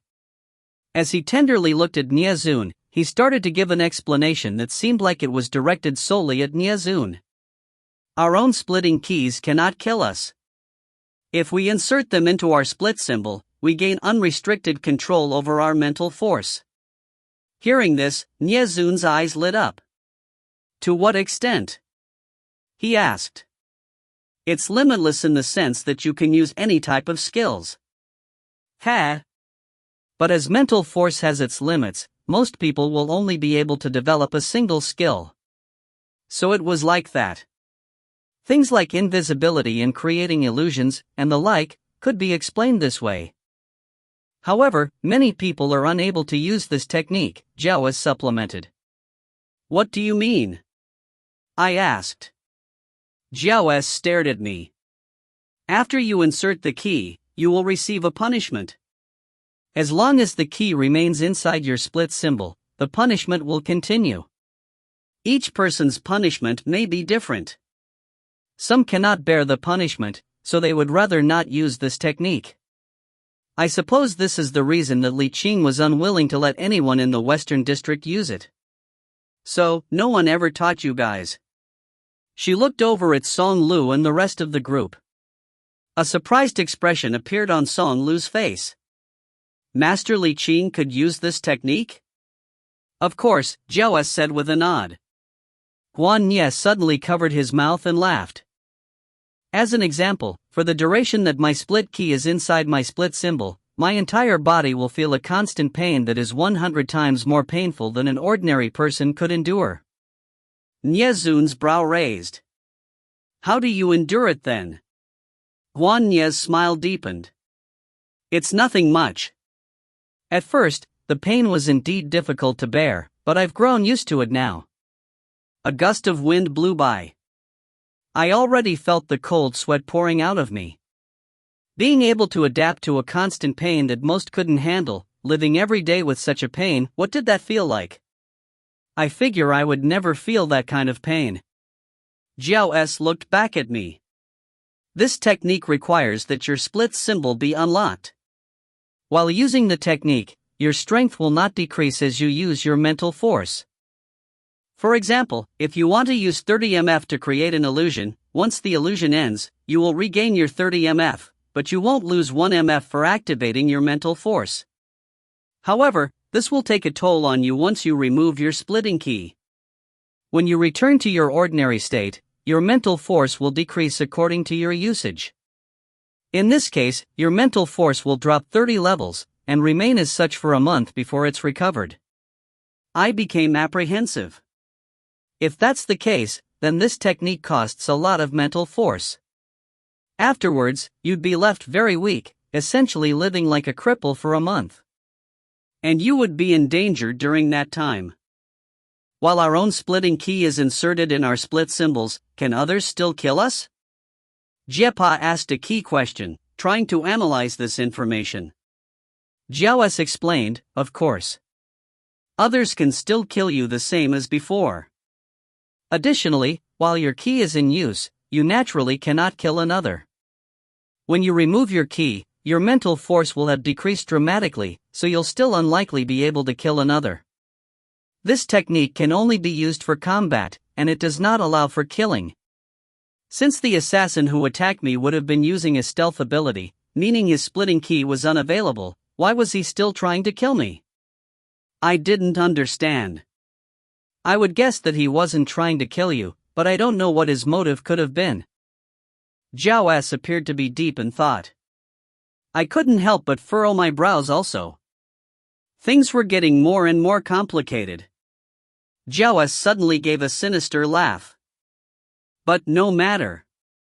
Whatever his motive may have been, my death squad is sure to make him spit it out. I looked at her savage, smiling face and a chill ran down my spine. Yu Liang stepped forward.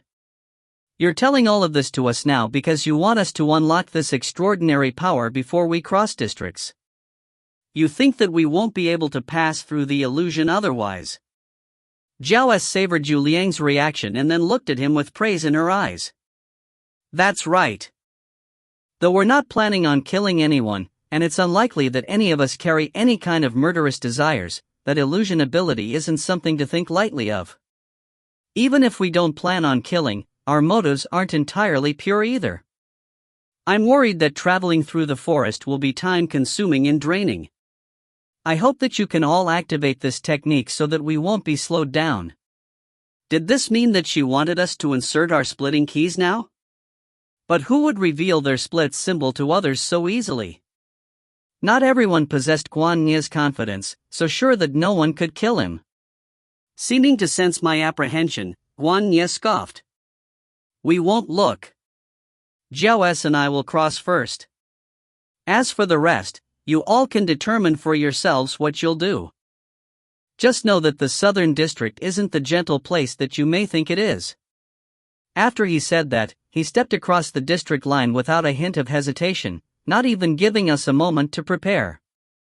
His body quickly disappeared into the forest on the other side. Then, I suddenly realized that he'd called Jiao S by name and not as commander. Looks like this Guan Nye character really wasn't someone Jiao S could order around at will.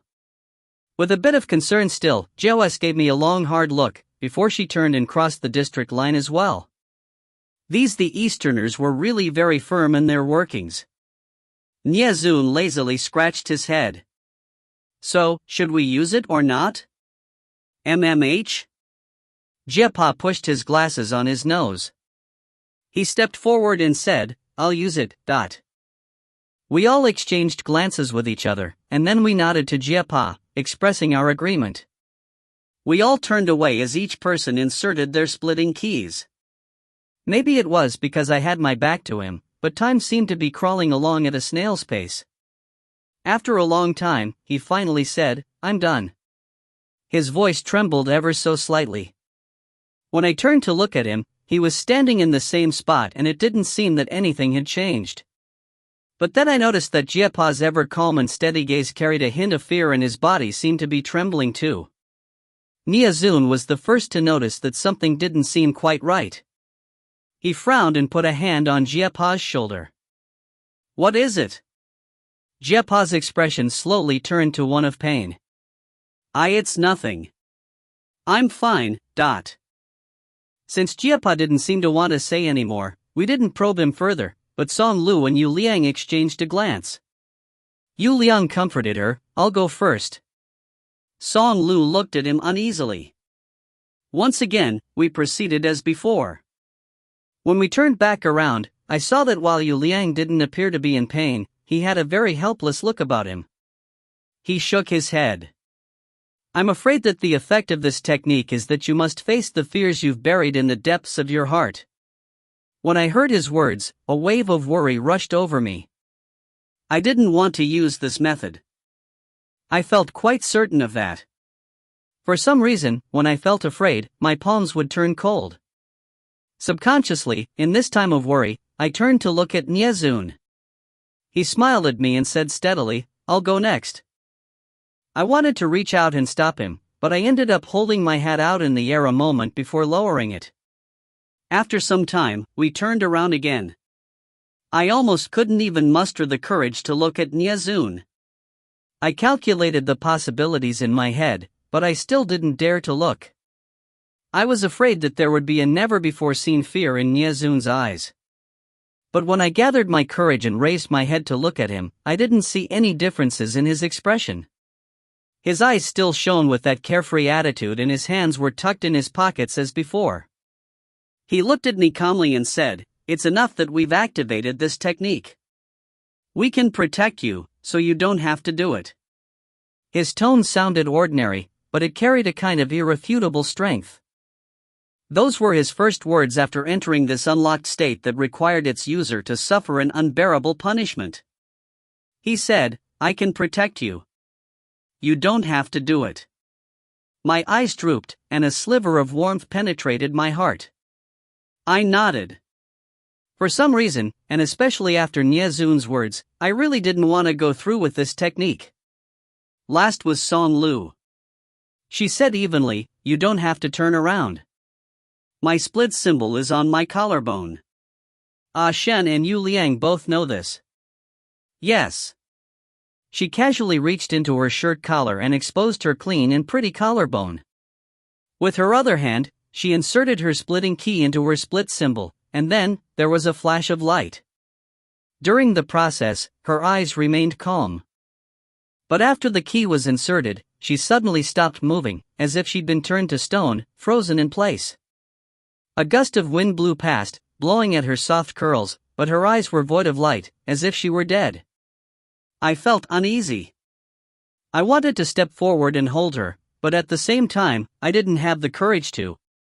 And so, I stood fearfully still, my fingers rubbing against each other, as I waited to see the outcome. Ah!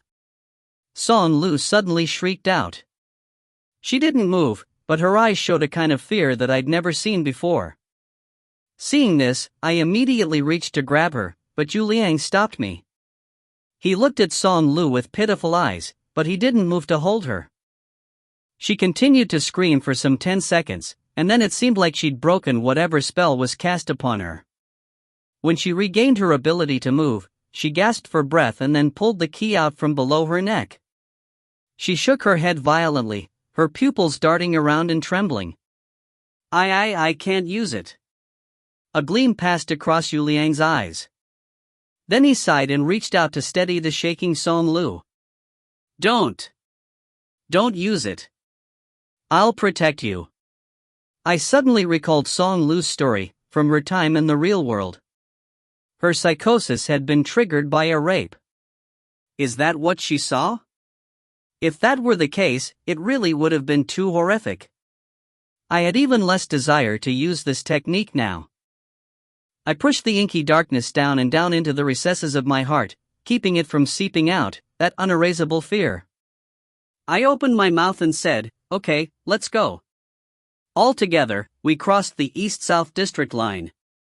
As we stepped across, I touched my chest. A strange feeling seemed to be cross over my flesh.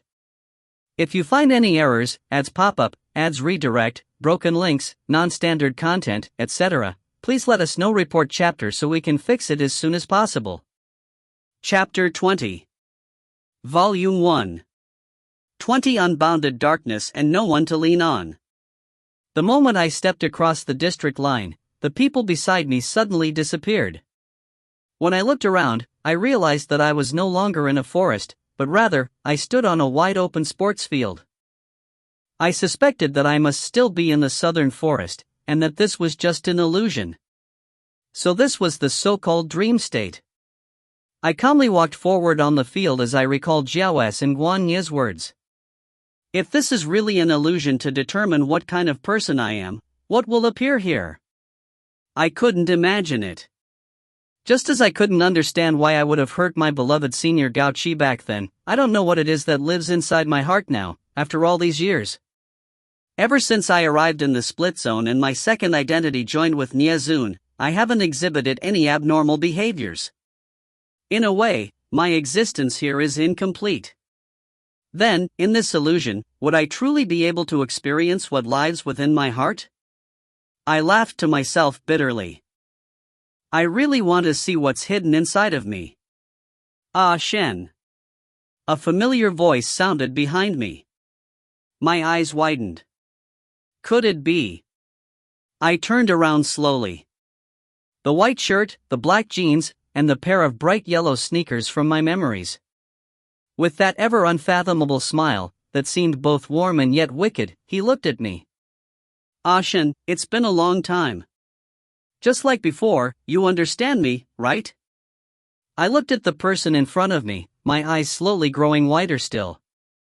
In that single, brief moment, I forgot about everything that's been happening.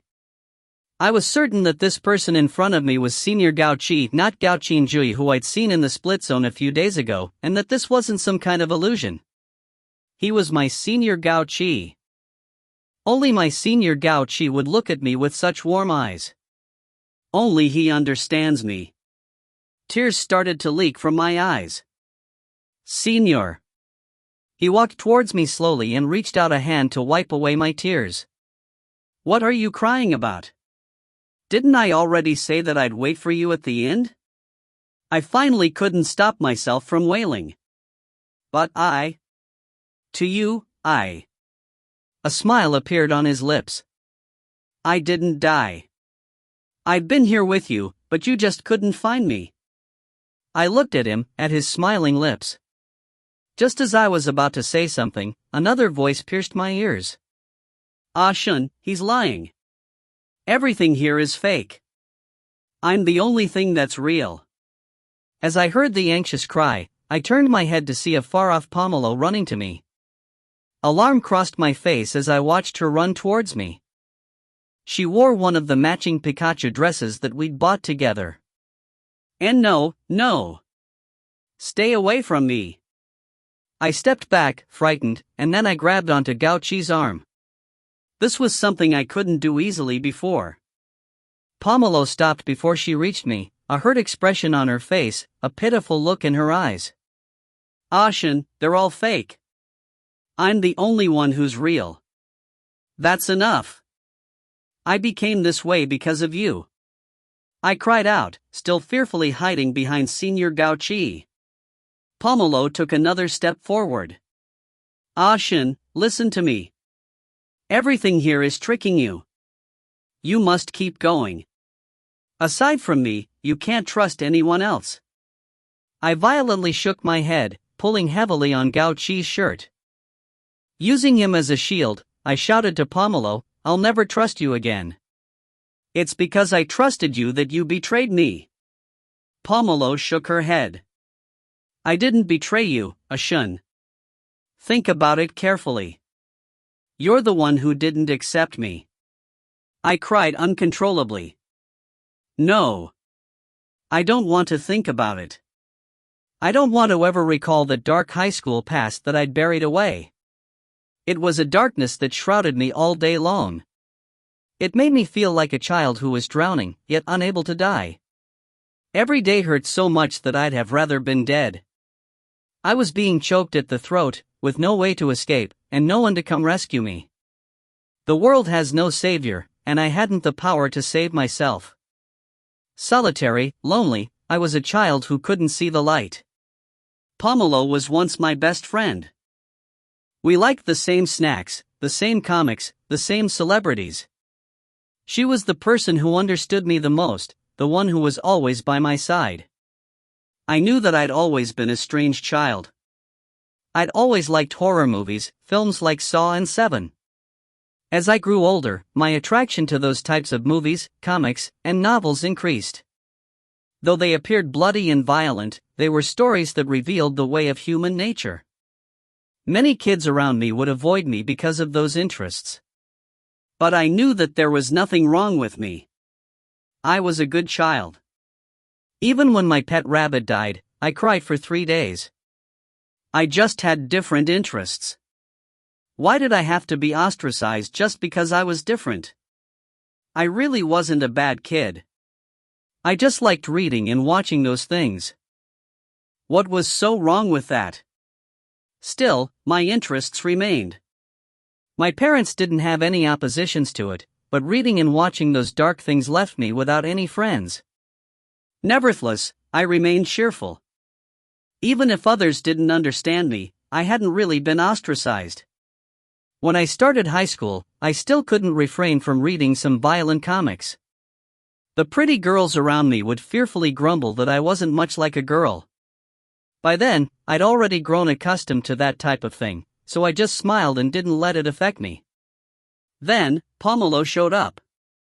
I'll always remember the day that Pomelo transferred to our school. At the time, I was reading a criminal psychology novel. I happened to look up at her and our eyes met. I believed in love at first sight, and I believed that the same could be said of friendship. From her eyes, I could see another me. I'm not sure if others will be able to understand this feeling when you meet a friend who makes you feel that they're the only person who truly understands you. That kind of feeling, that was the grace given to me that day. After class that day, she walked up to me and said, "I like that book too. I like it a lot." And so, every day after that, we'd be together, sharing the things we liked, never ever suspecting the other. When I let her see the diagnosis report for my mental disorder, she hadn't seemed to mind in the slightest. I'd naively believed that she wouldn't turn her back on me, that she understood me, that we'd remain the best of friends forever. But the next day, I saw the diagnosis report posted on the school bulletin board in such a careless manner. From then on, she brought an exhausting and cold high school life to me, just as easily as she'd posted that diagnosis report. I can't recall clearly how I managed to get through that time, just as there are many things I can't fully remember. Even the word helpless cannot sufficiently convey that period of time for me. It's a period of time that I buried deep inside the recesses of my heart. The one thing that supported me through the ordeal was waiting for graduation. I believed that once I was out of high school, I would be set free. But when I went to register for college, I ran into Pomelo, who'd enrolled at the same school. I don't think I'll ever forget that day either. She walked over to me, carrying what was, in my memory, the warmest smile on her face. Her body seemed surrounded in light, whereas around me, there was just darkness. She walked up to me and whispered in my ear, "You can't leave me, because I'm the only one who understands you. Ashen, don't worry about others not understanding. Having me is enough." Unable to continue living in the past, I coldly glared at the dejected Pomelo in front of me. "You're the devil. I never want to see you again." Pomelo gave me a hard, long look. Then, faintly, she said, "What will it take for you to believe that I'm the only one who's real?" Suddenly, Senior Gao Chi's laugh rang in the air. "You're not the only one who understands her. I've always been by her side too. Didn't you know?" Hearing Gao Chi's words, I felt like someone who'd been lost for a long while, finally finding my way. My grip on his shirt tightened. Pomelo gave Gao Chi a look. "You've been lying to her all this time, turning her into this kind of person." Then, she turned back to me. "Ah Shen, he's tricking you. Don't believe him. He'll hurt you again and again and again." I shook my head, not wanting to hear another word from her. Gao Chi gently turned to look at me. In a magnetic voice, he said to me, "Don't be afraid. Leave your sins to me. I'll protect you." I trembled. Not because the senior whom I'd loved for many years had spoken such heartwarming words to me. It was because his words made me suddenly think of a different person. Niazun. I thought of that lazy and carefree expression that always hung on Niazun's face. Then I looked up at Gao Chi, and then over to Pomelo. No, something wasn't right. This was split zone number 13. They were just illusions. But Senior Gao Chi. I raised my head and looked up at Gao Chi again. Gao Chi seemed to notice something strange about me. His eyes started to wander. "Ah Shen, what are you thinking about? I'm Gao Chi. I died, but I'm living inside your heart. I'm here to take you away from the split zone." My eyes immediately widened. "Take me away, from the split zone?" His smile came like a breath of fresh air. "Yes. After I died, I became the strength inside of you. As long as you have the courage, you can use this power to leave this place. Don't try to resist me. I'm the only one who will never hurt you." Suddenly, standing in front of me, Pomelo anxiously shouted, "Don't listen to him. He's lying to you. Wake up. I'm the only one who's real." No. Senior Gao Chi wouldn't lie to me. He's the only one who's never lied to me. Even if I killed him, he'd never hurt me until the day he died. I looked at Gao Chi's warm expression, and I nodded firmly to him. I extended my arms to embrace him. No. He's fake. "Ah Shen, look at me. I'm the one who's real. Come to me." Pomelo anxiously reached out, but she didn't move forward. I frowned at her. "I never want to see you again." Senior Gao Chi extended his hand and grabbed onto mine. "Don't resist, just accept me. I'm the only one who can take you away. I'm the only one who won't hurt you. I'm the power within your heart. Use me. Let me become your strength, and I can take you away." I looked into his deep gaze and firmly held onto his hand. Senior said he could take me away, so he would definitely be able to do so. A warm light started to surround him. Perhaps I'd been resisting what was inside of me all this time, resisting Senior Gao Chi whom I killed. If I'd been able to accept it earlier, perhaps I'd have left the split zone by now. As I thought of this, I felt a warmth. It wasn't too late now. I was on my way to leave the split zone, wasn't I? I took in the warm light. Suddenly another thought entered my mind, causing the darkness to envelop me all over again. If you find any errors, ads pop up, ads redirect, broken links, non-standard content, etc., please let us know. Report chapter so we can fix it as soon as possible. Chapter 21. Volume 1. 21. Didn't you say you'd never leave me? As I was about to leave with Senior Gao Chi, I felt my heart tremble. Because I suddenly thought of Niazun. Our fates were tied together because my second identity resided with him. If I were to leave now, what would happen to him? Then, another thought popped into my head. Wouldn't that be better? That demonic identity killed my senior. Wasn't leaving her forever in this place with Nyazun a good option? Nyazun resonated with her, so Nyazun was naturally not a good person. Just let them live here together. But no. Nyazun. My thoughts started to tangle together like an uncontrollable chaos.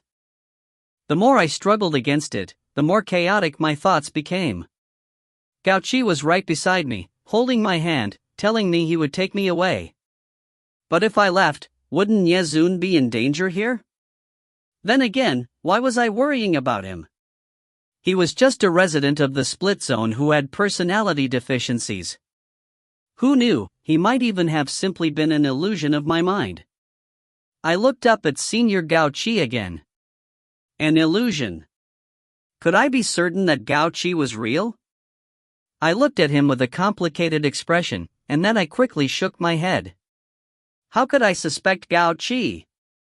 He was the one person who always supported me, who always understood me. My head felt like it would split apart, and for some reason, tears started welling up in my eyes. What's the matter? You can't be suspecting me. Ah, Shen. Gao-chi's warm voice sounded in my ears. But why weren't my tears stopping? Why? Nyazun. Shun'er. A familiar and yet strange voice suddenly echoed. My eyes widened in surprise. This was Nyazun's voice. But why was he calling me Shun'er? He'd never called me that before. Even when everyone else called me Ashun, he hadn't. T/N, adding a before a name or at the end of a name are endearing ways to call someone. I looked around frantically, searching for the source of his voice. At some point, I let go of Gao-chi's hand. His eyebrows furrowed into a frown. But even as he frowned, his expression was gentle. Seeing the blaming look in Gao-chi's eyes, I shook my head. I suddenly wanted to grab his hand again. But then he suddenly started to slip back, in the direction to where Pomelo stood at. No! I wanted to grab onto him, but my body wouldn't move. No. No. I don't want to lose you again. I wanted to scream out loud, but my voice seemed to be stuck in my throat and I couldn't make a sound. And in my ears, that charming voice continued to echo, Shun'er. Gao-chi didn't say anything more, as if unable to see how hard I was trying to speak. He just stood there, still, eyes filled with criticism, as his body moved further and further away from me. At the same time, Pomelo also started to back away. Her face showed that unchanged dejection, as she spoke to me softly. Ashin, they're all lying to you. I'm the one that's real. Hurry and wake up. You must hurry and wake up. We're all waiting for you to wake up. Ah!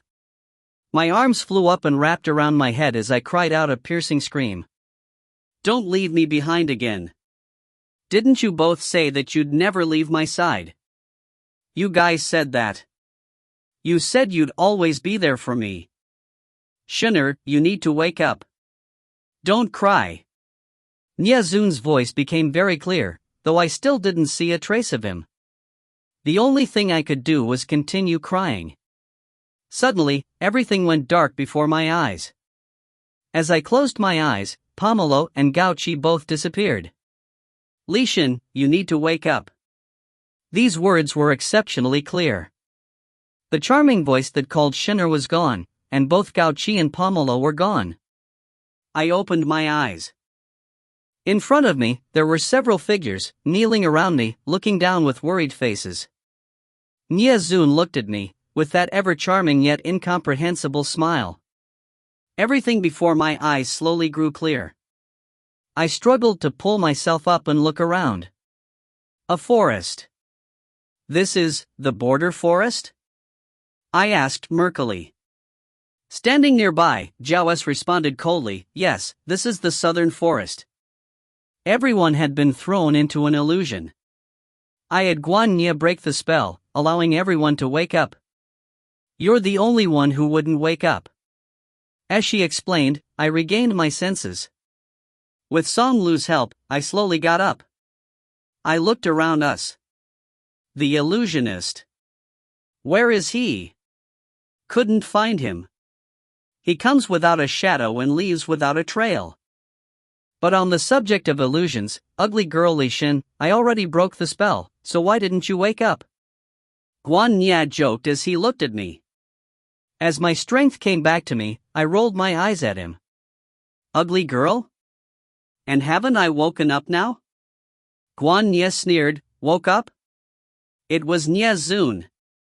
Nia Zun suddenly cut off Guan Nia and spoke up. Alright, we should get moving. This place isn't suitable for an extended stay. Guan Nia looked at him with a complicated expression. I looked over at Song Lu and Yu Liang skeptically. Song Lu returned my gaze, confirming that I'd woken up on my own. She didn't understand Guan Nia's words either. Jiao S suddenly stepped forward. Let's move.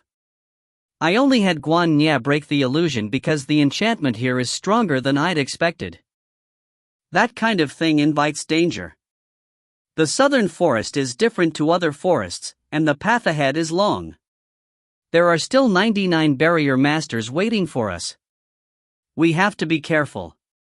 At her command, we started to move. But then it suddenly clicked to me that she'd said that the southern forest is different from the eastern one. How did she know? Had the 3 B-rank officers she sent before reported that to her?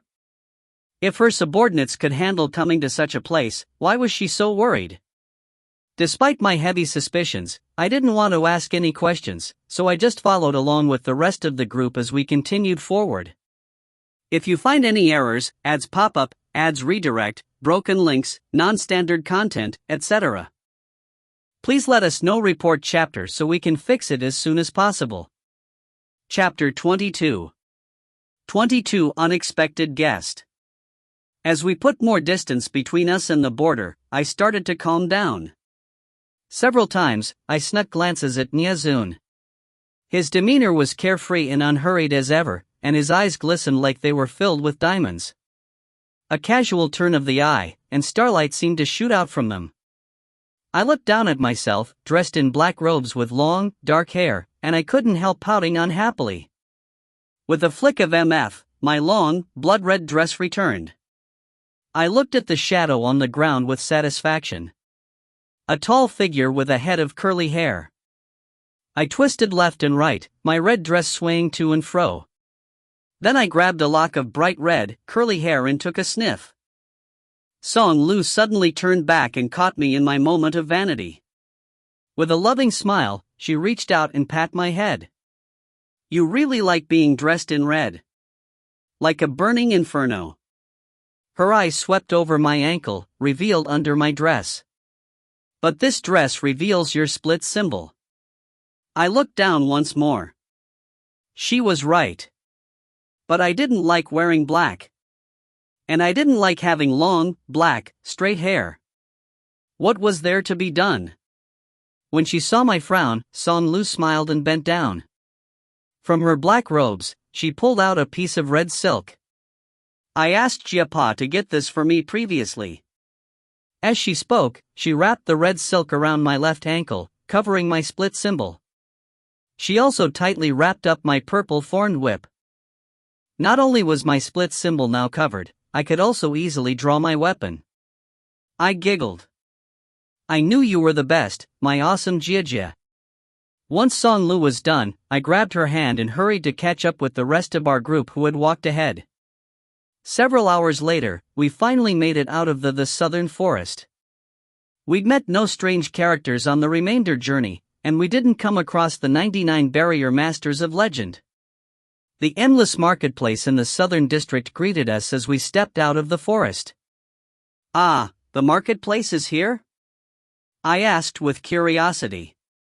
In front of the marketplace, there were numerous colorful trees, creating the image of an old building that had suddenly appeared in the depths of a jungle, carrying a certain far-off beauty. Covered with a layer of pale yellow paint, the building was different from the western and eastern district ones.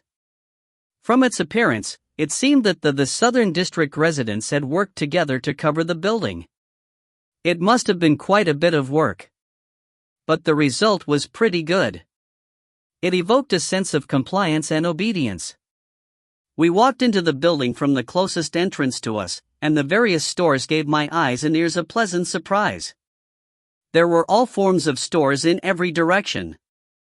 Perhaps because the residents here all had low MFs, there weren't any strange-looking creatures to be seen. Everyone looked like common, ordinary humans. As Jiapa looked around, he admired, from everyone's expressions, you can tell that they live peacefully and happily. I couldn't help but nod in agreement. Jiapa pointed at a tea shop to our right. Let's sit a while and observe the people here. It's been a long journey after all. Guan Ye had no objections. In fact, he led the group into the shop. We followed behind, one after another. A young man, likely the receptionist, quickly moved to welcome us. He wore a white sweatshirt, black pants, and had a coat tied around his waist. His sleeves were rolled up, revealing a healthy pair of wheat-colored forearms.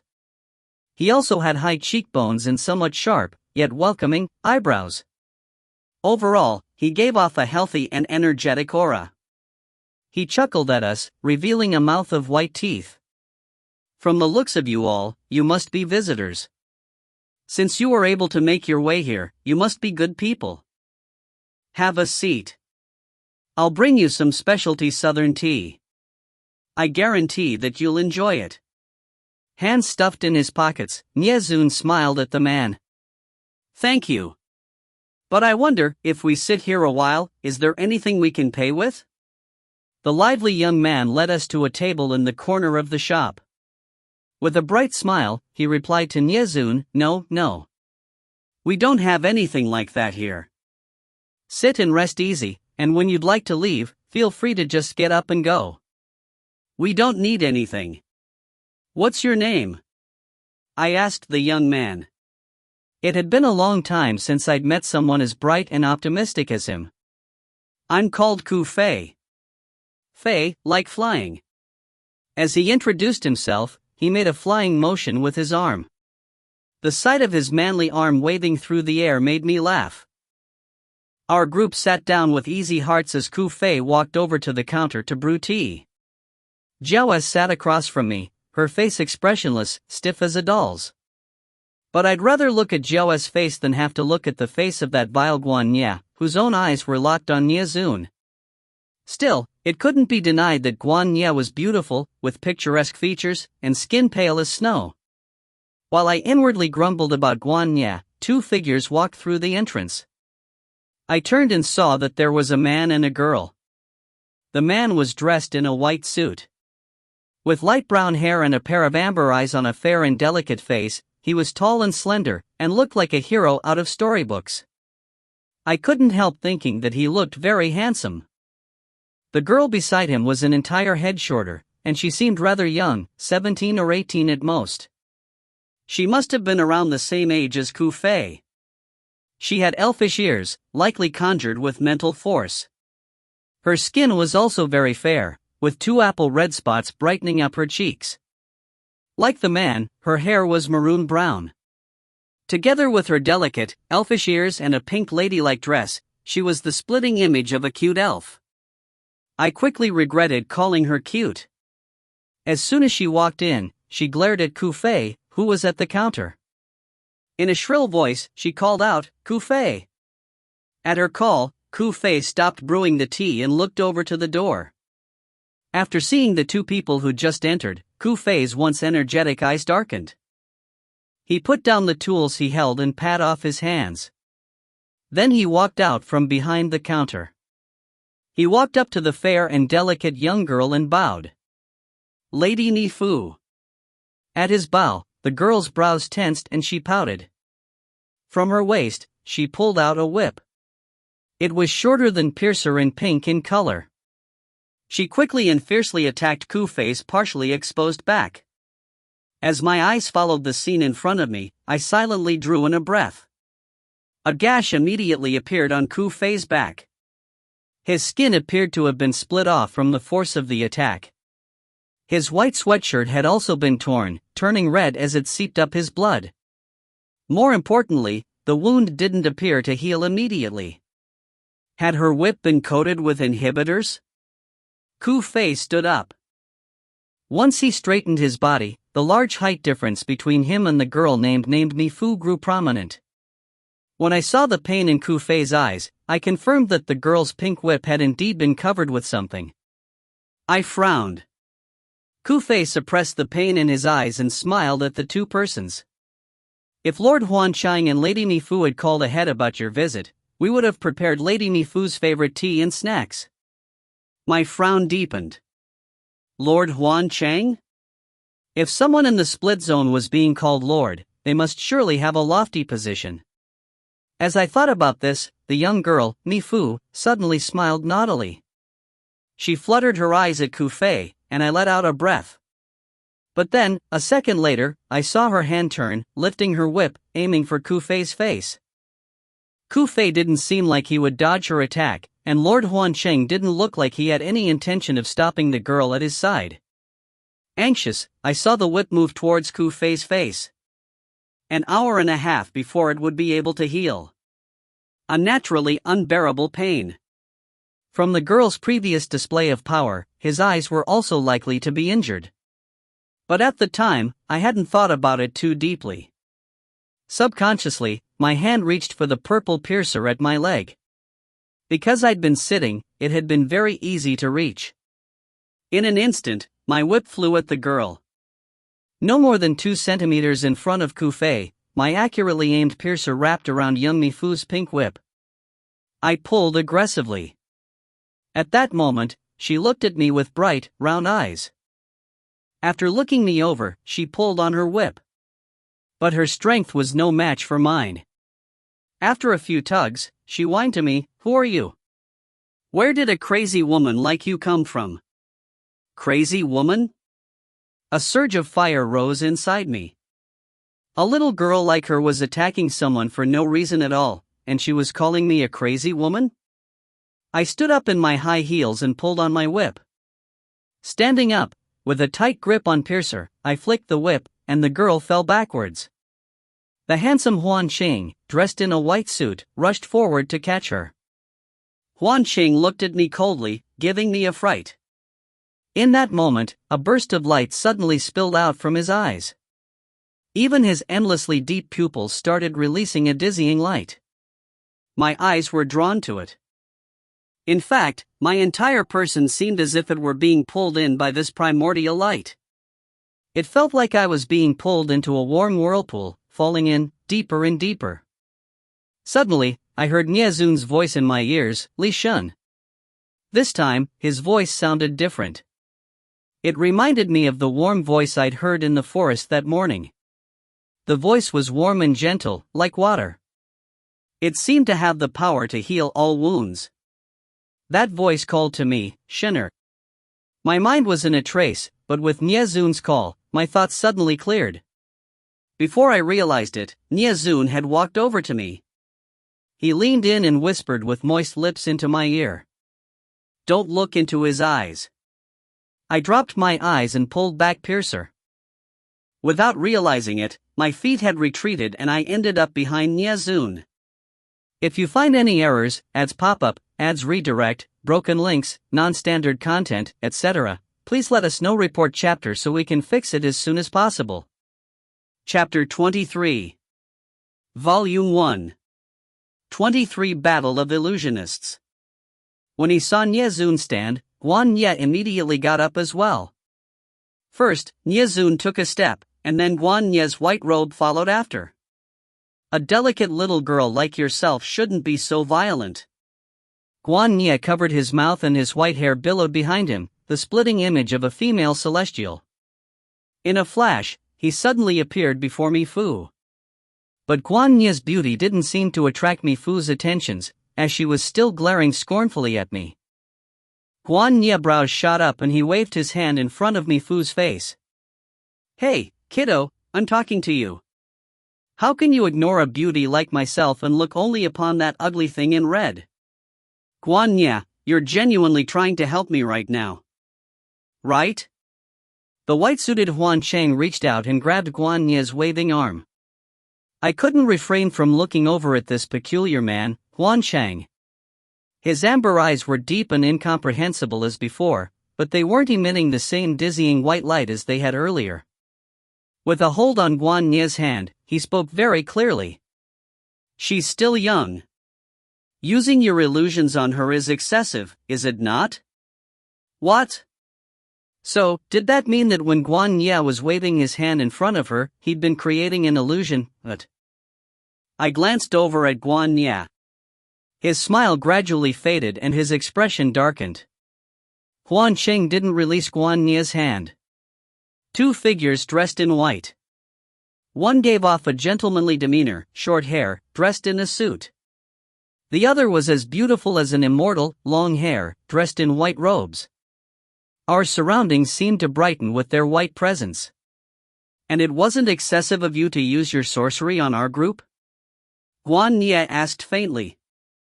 Huan Cheng glanced at us, an indiscernible expression on his face. You are outsiders. Why have you come to our southern district? Without waiting for Guan Ye to respond, a cracking sound suddenly came from Jiao S. I turned and saw her stiffly turn her neck a few times. She wore a school uniform and her long hair fell behind her. Her eyes looked lifeless as she stepped forward, like a doll.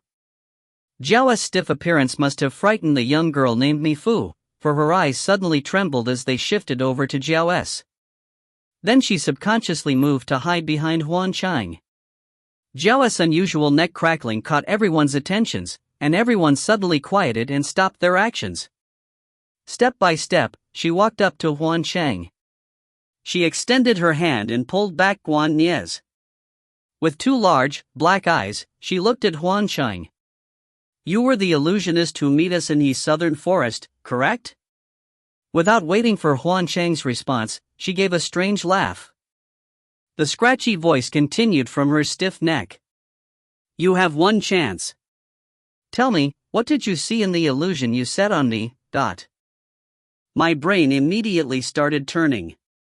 The meaning behind Jiao's words was that her illusion had contained a scene which she did not want outsiders to know about? What about my illusion then? Had this Huan Cheng also seen that? As the thoughts went through my head, my eyes swept over the lively youth, Ku Fei, who had been standing quietly at the side. Ku Fei's sharp, black eyebrows furrowed deeply. His well-built body seemed to tremble slightly, and his rolled-up shirt sleeves revealed somewhat visible beads of sweat on his wheat-colored skin. It looked like he was enduring some type of pain. I guessed that the substance that coated Mi Fu's pink whip was unordinary.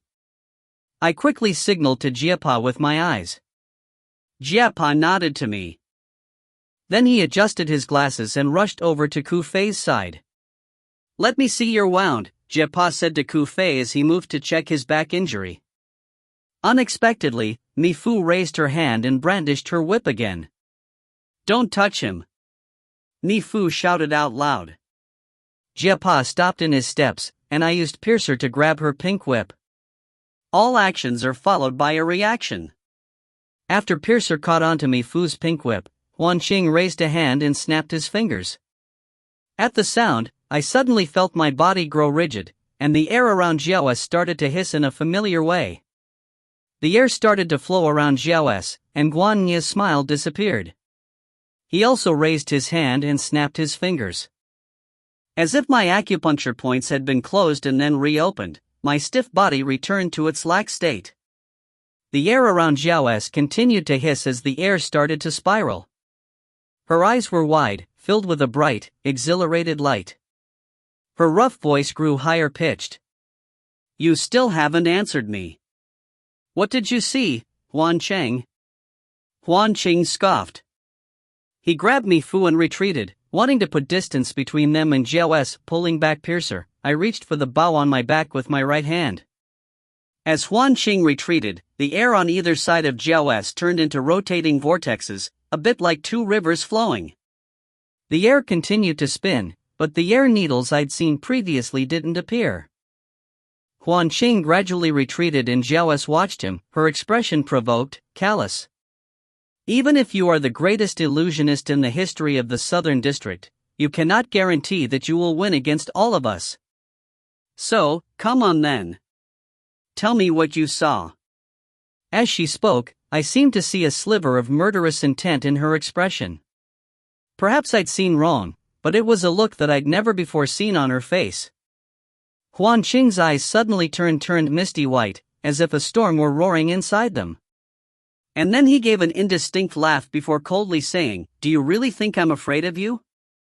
If anyone were to frighten me, it would be him. Huan Qing glanced over in our direction, but it wasn't clear who he'd motioned at. A sharp crack echoed.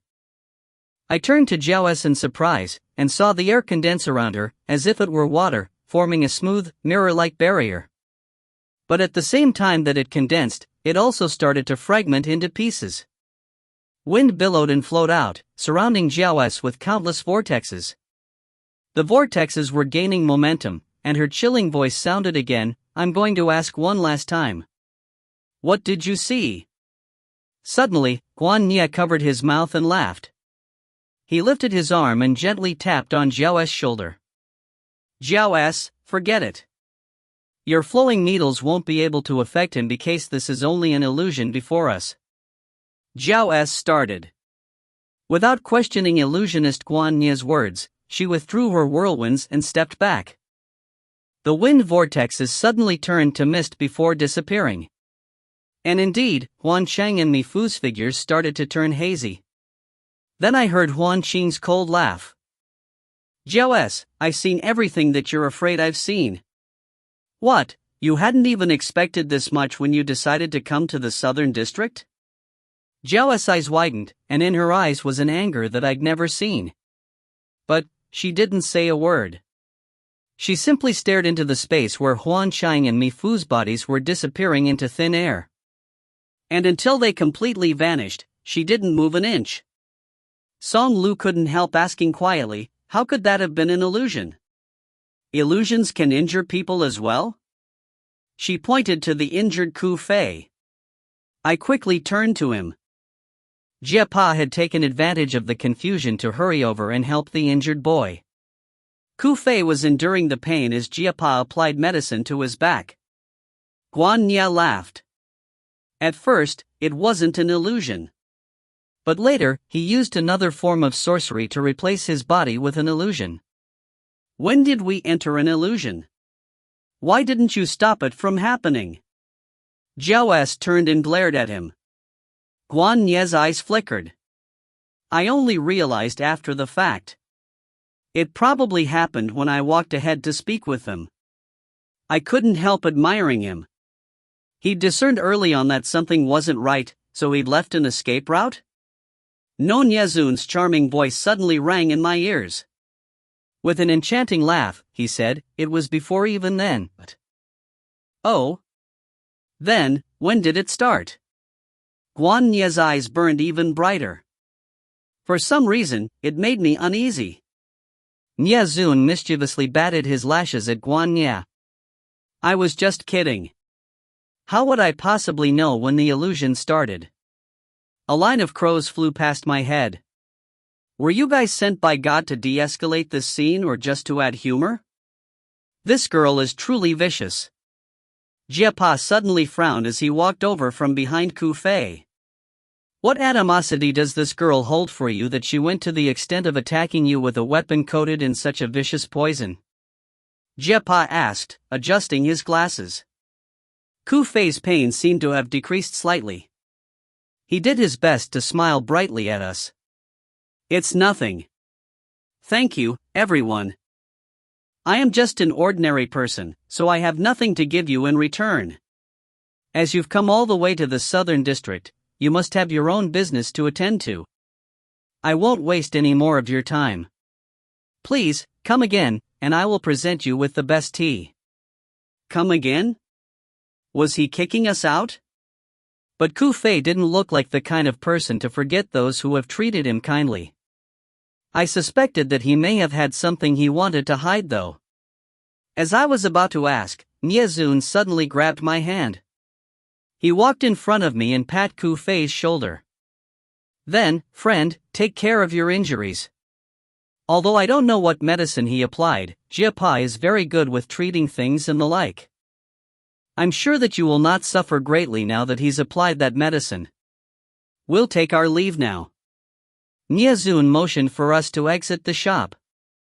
Seeing Niazun this way, I turned to Jiao and nodded. With her lifeless gaze, she looked over Kufei again, but she didn't say a word. Then, in an orderly fashion, we left the shop. If you find any errors, ads pop-up, ads redirect, broken links, non-standard content, etc., please let us know. Report chapter so we can fix it as soon as possible. Chapter 24. Volume 1. 24 Surprise Appearance of a Soul Splitter? When I walked outside the shop, there were already many people popping their heads out, watching us with surprised and suspicious eyes. This attention wasn't at all good. I furrowed my brows. Jiapa walked as he considered. The injury on his back is the kind that not only increases one's pain, but also causes an addiction to the poison. This poison is extremely terrifying, and even the consciousness will become affected by it. Additionally, it's very difficult to treat. It's probably not easy to get an antidote, right? Yu Liang asked. Most shops wouldn't carry it. That girl must be of an unordinary background. I let out a sigh. It's unfortunate that Kufei is unwilling to let us help him. Jiao scoffed. Si Luo has 3 extremely powerful people working under him, an illusionist, Huan Qing, a soul snatcher, Rong Jin, and a persuader, Gao Qingjui. Against the 3 of them, even if we had Li Qin, we should be frightened. Let alone with you, Dot. I was a bit taken aback hearing Gao Qinjui's name. I lowered my head and said, Gao Qingjui. Persuader. Jiao didn't seem to notice my strange reaction and just nodded. The person you saw before. He has an ability called persuasion.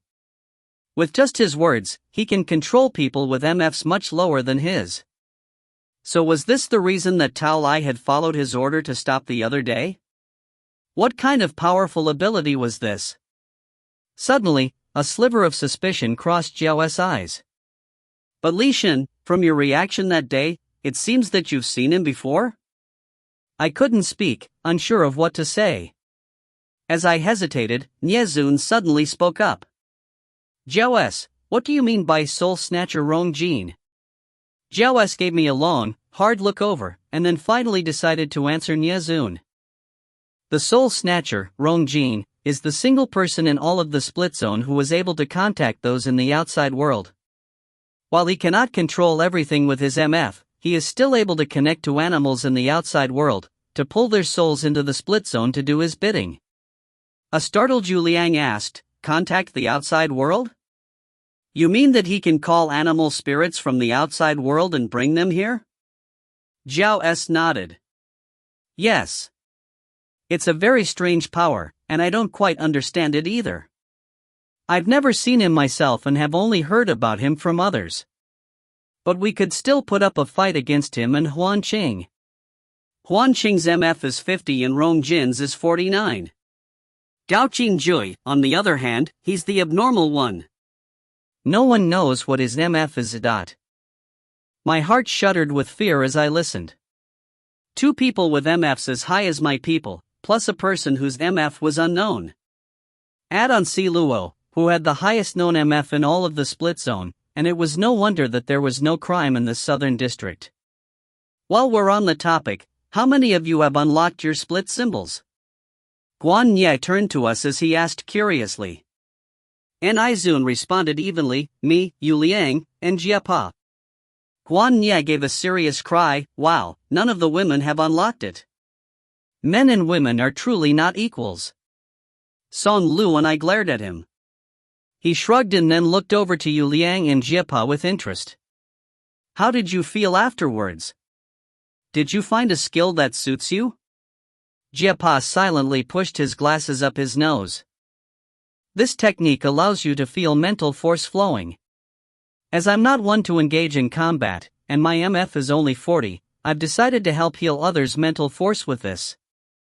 Guan Ye praised, a healer? I've never heard of anyone using their MF to treat others. A person's mental force used to heal another's vessel? Truly, a good idea. I can only wonder what kind of illness a normal person like yourself suffered to end up here. My heart tensed and I turned to Jiapa. While I'd assigned Jiapa to the post of supervising the marketplace, I wasn't clear on his past. When Li Qing was still here, he hadn't yet become the supervisor. Only after I became the Western commander did Niazun recommend him to me. Jiapa's gaze deepened. While I lived, I was a psychiatrist. I suppose I'd been affected by my patients, and I developed my own psychological disorder. In other words, you didn't suffer a problem entirely of the mind, but also of the heart? Guan Ye continued chattering on, but Niazun cut him off. With a light smile, he said, yes. When we lived, he was my psychiatrist and psychologist. I was caught off guard. Jiapa had known Niazun when they were alive? They were doctor and patient?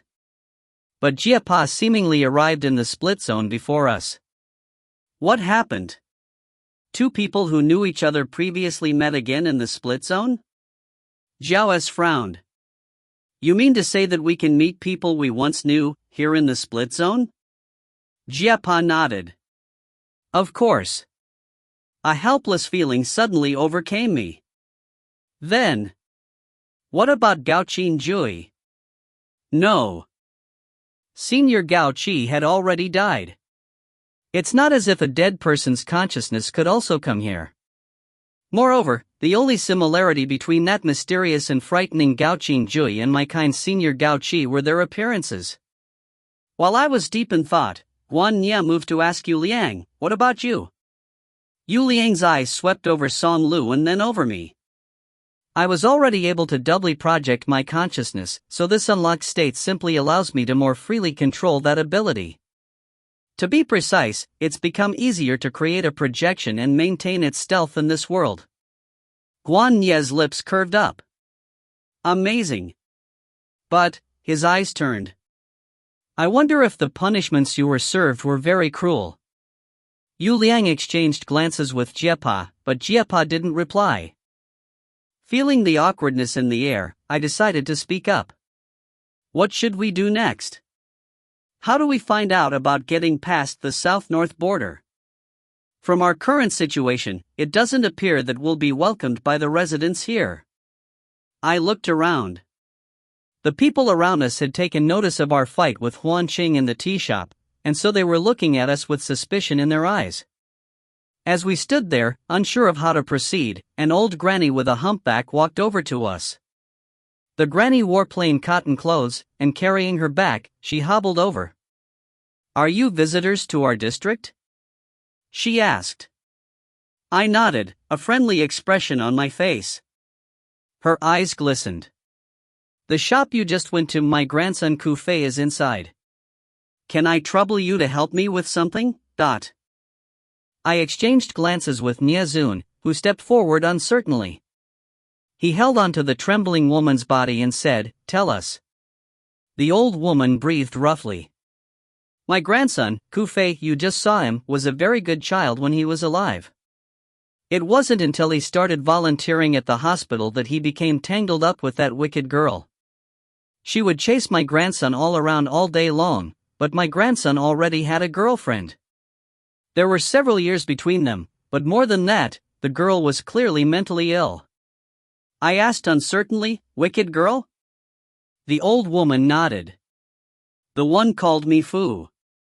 She had been staying at the mental hospital, and then she somehow ended up setting her eyes on my grandson. She stuck around him all the time, but he didn't like her, so then she traveled to the country to seek out a sorcerer so she could poison my grandson. When it came to love, women were truly frightening. Young girls too. I felt my heart tremble. Tears leaked out from the old woman's eyes. I don't know how, but then my grandson fell into a coma. I couldn't handle it, and so I ended up with dementia. I would have never expected that I would follow him to this place. As I looked at the old woman's aged and tired face, worrying for her grandson, I couldn't help thinking of my parents. Did their minds also grow weak from waiting day in and day out for me to wake up? A deep pain hit me. I walked forward and held the old woman's hand. "Granny, don't worry. If there is something we can do to help, we will do our best." The old woman seemed to choke. "I can feel that my time is coming to an end. After I came here, I've been watching my grandson, but he doesn't know that I'm here. I also saw that wicked girl, and I cannot help but worry. But there's nothing I can do. That girl is revered by all the residents in this district. They say that she is the girl of fate, so even when she is arrogant and tyrannical, everyone lets her have her way. I've been waiting and waiting for a traveler to come here and help me. But even after being here several months, I've not seen a single outsider." Jiao S turned her head. In a rare move, she spoke warmly, "Tell us how we can help you." The old woman continued to breathe roughly, as if living were very difficult for her. She struggled to lean into me, motioning for me to lower my head. I quickly bent over and let her whisper into my ear, "An ill-fated relationship. That girl is my grandson's soul splitter, but my grandson seems to be remorseful toward her. You must find a way to allow my grandson to kill her, to return." Before she finished speaking, her body had started turning transparent. In a panic, I hurriedly clutched at her, but Niazun stopped me. "Her physical body in the real world has already run out of time," he said. And then, the old woman's body turned to a wisp of light and disappeared. She hadn't even finished speaking to me. I tried to suppress my emotions. Everything had happened too quickly. "What did she say to you?" Jiao S asked. I suddenly recalled that yes, this was the point. I spoke quietly. "She said that Nifu is Ku Fei's soul splitter, and she wants us to help him kill her." Song Lu asked in surprise, "That can't be." From what she told us, Nifu and Ku Fei were both brought here because they were ill. So how could she be a soul splitter? Jiao's eyes widened. "Wait. Haven't any of you ever considered that perhaps soul splitters are just like us? That it's only after we arrive here that we are deigned ordinary people or soul splitters?" It was a bold supposition, but not impossible. Still, I couldn't help feeling surprised. But if soul splitters are just like us, then why would they harm people? And what exactly are Mr. Blonde's motivations? We've never seen soul splitters, but according to that theory, wouldn't they be all around us? Stumped, Jiao S didn't respond. In any case, whether or not the old woman's words were true, we should still figure out what our next step is. Niazun suddenly cut in. Jiao S turned back to look at the shop we'd just visited. In a low, coarse voice, she said, "Let's go talk with Ku Fei. If necessary, we can force him to speak." Jiapa suddenly spoke up. That old woman was a bit suspicious. Although her words were reasonable, wanting to seek help from outsiders, everything is too much of a coincidence. Jiao S nodded. "That's why we must return and, doing whatever is necessary, we must make Ku Fei talk. If you find any errors, ads pop up, ads redirect, broken links, non-standard content, etc., please let us know. Report chapter so we can fix it as soon as possible." Chapter 25. Volume 1. 25 Inner Demons. By the time we reached the shop, Ku Fei appeared to have recovered. His robust forearms were exposed as he wiped the counter with a cloth. He was visibly surprised by the return of our group, but still, he flashed his teeth in a smile at us. "You're already missing my tea?" I curled my lips. "We hadn't even gotten the chance to try your tea." In an awkward move, he rubbed his head. "Ha ha. Then I'll bring some now."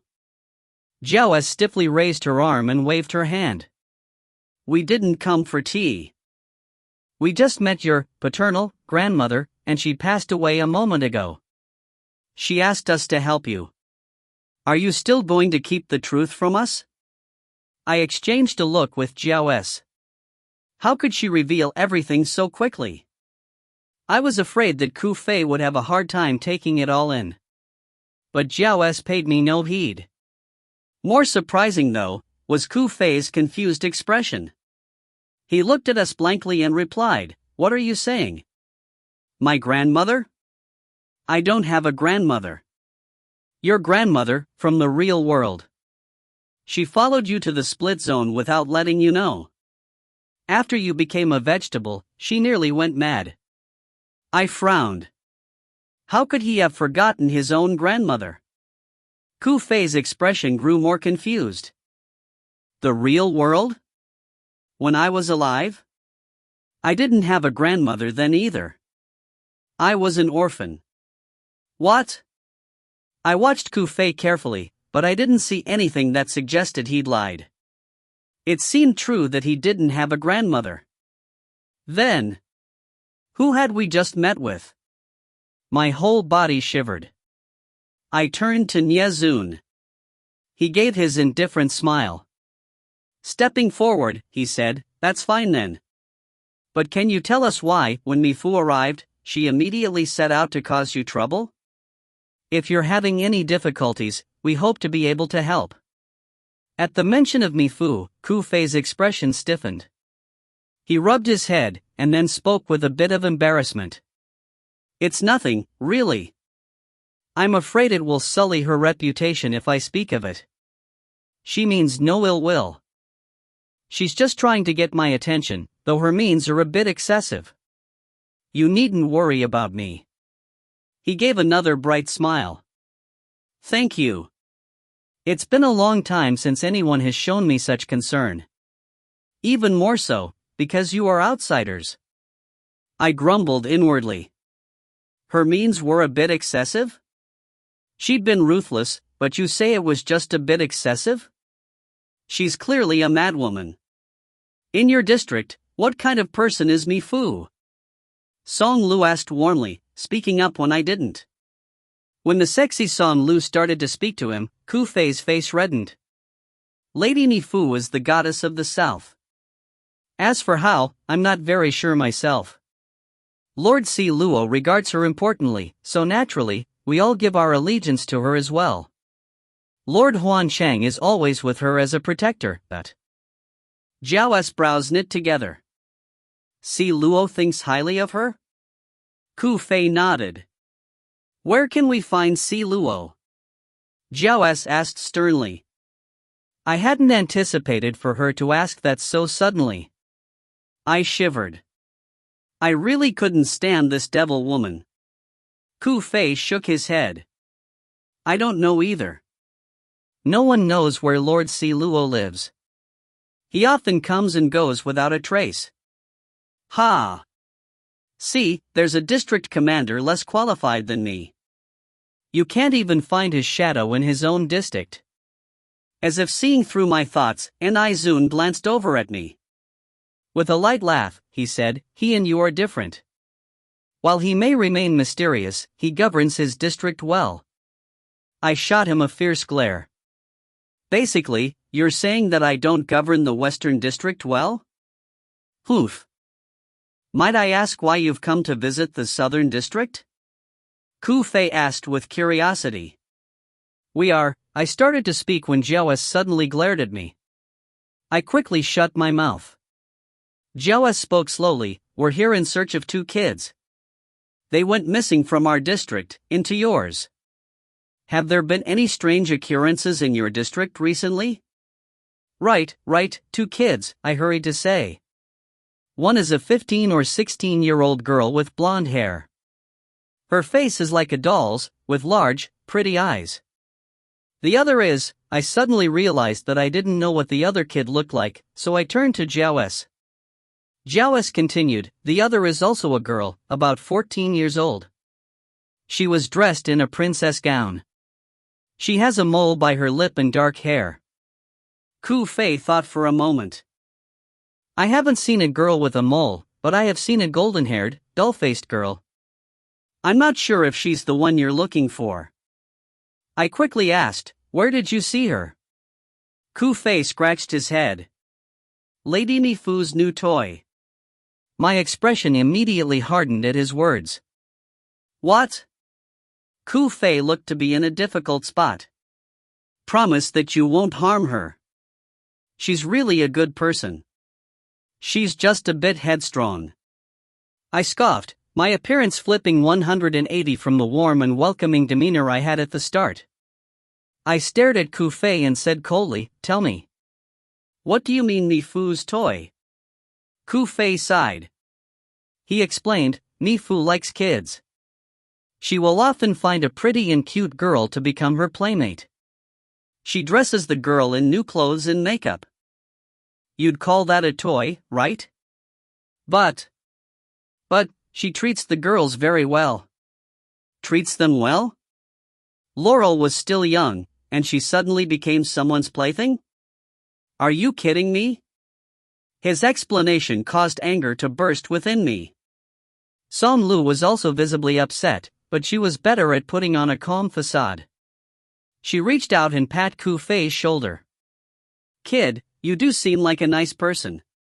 But that girl is still young, and she'd be upset at being separated from us, so we came here to find her.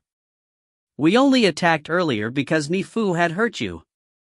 We promise that, as long as we find the girl, we won't bother your Lady Mi Fu.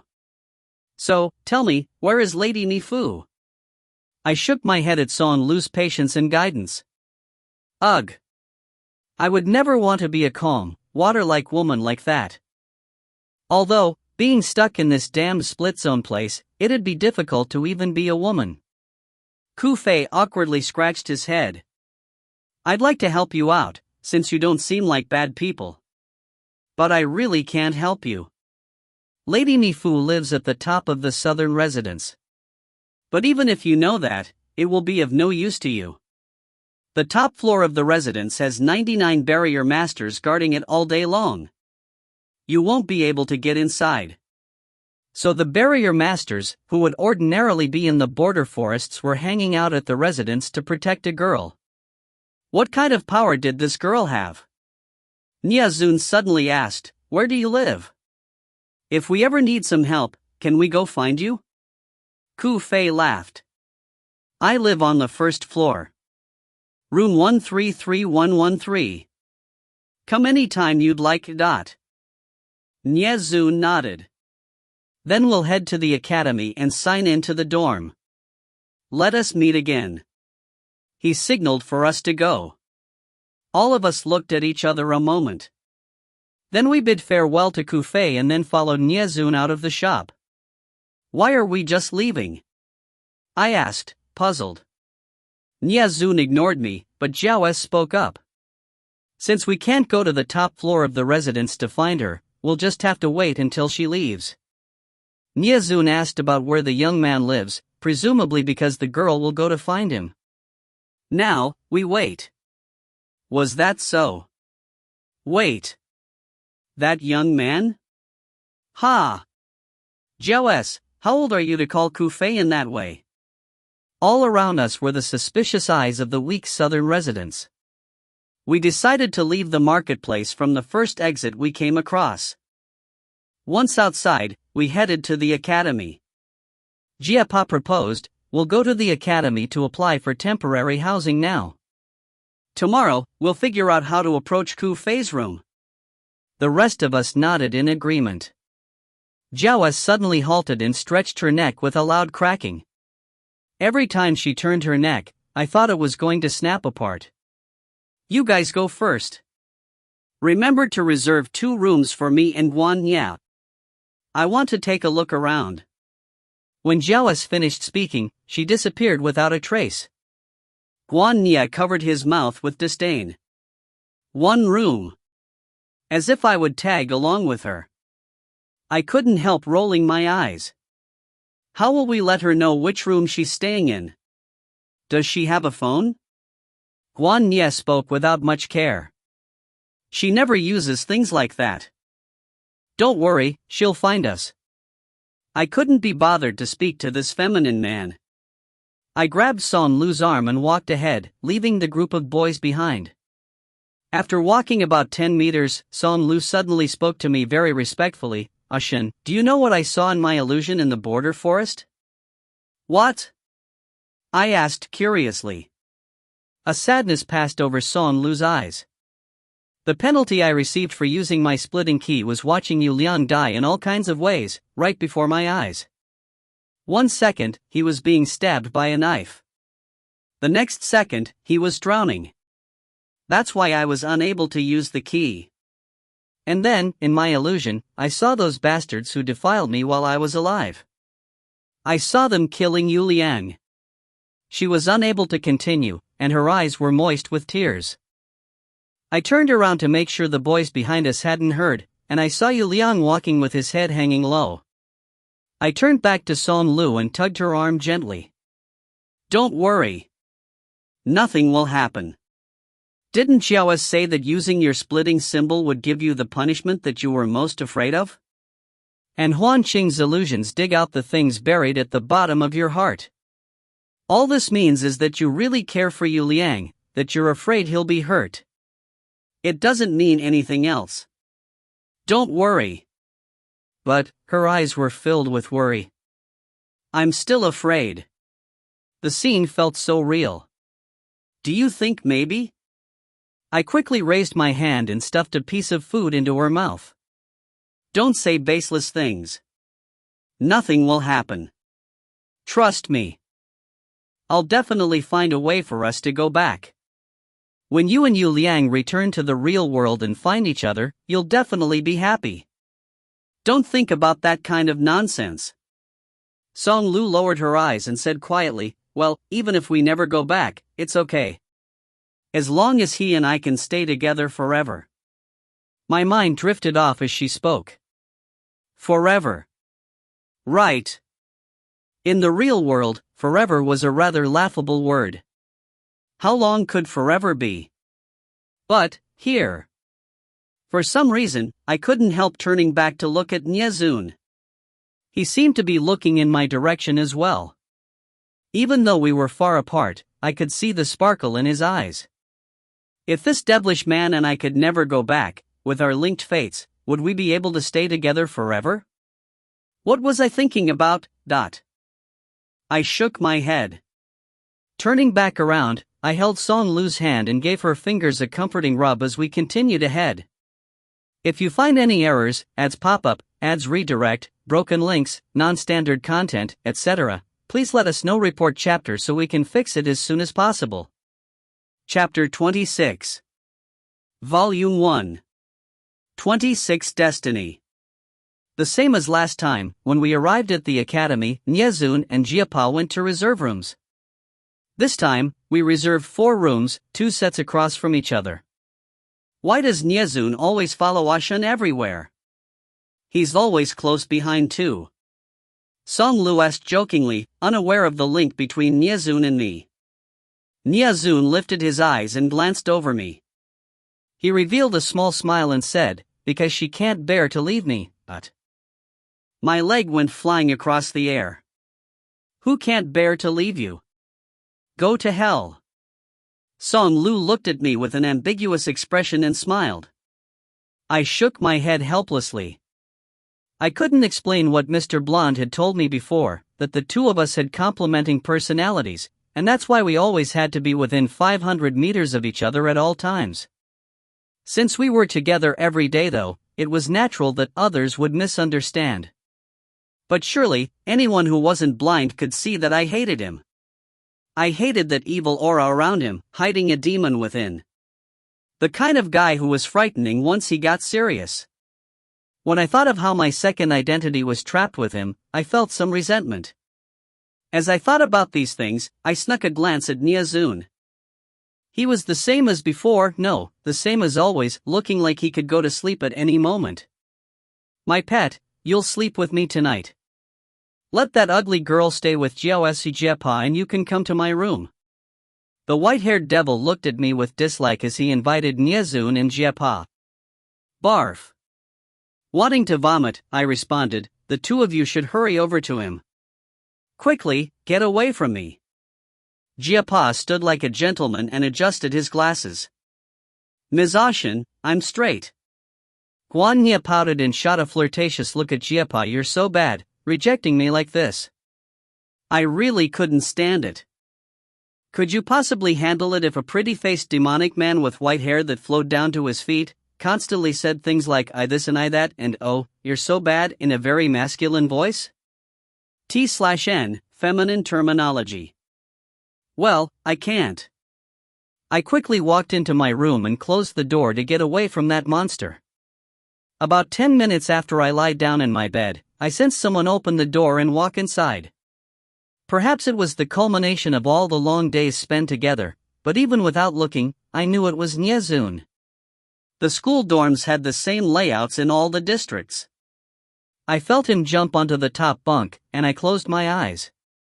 It would be just a bit longer before night hit. I couldn't fall asleep, so I lied there quietly. I don't know how much time passed, and I'm not sure if the sky had yet darkened, but I didn't want to open my eyes. Li Shun. Nyezun's calm voice drifted down from the top bunk. MMH? About 3 minutes passed before I received a reply. Do you ever think that we may be stuck in this place forever? Nothing lasts forever. It's not like you haven't seen them, the old people. If your body died in the real world, your consciousness would also disappear from here. Have you thought about the time conversion? If 1 day here is 1 minute in the outside world, what would you do? I was silent. If 1 day here was 1 day in the outside, then 1 year there would be 525,600 of our days. I would still be 22 in the real world. Forget 1 year here, even after 10 or 20 years, someone in a vegetative state may still not have died in the real world. Then, time here would truly be unimaginably eternal. Is this why people killed here, to conclude things? But could I die? As if seeing through my thoughts, Nyezun replied, you can't die, because your life doesn't belong to you alone. Eyes closed, I gave a bitter laugh. Even Li Qing could die. But not me? Li Qing's death was an anomaly. Everyone knows that she was no ordinary person. That's right. Li Qing was definitely not ordinary. I remember when I first arrived in the split zone, after I was bestowed with my split symbol, and I always had to stay together with Nyezun. I hated him so much back then. Even if we were inseparable, I hated him because I'd equated him to the murderer who killed Senior Gao Qi. Nyezun and I were both sent to the Western District. When I first met Li Qing, she'd been dressed in silver armor with a head of short, indigo hair. She was tall and always carried a broadsword that wasn't befitting of a woman. Her brows also had a masculine sharpness to them. When you saw her, you'd want to take a second look. It wasn't a gentle and delicate beauty, but rather a heroic and valiant kind of beauty. Her eyes always had a certain edge, but the faint smile on her lips was as refreshing as a spring breeze. While she hadn't been the most beautiful woman I'd ever seen, she had been the woman who was hardest to forget. The first thought I had upon seeing her was, is this the same grace and elegance that surrounded Hua Mulan? Li Qing's actions had been swift and decisive, passing like thunder and moving like wind. She'd turned the Western District into something orderly and tidy. She had 30 capable and loyal subordinates under her, each in charge of managing one floor of the residence. Among them was a group of triplets. Supposedly they all arrived in the split zone at the same time due to some genetic disorder. They were the only triplets in the history of the split zone. We addressed them as generals. I'd heard from someone that the three of them, carrying the same formidable heroic auras, all loved Li Qing. Someone else said that after Li Qing died, they all went in search of death. But it wasn't possible for 3 people to seek death. And since they weren't the kind who would harm the innocent, I didn't believe those rumors. No one knows where they disappeared to, but I never saw them again. This left only 27 floor supervisors remaining. Li Qing had become an esteemed, legendary figure in the split zone, not only for her governance of the Western District, but also because of the unique circumstances of her death. It may sound a bit strange to say that, but it's true. Li Qing had neither been perpetrator nor offender in a murder, and her consciousness hadn't left because her physical body died. No one knew how she'd died. One day, she told her subordinates that she'd completed arrangements for the Western District. As if she'd known she were going to die. Even my assignment as the next commander, while technically appointed by Mr. Blonde, had to have been approved by her. Before leaving, she'd paved well the path for me, allowing the next 6 months to pass smoothly. I was lazy and powerless. But it seemed I was fortunate, because a lot of people were helping to take care of me. Whenever I think of Li Ching, I always feel a deep sadness. Though we hadn't been very close while she was alive, for some reason, her death had taken a great toll on me. I opened my lips gently. Nya Zun. MMH? Nya Zun replied, lightly. If Li Ching were still here, would there have been fewer incidents in the Western District? Was she wrong in giving me the Western District? Nya Zun's words came as a light breeze. I can't answer that kind of question. As expected, he always kept that carefree, cold demeanor. The occasional bouts of tenderness were fleeting, and ordinarily, he watched from afar, alone and keeping his distance. But, his light voice sounded again, is there something you're doubtful or confused about? Whether it was right or wrong, she left the district to you. And whether or not you've governed it well up to now, what's important is that we're here to help you. He turned in bed. Li Shun. Haven't Song Lu, Yu Liang, Jie Pa, Yu Ji, and the 27 floor supervisors been there for you? Even if you do something wrong, there will be others to help you carry the burden. Even if you've disappointed Li Ching, there will be others to carry that disappointment with you. So, what's there to find difficult? I felt his eyes land on me, so I finally opened my own. The sky was dark. I saw his head hanging down from the top bunk, watching me. His eyes were filled with something I didn't understand. Was it indifference, calm, loneliness? Moreover, he started again, his eyes carrying a warmth that hadn't seemed to be there before. You have me. I was a bit startled. His lips lifted up in an enchanting smile that somehow seemed to also carry an unclear agony. Whether you like it or not, we're inseparable. In this place, you'll just have to let me stay with you forever. Perhaps I'd already heard those words more times than I could bear, but I couldn't understand the meaning behind his smile. It wasn't a confession, and they were words filled with helplessness, but what was that agonized dejection on his smile? Why would he be dejected? No, don't think about it. I never really think too much on things. By not thinking too much, I'm able to live fairly happily. When I was alive, my parents said that my heart was so big that you could grab it right out. After dying, though I couldn't pull it out, my heart was still very big. No need to worry about too much. But, subconsciously, I glanced over at him again, wanting to determine where that dejection in his eyes came from. But when I looked over, I found that he'd already returned to lying on his bed. I thought about it a moment, and then I suddenly turned over and got out of bed. Nya Zun, I'm going for a walk. I walked over to the window. Your crazy nighttime running illness kicking up again? He asked without much concern. Without turning back, I said, you don't have to come along. I'll just run in circles. I want some fresh air, but I won't travel more than 500 meters. And without waiting for his reply, I jumped out the window. The southern district really was very quiet. Once night arrived, it seemed no one went outside. These people must live strictly according to the rules. The nighttime wind felt like it was making an attack. I've never understood how the split zone could be likened to the real world. Everything here was so strange. There were no animals, and plants all had to be grown by the residents.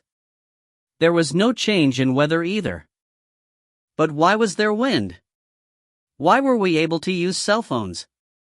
I had no answers, nor did I want to try to figure it out. Perhaps I've grown too used to it here.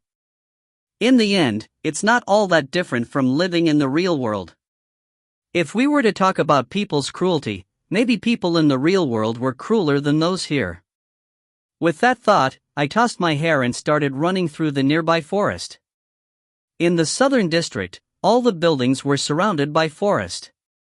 The greenery here didn't look bad. The people here must be very at peace to sort something like that out. To avoid traveling more than 500 meters from the school, I ran circles in the forest. As I increased my speed, I felt my red dress and hair blowing in the wind, like a burning flame. I didn't want to slow down. Running. After I arrived in the split zone, this is what I do most often. After who knows how many hours, I finally slowed down and looked around the forest. Watching you run for 3 hours, even if you didn't get tired of it, I did. A charming and attractive voice entered my ears. I stopped in my steps.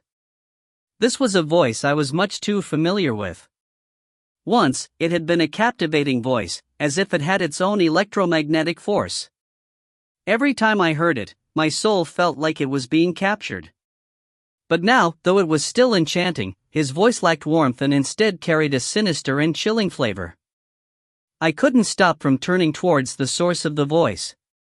A face I couldn't be more familiar with suddenly entered my view. Gao Qi. No, Gao Qin Jui. If you find any errors, ads pop up, ads redirect, broken links, non-standard content, etc., please let us know. Report chapter so we can fix it as soon as possible. Chapter 27. Volume 1. 27 Evil or Cold? Seeing that incomparably familiar, and yet endlessly unfamiliar face appear before my eyes, I couldn't help inhaling a deep breath. Unbeknownst to me, Gao Qinji suddenly appeared in front of me. He sat on the branch of a nearby tree, arms crossed over his chest, ruthless and vicious eyes locked on me. He was dressed as before, a white hoodie, black jeans, and a pair of bright yellow sneakers on his feet. I opened my mouth to speak, but I didn't know what to say. Previously, I hadn't gotten a chance to look at him clearly, so this time, I quietly stood at a distance and examined him carefully. He hadn't changed at all. A sunny and cool appearance. A pleasant and attractive voice. The only difference was that his once gentle as water eyes now carried an indescribable and unspeakable malice. I've never seen eyes with such ruthlessness and unfeeling. He wasn't Gao Qi. When the thought landed in my mind, a trace of sadness passed in my eyes. Hey, do you keep staring at me because you've fallen for me? That perplexing yet charming voice that left me bewitched every time I heard it, rang in my ears again. It echoed and lingered, cold and yet not unwarm. I knew my face must have looked infatuated. I didn't want it to be so, but I couldn't control it. When I was alive, I'd been completely unable to resist him. Now that I was dead, it seemed that my ghost was also more than willing to fall under his spell. The thing I liked more than anything was his voice.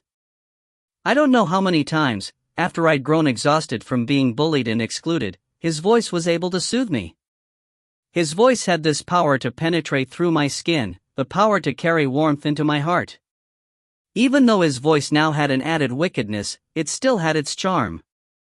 Evil. Darkness.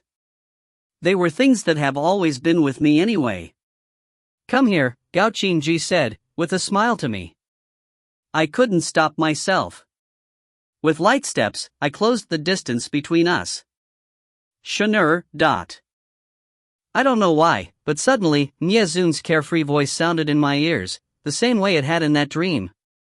His voice also had a bewitching quality, but it was different to Gao Qinjui's. His voice was enchanting but not wicked. Charming, but not warm. And it always had that carefree, indifferent and unhurried calm to it. As if nothing in the world were important enough to provoke him. Niezun's voice was always able to clear my thoughts. I don't know where the voice came from. I looked around, but Niezun was nowhere to be seen. When I turned back to Gao Qinjui, he looked at me with a curious expression. It seemed like he'd found a new toy to play with. His lips moved slightly. Ha, how interesting. My persuasion don't seem to have affected on you. I froze. Persuasion. I suddenly recalled Jiao saying that he was called a persuader. The infatuation in my eyes slowly receded, replaced by a touch of coldness. I'm still a district commander. Even if your mental force was high, it wouldn't be so different from mine. Surely not enough to affect me.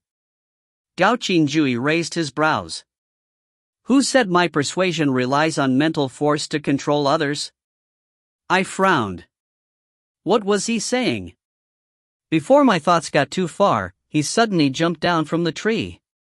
Dressed in leisurely clothing, but emanating a kind of viciousness, he walked over to me casually. For some reason, I felt some kind of force pressing on me, and I subconsciously stepped back. He stopped 2 meters in front of me. What is your motive for coming to the Southern District? He looked at me, sharp malice in his eyes, without so much as a hint of warmth. To meet with Si Luo. At the mention of Si Luo's name, Gao Qinjui's eyes hardened. Do you think you're all qualified to meet with him? I scoffed. Are you his superfan or something? We're both district commanders, so what's wrong with meeting each other? What kind of act of superiority is he putting on?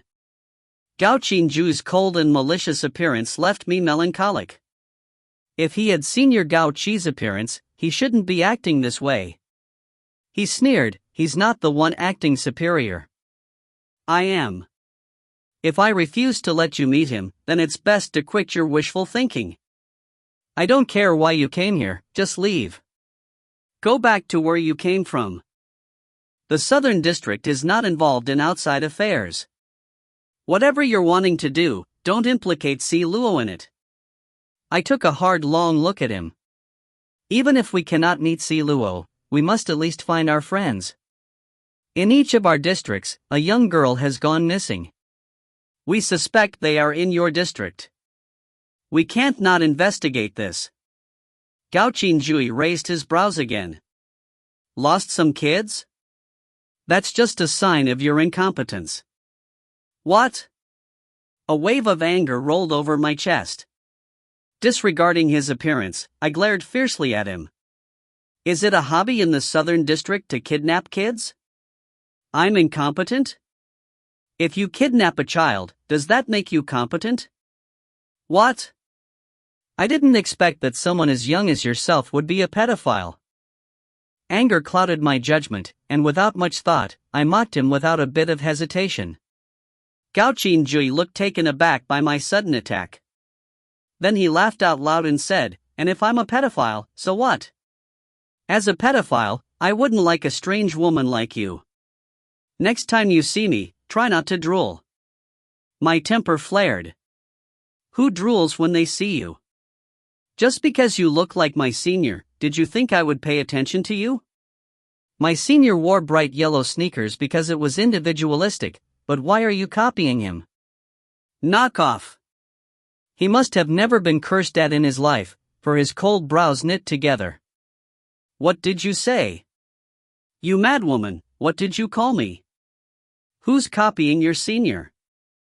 Who is your senior, even?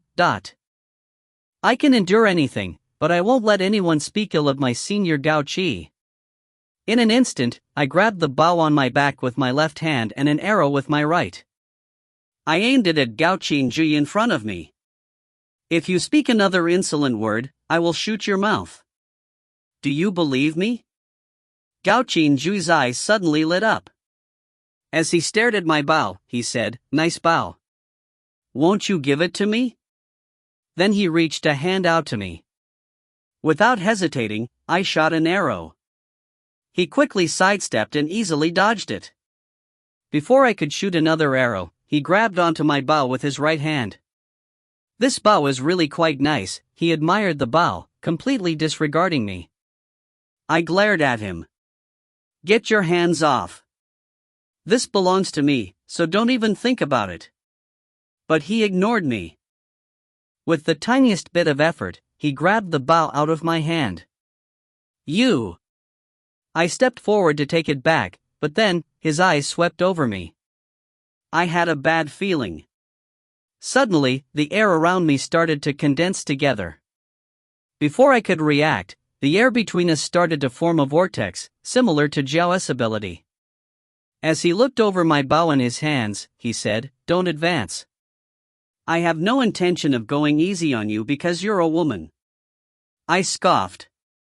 Without hesitating, I stepped forward and extended an arm. With a push of mental force to add strength for my left arm, I moved to snatch back my bow. My feet and his shoulder got caught in his whirlwind and started to get sliced up. But I didn't retreat in pain. I pushed forward and grabbed my bow with my left hand.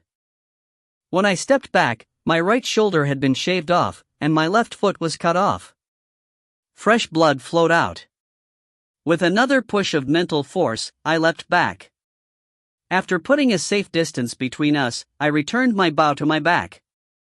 I bent over, reaching for my ankle, and grabbed Piercer with my left hand. My foot and shoulder had healed by then as well. Gao Qingjui's eyes trembled.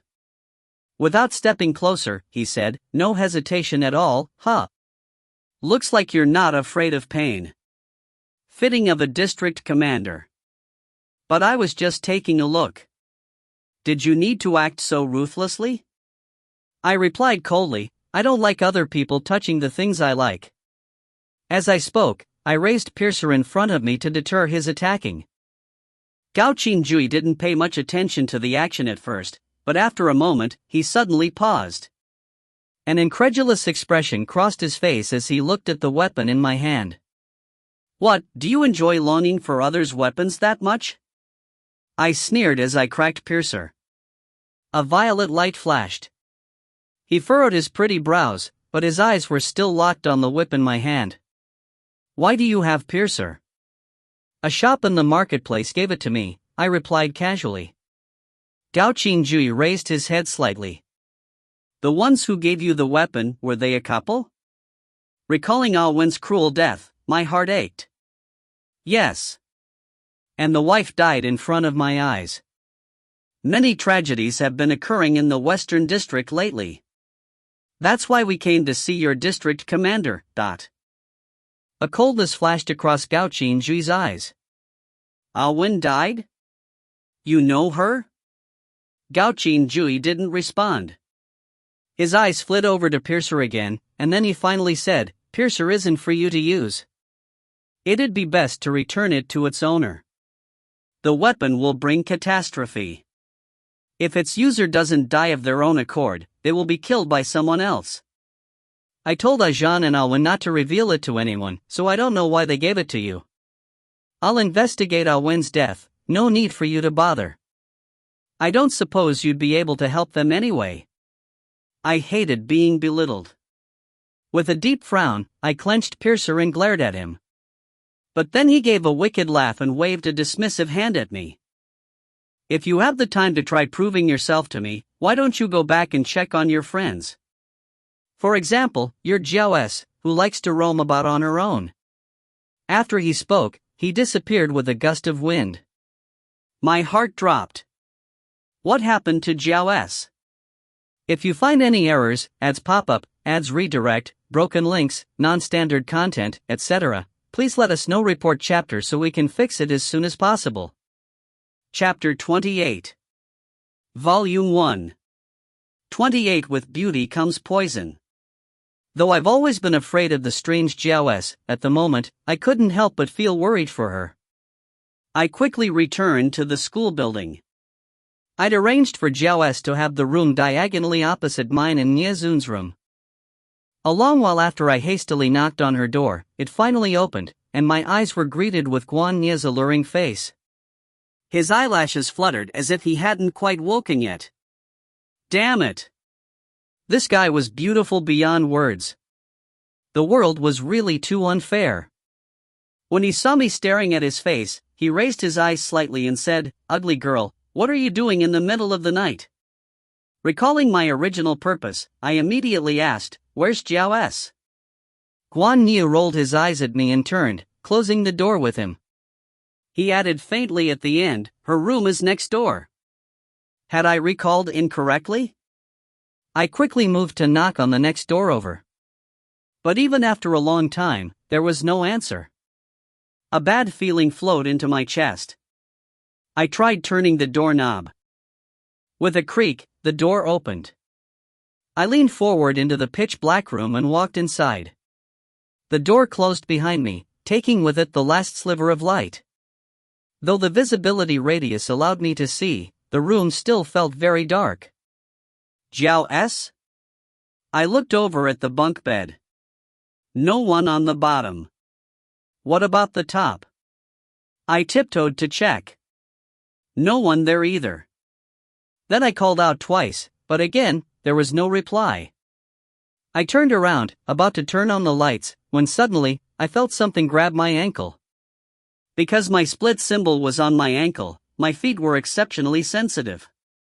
I immediately jumped into the air, which seemed to free me of their hold, and then I looked down. It would have been better not to look. The scene caused me to jump back in fright. Jiao S looked to be sprawled on the floor behind the door. Lying there on the ground, in her school uniform, one of her hands kept trying to grasp onto me. Her uniform was soaked through with blood. She lifted her head slightly, towards me. Her eyes were large and black, staring at me without even the slightest tremble. Her face was covered in blood, as was the rest of her body. A bloody path traced her crawl from the puddle of blood at the door over to my feet. She neither groaned nor gasped, just silently crawling over. You're, I cried out in alarm. Shoo, she commanded, signaling for me to stop shouting. But the action seemed to have been difficult for her. I immediately crouched down beside her. How did you get injured? I looked at her body covered in blood, unsure where to hold her. She lightly rested her head back on the floor, wanting to save some energy. Help me up first. Over to the bed. I nodded and quickly helped her up. I couldn't see a wound on her body, and yet, for some reason, blood kept seeping out from her skin. It was as if there was a layer of blood coating her skin. Without care to the blood dirtying my clothes, I helped her over to the bed and let her lie down. As she lied down, I saw her frown slightly. I understood that kind of endurance. It must have been very painful. What happened? Was it Gaoqin Jui? I crouched down by her bed and looked at her skin, still leaking blood.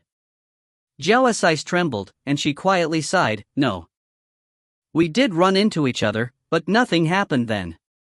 Then, what's going on here? For the first time, it seemed that a hint of distress crossed her eyes.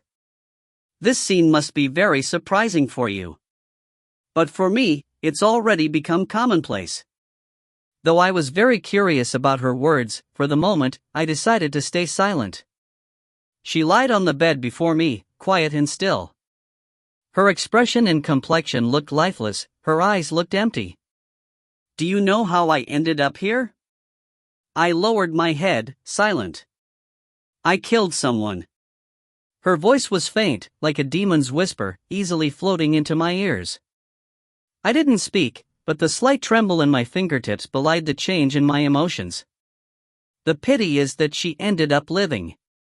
I stabbed her so many times, but she still lived.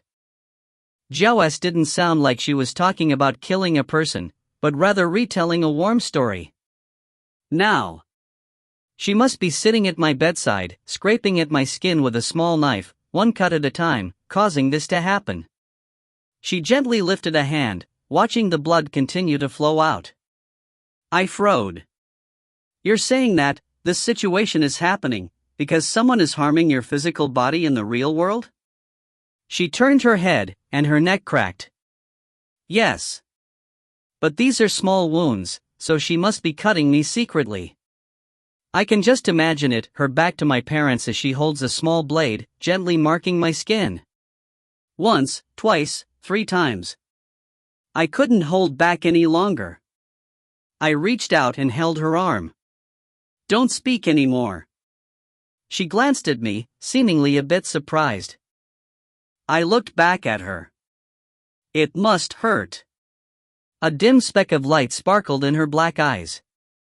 This small pain hardly feels like anything. I felt my palms slowly wet with her blood. That's true. Compared to the pain you've inflicted onto others, your pain should hardly be considered painful. I raised my head and made eye contact with her. Jiao, the first time I saw you was when you came to the Western District, when you tore apart that girl whom Li Qing greatly regarded. Do you remember her? Her name was Li Wen. I felt my palm gradually turn cold. I'll remember that scene forever. Li Wen was Li Qing's favorite disciple. Li Wen always called Li Qing master. I'd heard that her name was bestowed onto her by Li Qing as well. Li Qing had said then, I bestow this name to you, and so your life belongs to me. Before I command your death, you are not to die. But Li Wen still went missing. Before Li Qing died, I saw with my own eyes, Jiao leading a large group of her clan into the Western District. They'd surrounded the girl in the district center, allowing Jiao to tear her to pieces in front of the crowd. Jiao had stripped her naked and then dismembered her over and over again, silently shaming her.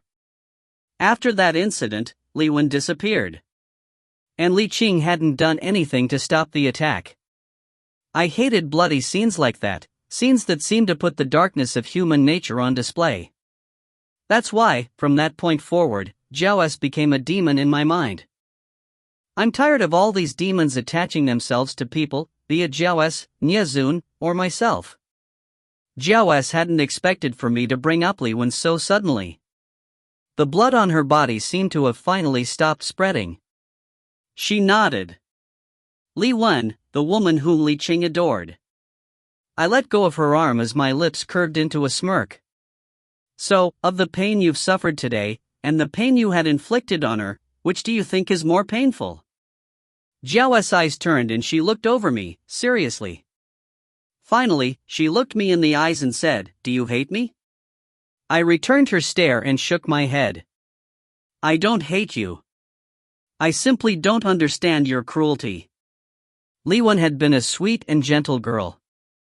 To everyone, her first impression had been that of a sweet, kind, smiling girl.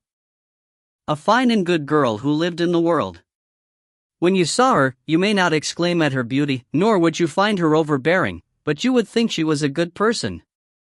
Once you saw how wonderful a person she was, how could you bear to watch her body be broken into pieces, like slabs of meat? Jiao suddenly smiled. Her face had always been stiff as a board before, so seeing her smile felt rather odd. Li Xin, do you know this? Beautiful things are always carry poison. The more beautiful they are, the more poison they carry. The beautiful things you see may not genuinely be that beautiful. All good things are adorned with evil. Those were words that I could not dispute. She continued, I took note of you then, watching from among the shuddering crowd. Like everyone else, you looked at me with frightened eyes, and your body trembled from fear. But I saw something more in your eyes, that others lacked. What? Her eyes wandered. A goodness. A cruel goodness, the kind that belonged in the split zone. I'd seen that look in another person's eyes once before, and he became someone I'll never be able to forget. Fortunately, you were a girl, otherwise you'd have become entangled with me for all of time. Her last line seemed to be a joke, and she had a childlike smile on her face. I was taken aback. Jiao suddenly sat up. I'm going to wash this blood off of me. Don't tell anyone about what happened today. She took a few steps, and then abruptly turned back around, a playful radiance in her eyes. If you tell anyone, who knows, you might be the next one I tear to pieces. I wasn't the slightest bit scared by her words. Rather, on the contrary, I found her a bit cute. I waved my hand, dismissing her and telling her to go wash. I won't tell anyone. Jiao turned and looked at the bloodied floor. Her eyes swept the room, and then the air suddenly started hissing and cracking. The blood on the floor condensed together and then disappeared into the air. After Jiao walked into the bathroom, a knock suddenly came on the door. Since Jiao didn't come out to ask about it, I walked over to open the door myself. The door opened slowly, and then a carefree and indifferent face greeted me. Niazun leaned against the doorframe, a light smile on his face. Done chatting? If you're done, you should come back. I cast a sidelong glance. What, you already miss me? Niazun's lips opened gently. It's not so much that I miss you as it is that you Liang and Son Lu are missing. He spoke as if he were telling a calm story, without emotion, without alarm. But I couldn't remain so unaffected. When I heard his words, my eyes widened and I clutched my hands together tightly. If you find any errors, ads pop up, ads redirect, broken links, non-standard content, etc., please let us know. Report chapter so we can fix it as soon as possible. Chapter 29. Volume 1. 29 Falling into a Trap. What do you mean you Liang and Son Lu are missing? I asked with a frown. Jiao S had just finished washing up, and after overhearing our conversation, she walked over. Niazun's eyes were slightly narrowed. Come over and see.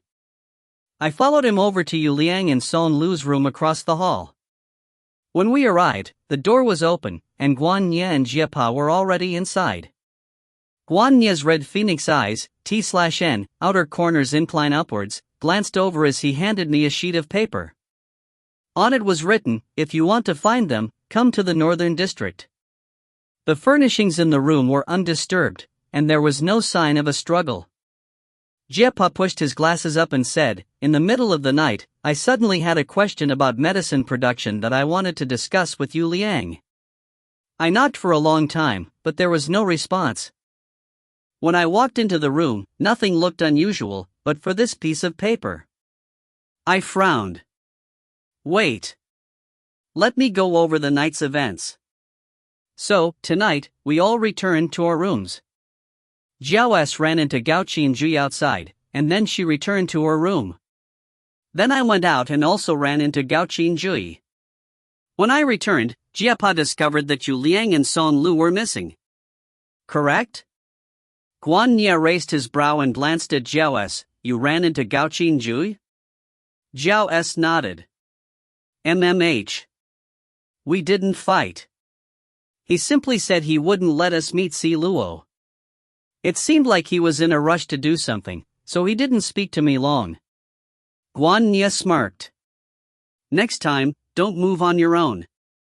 If something were to happen to you, I'm afraid those three may kill me.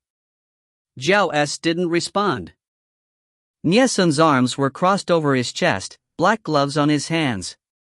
One after the next, unusual things have been occurring. Now we have clear instructions to head to the Northern District. If we don't go, we won't be able to uncover what's going on, but if we do make the trip now, I'm afraid we can't guarantee our safety. Jiao S' expression was determined. I'm going. And I'll be seeing Si Luo before I go. Niazun's lips curved into a slight smile. You seem very resolute on meeting with Si Luo. Jiao S' inner thoughts had been revealed.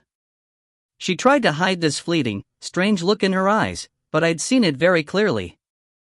After a moment, she continued, aside from seeking out Si Luo, what other plans do you guys have? I lowered my head and thought for a moment. With a nod, I said, I agree with Jiao S. The Southern Commander seems to be the only person who can give us a reasonable explanation. It seemed that Gao Qinjui wasn't acting with benevolence. After finding out about our arrival, he moved to block us from meeting Si Luo. There's a problem somewhere in there. Now that Yu Liang and Son Lu have gone missing, it's become very clear that our opponent is hiding in the shadows while we're sitting in plain sight. We can't act impulsively. All we can do now is to seek out Si Luo to clarify the situation.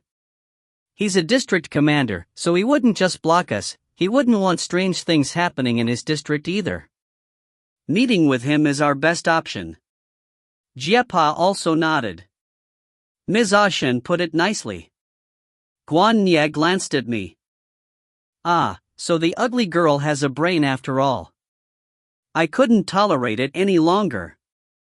My hand quickly passed by his head and grabbed a hold of his long white hair that nearly swept the floor.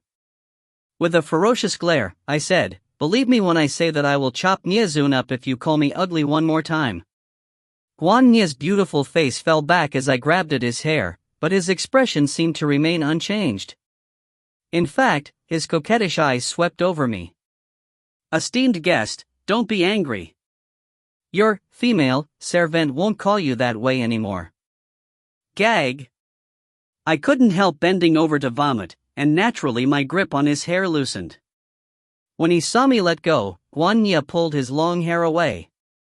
To sum it up, you want to find Si Luo. I heard he's a rarely seen beautiful man. Looks like I'll be able to bear witness to his elegance. I will accompany you, reluctantly. But where exactly are we headed to find him? I turned to Jiaos. Shall we find Ku Fei to lure out Mi Fu? Though, there's no guarantee that we're not walking into Wan Qing's trap. Jiaos turned her neck, crack, crack. You, Niezun, and Jiapa should go to Ku Fei.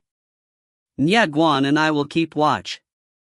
I looked at Jiapa and Niezun, who both nodded. The dark of night had yet to pass. When we arrived at the residence to find Ku Fei, there were still a few more hours before day came. Knock, knock, knock. The door opened and Ku Fei popped his head out, drowsiness in his eyes. It was clear that he'd just been woken from his slumber. When he saw the three of us standing there, he was taken aback. Along with his bright smile, he said, "You're here. Why did you come so late?" I also smiled a bit. We couldn't fall asleep, so we came to find you to chat. I hope you don't mind. Ku Fei smiled enthusiastically. Of course not. Come in, come in. After we entered his room, Ku Fei closed the door behind us, and the three of us all subconsciously looked around the room. The light wasn't on, so we stood there in the darkness. When I heard the click of the door closing, for some reason, I felt ill at ease. Though Ku Fei had, up until then, appeared to be a bright youth, this night, I couldn't help turning back to look at him. Coincidentally, I was met with Ku Fei's smiling face. He was indeed smiling, but it was unlike his familiar, bright smile. Instead, the smile was laced with a kind of cunning, a strangeness. Before I could even react, I suddenly felt the floor disappear beneath me, and I tumbled downwards. When the floor suddenly falls out from under you, it's impossible to fall gracefully. That held true for us as well. As I fell, I screamed out, "Ah!" I saw that, at my side, Niezun and Jiapa were tumbling down as well. The fall seemed to continue on endlessly. The wind whistled in my ears. We'd fallen so far that I could no longer see Ku Fei.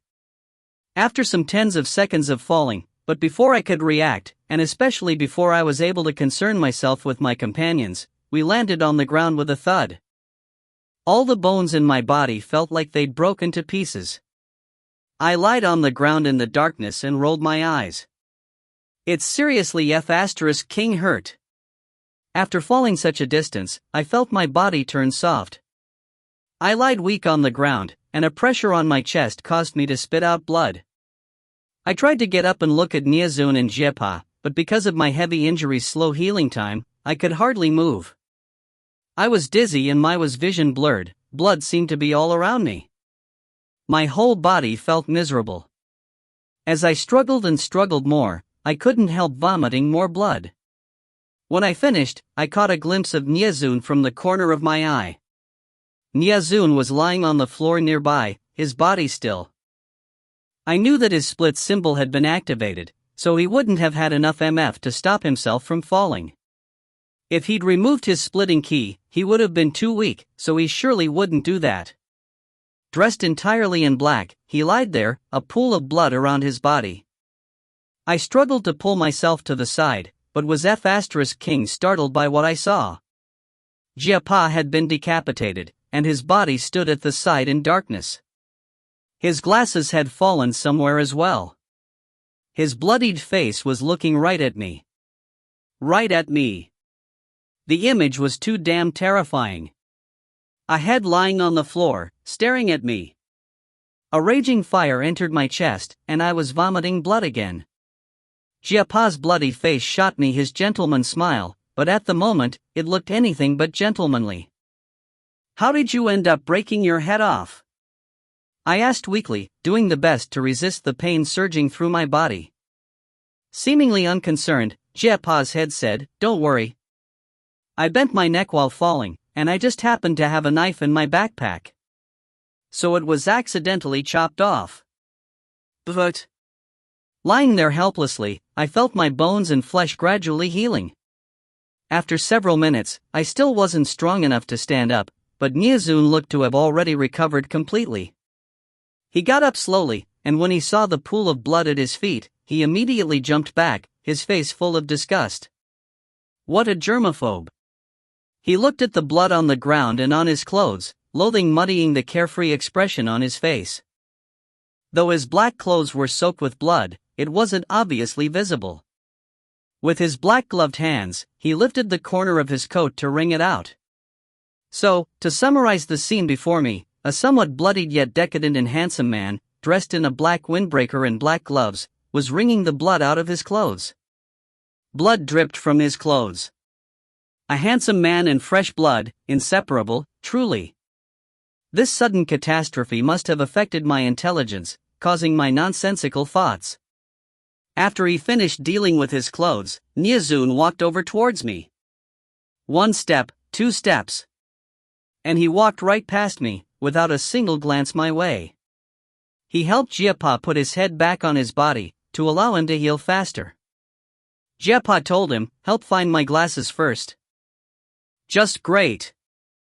The scene and the dialogue between 3 people who'd broken up into pieces really made you feel stuffy inside. But why didn't he help me up? I glared at Nyazun's back. Feeling that my body had healed halfway, I tried to sit up. I moaned from the pain. I needed my exhausted body and looked down at my originally red dress, now soaked in blood. I felt my back, checking for my bow, and then I checked for piercer at my ankle. Good, they were still there. As Nyazun helped Jiepa, I raised my head and looked up above and then around us. We were in a circular, basement-like place. I don't know how far we fell, for above us was just darkness. My night visibility allowed me to see 10 meters ahead of me, but all I saw was what looked like a round tunnel. There was nothing else, just darkness beside us and above us. I tried to recall. We had fallen down from Ku Fei's room, through a trapdoor in the floor. After the door opened, we fell down here. But why did this kind of a place exist in the split zone? Though we've planted trees before, plants in the split zone are different from the real world. The seeds that Mr. Blonde gives to us don't require soil to grow. Beneath the split zone was not earth nor an empty void, but rather layer upon layer of stone. So, had this place been dug out? The ground in the split zone was made from stone though, so how could it have been dug out? I've never seen Mr. Blonde provide any excavation tools to any of the shops in the marketplace. If you find any errors, ads pop up, ads redirect, broken links, non-standard content, etc., please let us know. Report chapter so we can fix it as soon as possible. Chapter 30. Volume 1. 30 Nyazun makes a move. Hey. Have you guys ever heard of a place like this existing in the split zone? My body had nearly finished healing, though some residual pain remained. I couldn't stand up, so I sat on the ground and watched Nyazun and Jiepa. Jiepa had already healed quite a bit, and Nyazun was currently gathering up all the bottles and jars that had fallen out of Jiepa's bag. Jiepa tousled his hair and then tried to tidy his suit. I've never heard of any such thing. Is this a trap? Why would Mr. Ku Fei want to harm us? I couldn't help rolling my eyes at Jiepa, in his gentleman's outfit, calling the lively and youthful Ku Fei Mr. Ku Fei. Picking up the things on the ground, Nyazun spoke lazily. He didn't seem quite right, like someone had put a spell on him.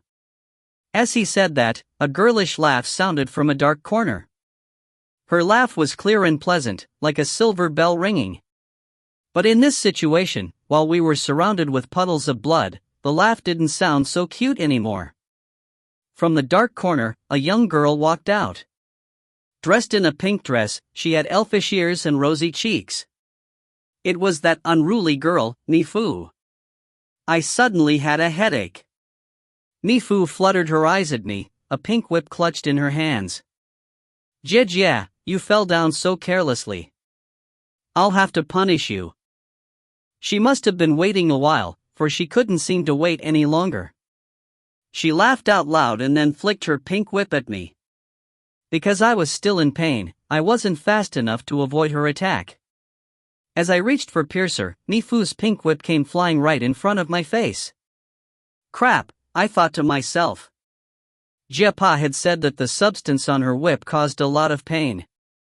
It wouldn't be an attack that was easy to cope with, but since the attack was already here, I closed my eyes and waited for the pain to hit. 1 second. 2 seconds. But no pain came. I opened my eyes, and there was nothing in front of me but darkness. I lifted my hands up and rubbed my eyes. Then I took another look. Niazun stood in front of me. Since his back faced me, I'd seen the black of his coat. I quickly stepped to the side to see what had happened. Niazun had grabbed onto the pink whip with his black-gloved right hand. His other hand was stuffed in his coat pocket. Nifu pulled back on her weapon, but she was unable to pull the whip out from Niazun's hand. I put my strength into my legs, and then I took a step forward. When I turned my head, I happened to catch a glimpse of Niazun's eyes. They left me stunned. His eyes seemed to have lost their carefree quality. His pupils didn't simply reflect the light, instead, they flickered with power. An indescribable kind of power, seeming to carry the ability to see through all things, emanated from his eyes. A chill ran down my body. Niazun's eyes were suddenly overflowing with force. I saw Niazun's yank his arm back. Nifu didn't release her whip, so it, along with her, fell forward. Nifu staggered, and then her pink-clothed body fell toward us. While I stood at the side, dumbfounded, Nifu had already been dragged right up to Niazun's face. Suddenly, he reached his hand out from his pocket and flung it toward me. His left glove floated over to me. I subconsciously grabbed for it with my hands, looking quite the fool, like someone scrambling to catch two buns that were tossed to them from afar. Niazun's now bare left hand was pale with slender fingers, no lively tinge of color to be seen. Aside from being too pale, his hand was the most beautiful one I'd ever seen. Still in a bit of a trance, I saw the fingers of his bare hand wrap around Nifu's neck. A cold light, that I'd never seen before, colored Niazun's eyes. No, they weren't just cold, they lusted for blood, as if her blood were an offering to him. Like a reaper who'd dropped from the sky, a deathly aura emanated from his entire body. His left hand appeared very clearly, rough but delicate. And at that moment, that perfect hand was firmly and brutally clutching at Nifu's neck. Nifu wasn't tall. Rather, she was petite and dainty. When Niazun lifted her up with just one hand, her expression started to change. Her eyes widened and her pupils started to dilate. They were filled with horror and deep pain. Her cute, rosy red cheeks were replaced by the bright red color of someone out of breath, someone being choked. Her face twisted into an ugly picture as she shook with fear. She no longer looked like a pretty, young girl. It seemed like she'd seen the most terrifying thing in the world. And because of that, she shook and shook and shook. Niazun's eyes shined with a hair-raising demonic gleam. His actions, plus the faint smile hanging on his lips, gave me the feeling that he enjoyed the act of killing. I'd never seen Niazun that way before. For some reason, a heavy anxiety and panic streamed into my chest. It was as if Niazun hadn't only attacked Nifu, but also me. I extended my arm to stop Niazun, and that's when I realized that my arm was shaking. I stood there, at a loss for what to do. Fortunately, Jia seemed to have fully recovered, and he quickly appeared in front of me, grabbing hold of the arm Niazun was using to strangle Nifu. Jia remained entirely calm throughout. He looked at Niazun and added a small amount of force to his grip. Niazun, enough. Let go of her. It's not worth it. My words were finally able to escape my throat. Nya Zun. I'm fine. Let go OT her. She's still a kid. As if finally having heard Jiapa and me, Nya Zun's demonic, murderous expression finally eased up. He gently placed Mi Fu back on the ground. When he released her neck, Mi Fu fell to the ground. She wrapped her own hands around her neck, coughing. She was no longer a cute, little girl, but rather, she looked like a child who'd been abused. Lying on the ground, gasping for air, her body trembled weakly, and her panic-stricken eyes darted back and forth. Nya Zun's right hand naturally returned to his jacket pocket, and then he turned around and walked over to me. He looked at me, his eyes indifferent and carefree once again. Then he reached out his left hand to me. I lowered my head and looked at his hand, pale as a girl's and yet sharp and angular. And then I noticed the ring on his little finger. I looked down and lifted my arm up. I helped him put on the glove that I held in my hands. Suddenly, something dropped down from above us. I just put Nya Zun's glove on his hand, so I subconsciously grabbed his hand and pulled him over to the side to move out of the way. A sudden gust of wind passed by, and a white figure appeared. A white suit, chestnut hair, and exquisite amber eyes. The illusionist, Huan Cheng. When he landed, he looked at the shivering Mi Fu sprawled on the ground. His eyes hardened and he quickly went to help her up. Mi Fu's eyes still quivered violently, and there seemed to be tears in her eyes. Huan Cheng Gij. Huan Cheng's brows knit together as he looked around at everyone. His eyes were cold as ice. Mi Fu was still young. She was simply playing a joke on you, but you dared to respond with such a heavy hand. Aren't you looking down on the Southern District too much? When I heard those words, I couldn't remain calm any longer. I pushed aside Nya Zun's hand and walked forward. My blood-red hair was tossed behind me. I looked at him coldly. She set up a trap for us to all fall into this pit. And you're calling that a joke? Who's looking down on who right now? I came as a district commander, to meet with another district commander. But your commander has yet to reveal himself, and his subordinates have repeatedly attacked and humiliated us. I don't care who you are. If you don't give me an explanation today, the Eastern and Western districts won't be able to exist peacefully with the Southern District. It must have been all these days of alarming and dubious events. Coupled with the anxiety from still being unable to find Laurel, my patience had truly reached its limit. And so, I blabbered out some irresponsible words. She's right. If you continue on bullying us so, I'm afraid that neither the Eastern nor Western districts will take it lying down. Jiao's rough voice sounded from above. Then she and Guan Nye floated down. Guan Nye's white hair swayed at his slender waist. He walked over to join us, a filthy smile on his face. Ayayaya, this pit is very deep. Even with mental force, one might nearly break his bones. You must have gotten very hurt, my poor, precious darlings. Ignoring him, I kept my eyes on Huan Cheng. After a quick look around, Huan Cheng's eyes locked onto him. Li Shen, I was unaware of tonight's events. I set a spell onto Ku Fei, such that, at night, he listens to Mi Fu's words. Today's incident must have come about when Mi Fu ordered Ku Fei to play a practical joke. I only found out about this when Jiao came to me, and I rushed over. Mi Fu carries no ill will, so I hope that you will not take tonight's ordeal to heart. I didn't respond, but Jiao spoke up. We can forget about what happened tonight, but please, take us to see your district commander. There have been some occurrences in our districts recently, and we must speak with him. Huan Cheng's lips curved slightly into a contemptuous smile. Jiao, I can believe that Li Shen is here to see the commander for business, but you? Aren't you simply using that as an excuse? Jiao's eyes hardened.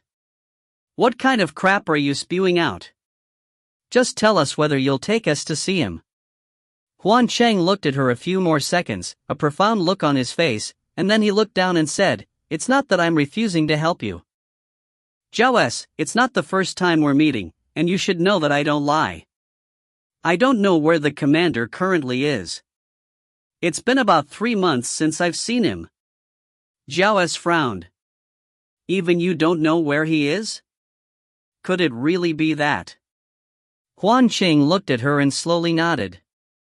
If you find any errors, ads pop up, ads redirect, broken links, non-standard content, etc., please let us know. Report chapter so we can fix it as soon as possible.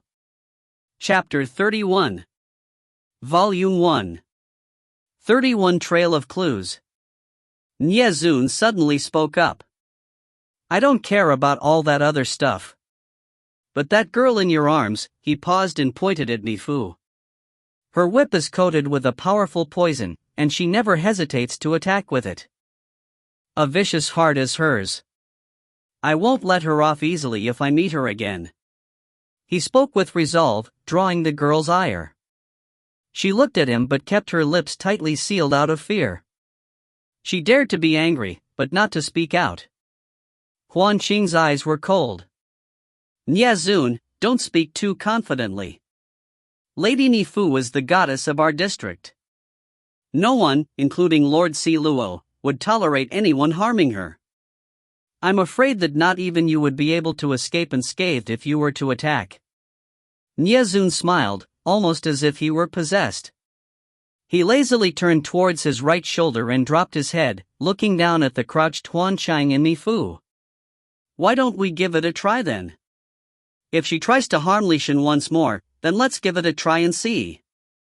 His last words were especially graceful and caring, like a lover's, let's go watch the sunrise together. But it was that loving tone that made me subconsciously tremble. A violent storm stirred in Huan Qing's eyes as he stared at Niezun. From behind the misty clouds, a murderous intent appeared. Subconsciously, I reached for the bow at my back. The scene seemed to have paused at that moment. Huan Qing didn't move, his eyes locked on Niezun, foggy, white mist swirling inside them. I'd already grabbed hold of my bow, sliding it onto my shoulder, and then I reached for an arrow as well. Niezun maintained his slightly towering position and narrowed his eyes. No one dared exhale. Jiao stood at the side, her eyes empty and expressionless, like a marionette stuck in place.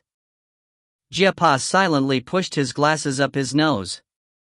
Guan Ye was also unusually quiet and still. Diagonally behind Niezun, his hair fell casually down. Paired with his phoenix eyes, he really looked like a beauty inside a painting. My eyes wandered around us, and my hand remained behind my shoulder. Nifu, for some reason, looked like she was suffering a great pain, though it had been obvious that Niezun hadn't left any type of wound. She kept gasping for breath, leaning and holding onto Huan Qing, her face twisted up unnaturally. The storm continued to rage on inside of Huan Qing's eyes a while before finally calming. He raised a brow and said, if you all insist on meeting with Lord Si Luo, go find the persuader, Gao Qingjui. He's the only one who would know of Lord Si Luo's whereabouts. My responsibility is to watch over Lady Nifu. If you continue to encroach on us, I won't let you go. As for the rest of your business, I have no interest, nor will I be allowing Lady Nifu to participate. Nifu glared at me. In a hoarse voice, she said, I just like him. Why can't all of you just mind your own business? Huan Qing motioned for her to say no more. Then he spoke up, Lady Nifu is young and inexperienced, she doesn't know how to express love. And truly, she simply fell in love with that young man. He's in the split zone all by himself, with a stubborn temper, moreover. We've never done anything untoward to him, but he continues to refuse Lady Nifu. I only put a spell on him so that he would spend some time with Lady Nifu. The illusions cannot control one's feelings, nor will it cause any great problems for anyone. You outsiders are just being too meddlesome. I was about to dispute him, but then I caught Jiao lightly shake her head in my direction. Then I glanced at Niezun, and he didn't say anything either. So then, I simply nodded. All right, we'll leave Ku Fei alone. After all, he's a resident of your district, and his life has nothing to do with us. But, we'd best not see any of your poison or nonsense again. I stared at Nifu, clearly enunciating all my words as I spoke. Nifu looked at me, her eyes looking more spiteful than ever before. But she didn't dare say a single word. Huan Cheng helped Nifu up, and then he gave a short nod in our direction. Jiao S suddenly spoke up. Wait. How did you create this pit? Huan Xing gave a smile, chilling but emotionless. There's no pit. This is an illusion. In order to protect Lady Nifu, who often visits Kufei in the evenings, I prepared this in advance. Just as he spoke, his hand appeared from his white suit sleeve. With a wave, the dark pit returned to the image of Kufei's room. The rest of us looked on, dumbfounded. I looked at Niezun, who was clearly a bit taken aback as well. Huan Qing gave another smile, lacking warmth as always. My illusion began the moment you stepped into the room. While it may have been an illusion, it was also able to inflict legitimate pain.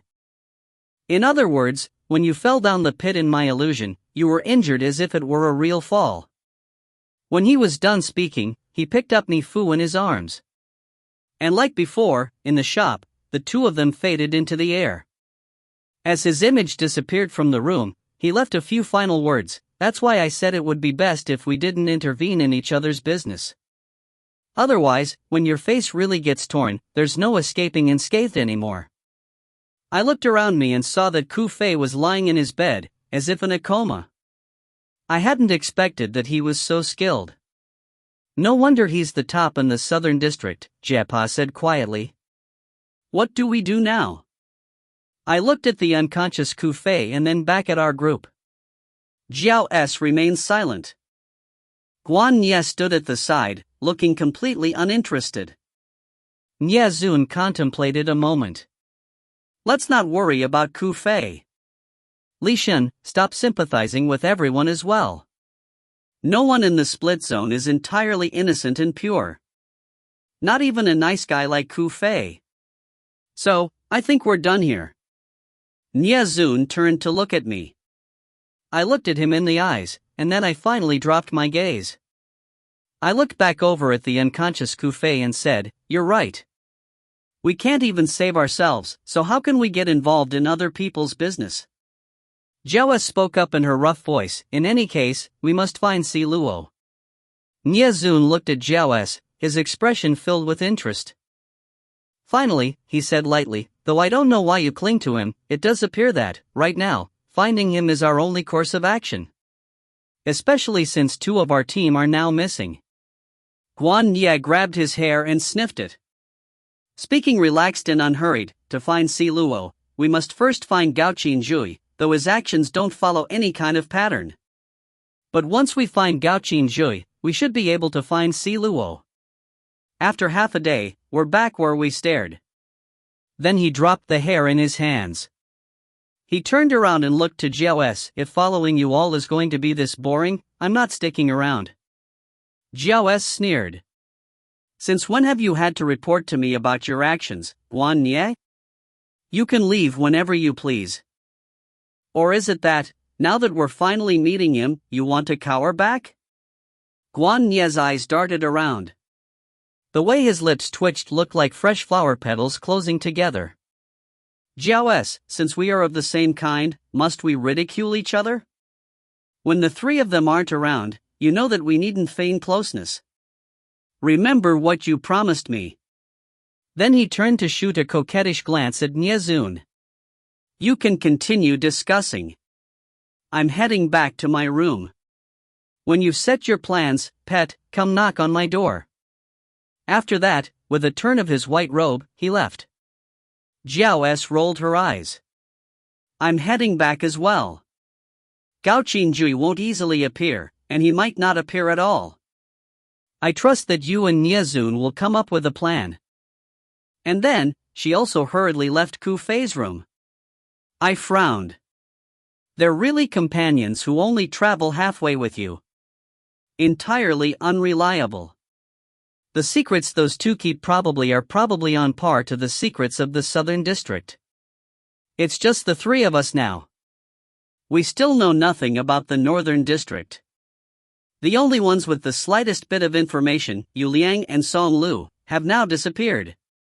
What are we supposed to do? My heart suddenly ached as I thought about Yu Liang and Song Lu. I didn't know if they were hurt or not. I was truly a mess of a district commander.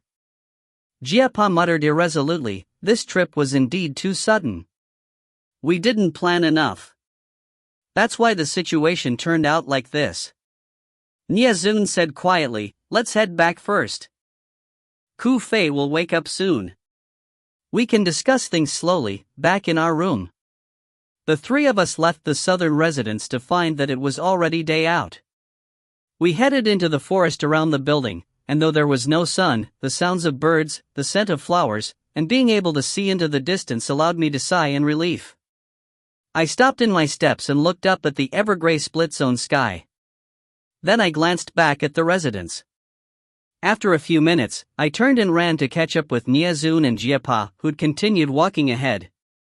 Why don't the three of us head to the south-north border forest to scout it out first? It's day now, and Jiaos and Guan Nye just happened to not be present, Jiapa suggested. I exchanged a glance with Niazun. Good idea. Let's go take a look. The three of us started running, but the southern district seemed to be very expansive and filled with forests. By the time we made it to the border forest, more than 10 hours had already passed. There were numerous types of trees in the south-north border forest. Trees in the split zone were a bit unusual. Plants here were like dead things, growing quietly, without need for water or soil, they grew simply with mental force. Most of those plants were sold in the medicine shops. But the trees, they forever grew silently yet oddly lush in the forests. Planting trees simply required picking out a hole in the stone ground and dropping in a seed. And it would grow. There were many different types of trees in the southern district.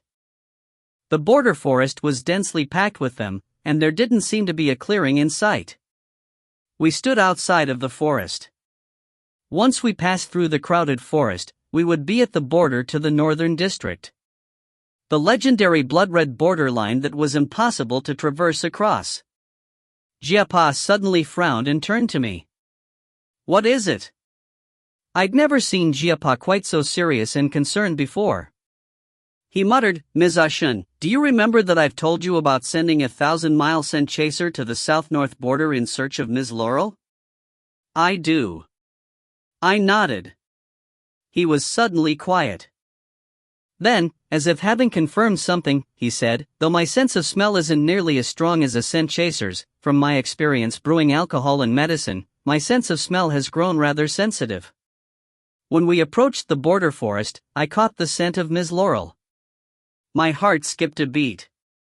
What you're saying is that Laurel hasn't been taken to the northern district, but rather she is within this forest? Yes. Jiapa nodded gravely. If you find any errors, ads pop up, ads redirect, broken links, non-standard content, etc., please let us know. Report chapter so we can fix it as soon as possible. Chapter 32. Volume 1. 32 Boundary Trees. The southern forest was densely packed with trees, making it a bit difficult for the three of us to travel through it. Following Jiapa's lead, we moved through each layer of the forest. The further in we went, the harder the passage became. We were quite literally squeezing in between two trees at every move. After walking for nearly 3 hours, we finally arrived at the last row of crowded trees. The trees were lined up horizontally, side by side, and we couldn't see what lied on the other side of them. The trees grew so closely together that their branches had intertwined. They looked like they'd grown together into a single tree. Since there was no path through the tree barricade, we had to cut one out. I was about to push up my sleeves and get to work, when I realized that the red dress I wore had no sleeves. So instead, I grabbed Piercer and motioned for Niazun and Jiapa to step back. I lifted my arm, flicked my whip back, readied my mental force, and then flicked forward with great force. Pow! Pow! Pow! As I attacked the trees with my whip, I was satisfied to see 3 slashes of violet light in the air. After the light faded, I inspected the trees carefully. My God! I hit about 5 trees with my whip, but not a single one had moved a single inch. Hadn't moved an inch. My face twitched. There were only light whip marks on the trees. But I'd added mental force in my attack. From the side, I heard Nyezun and Jiapa trying to suppress their laughter. An embarrassed expression on my face, I stepped back resentfully. Jiapa put down his backpack and pulled out a half-blade sword.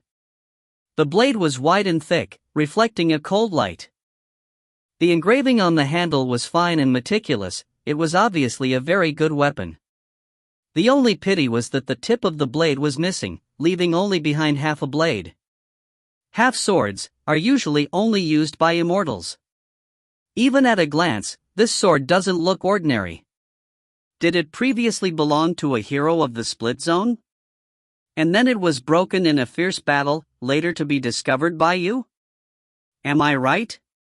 I eagerly asked Jiapa, my imagination running wild. Jiapa pushed up his glasses, a humorous look in his eyes. That's not it, Ms. Ashin. The blade for this was originally not very long, and the tip broke off when we fell in Mr. Kufei's room, when my head was chopped off. I figured there was no use for the tip, so I threw it away, but broke off when we fell in Mr. Kufei's room. Suddenly, I felt thoroughly and completely embarrassed. Why didn't my bow break then? Jiapa smiled warmly. Ms. Ashin, your bow is special.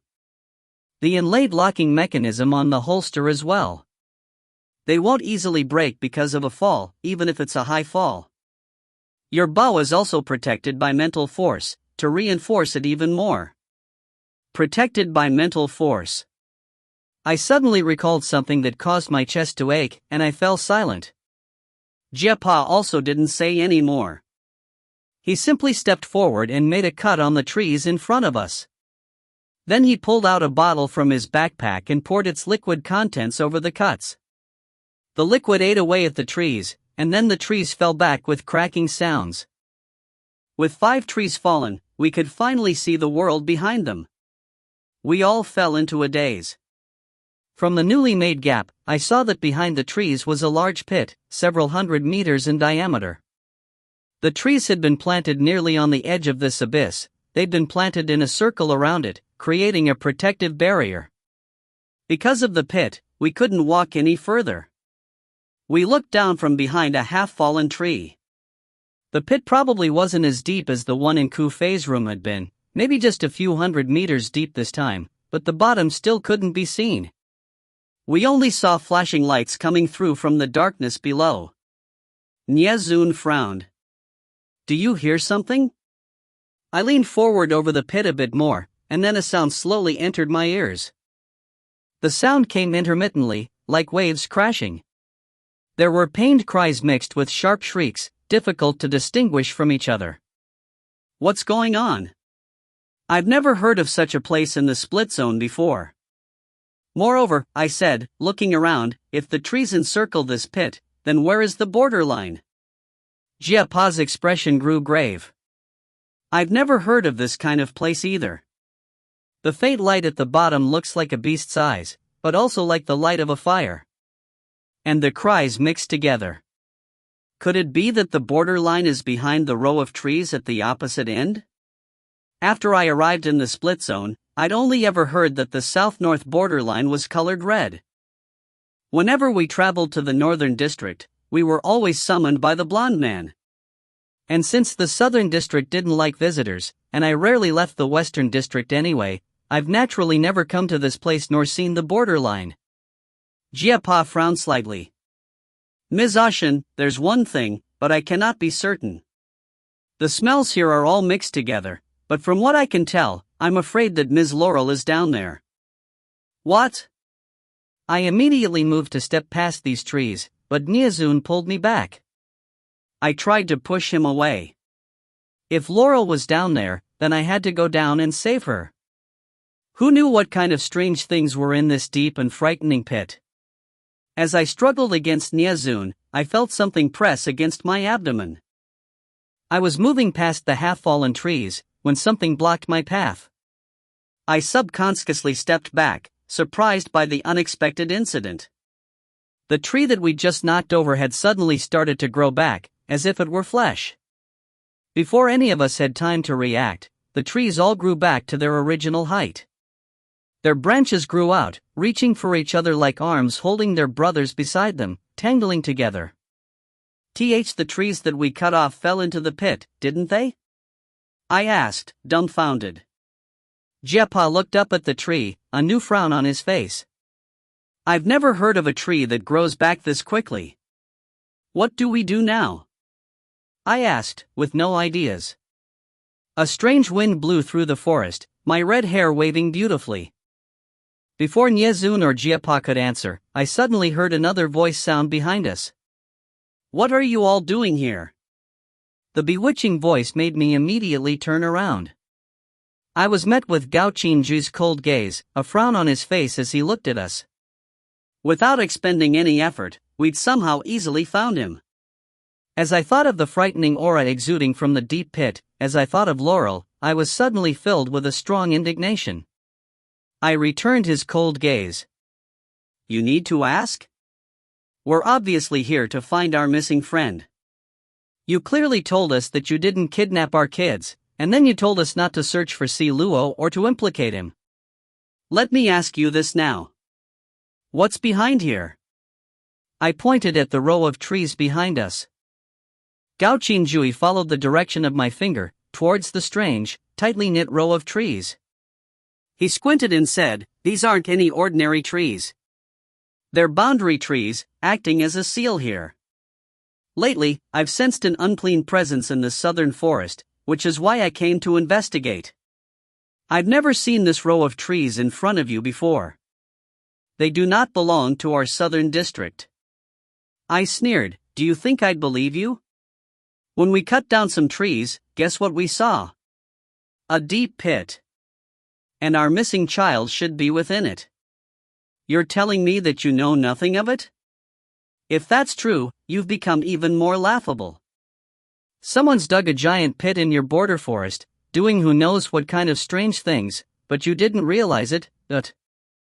Gao Qinji slightly raised his head.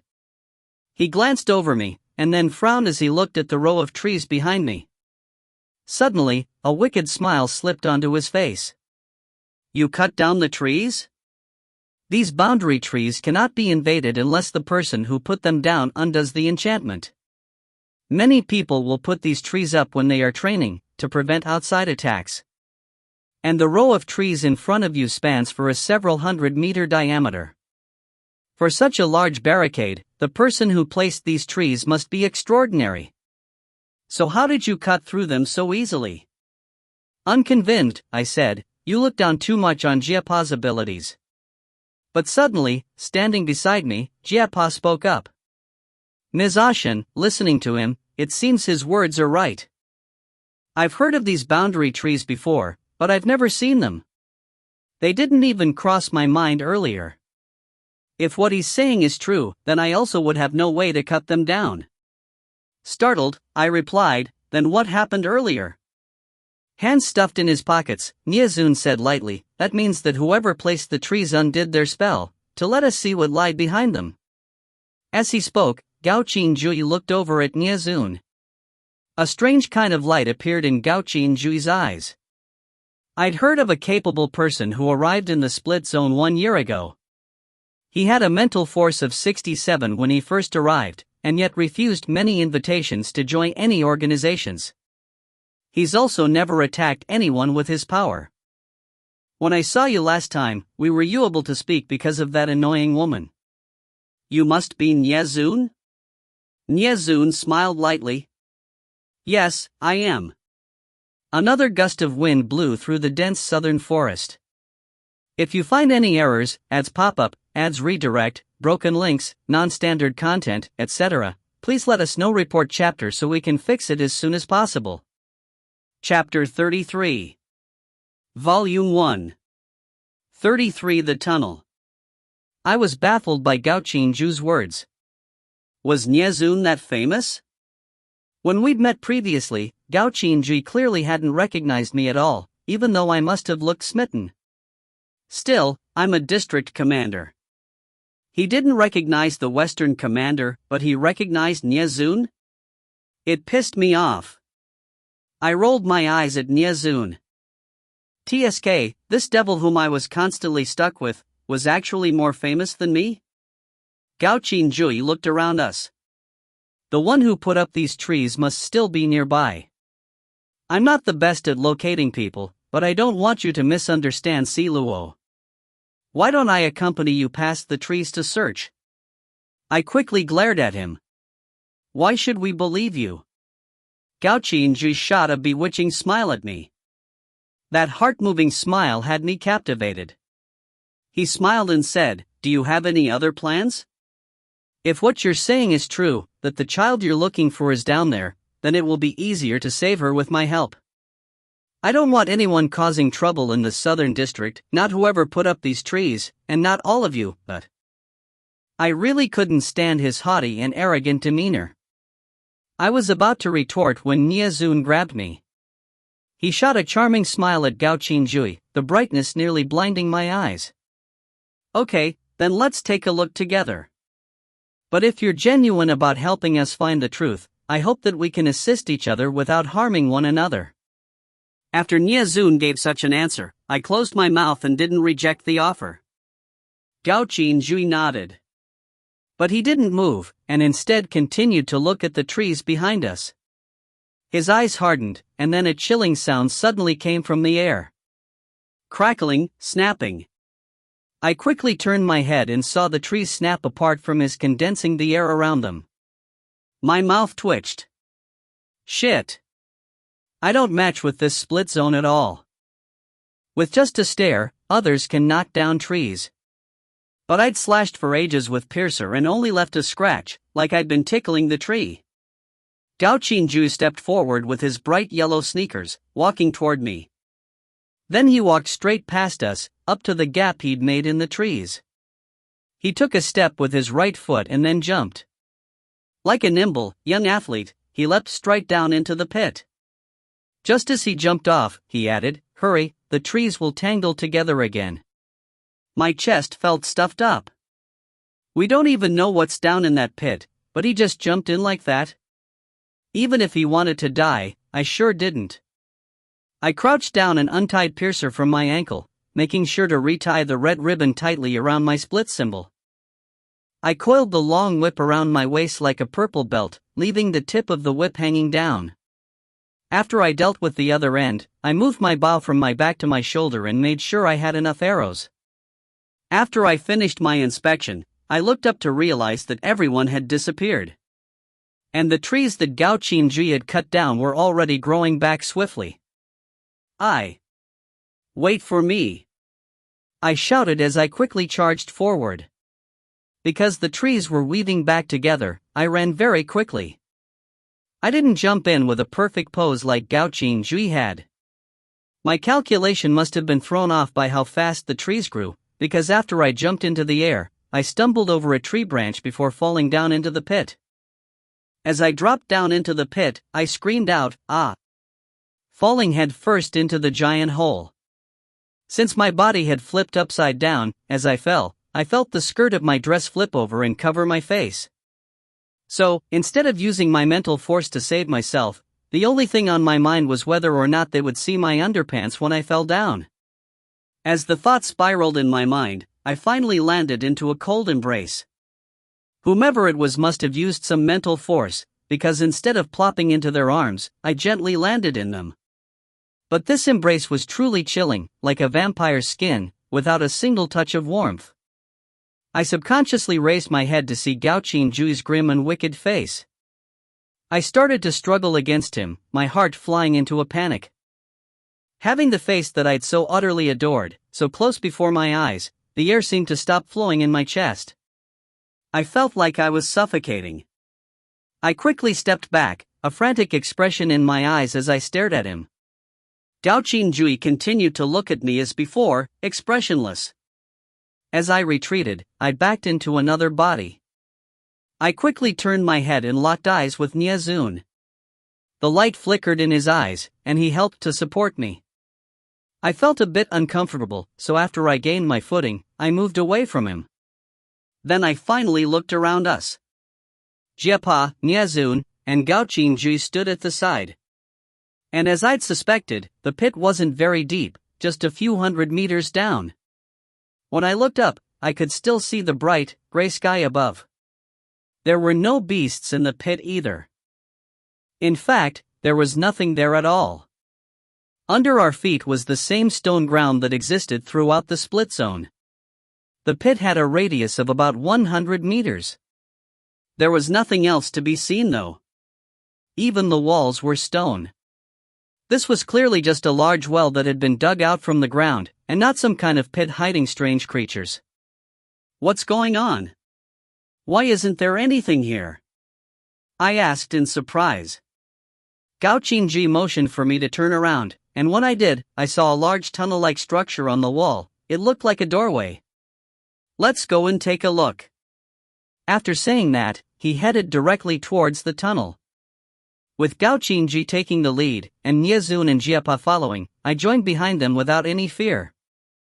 When I arrived at the entrance to the tunnel, I discovered that it was the entrance to a path that headed down beneath this stone well. The path was also paved by stone, looking no different than normal, and it was wide enough to accommodate the four of us walking side by side. It was dim inside the tunnel, and gradually, our visibility dropped to about 10 meters. We couldn't see what surprises lied ahead. In front of us was only darkness. After walking for roughly 10 minutes, we came to the end. I say end because there was no more path to walk on. Instead, there was a closed stone door. Jiapa walked up ahead and pressed his ear to the door.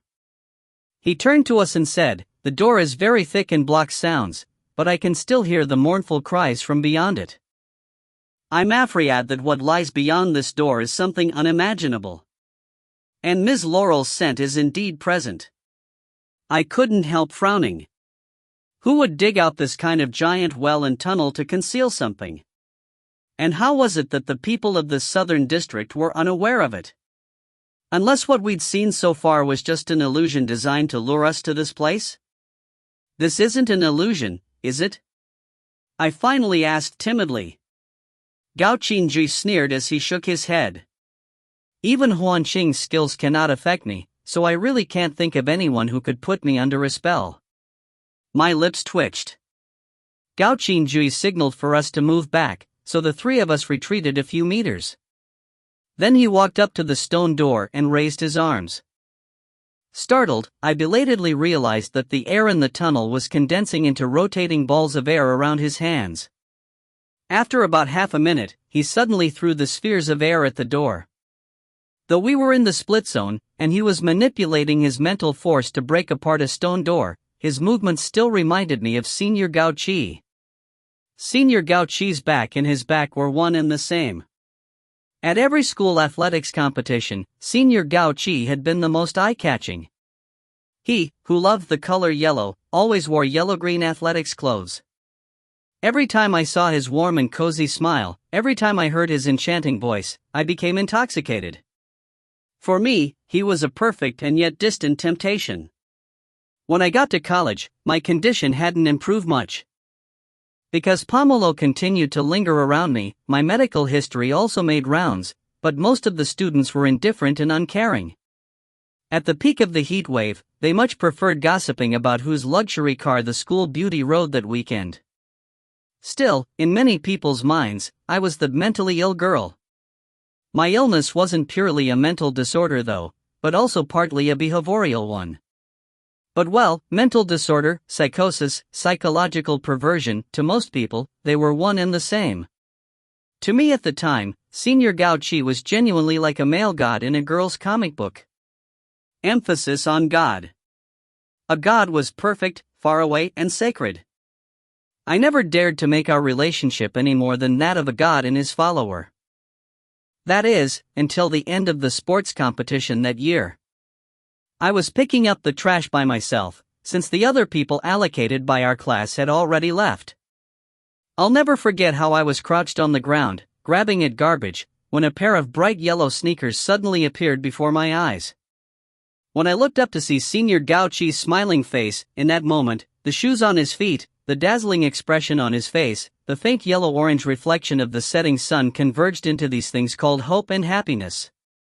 They flowed in through my eyes and then finally into my heart. In his intoxicating and enchanting voice, he said, "You're the girl they talk about, right?" My heart felt like a 500 kilograms rock had knocked into my heart. With drooping eyes, I nodded. He crouched down beside me, one of his legs stretched slightly forward. As he neared, I could smell his unique scent mixed with sweat. He reached out his hand and gently pat my head. "I always see you in the library." I never thought that girls who like Les Miserables or Faust would have any problems. You know, just like the rumors say, I always see you carrying books about psychological crimes or serial murders in to read at the library. Others say that you like those kinds of things because something's wrong in your head, but I really don't think that's true. I raised my head and looked at him timidly. The world's most gentle light radiated from his eyes and his lips curved up in a tender smile. Because I like those things too. In the same way that beautiful things don't always conceal evil, liking sinful things doesn't always mean you wish for them. Like it says in Faust, if the world is a bitter sea, then I believe that you are the only one who will understand me. Right? To me, the memory of that moment, that day, has doomed me beyond reprieve. For some reason, it seemed that when Nyezun looked into my eyes, my thoughts came back to the present.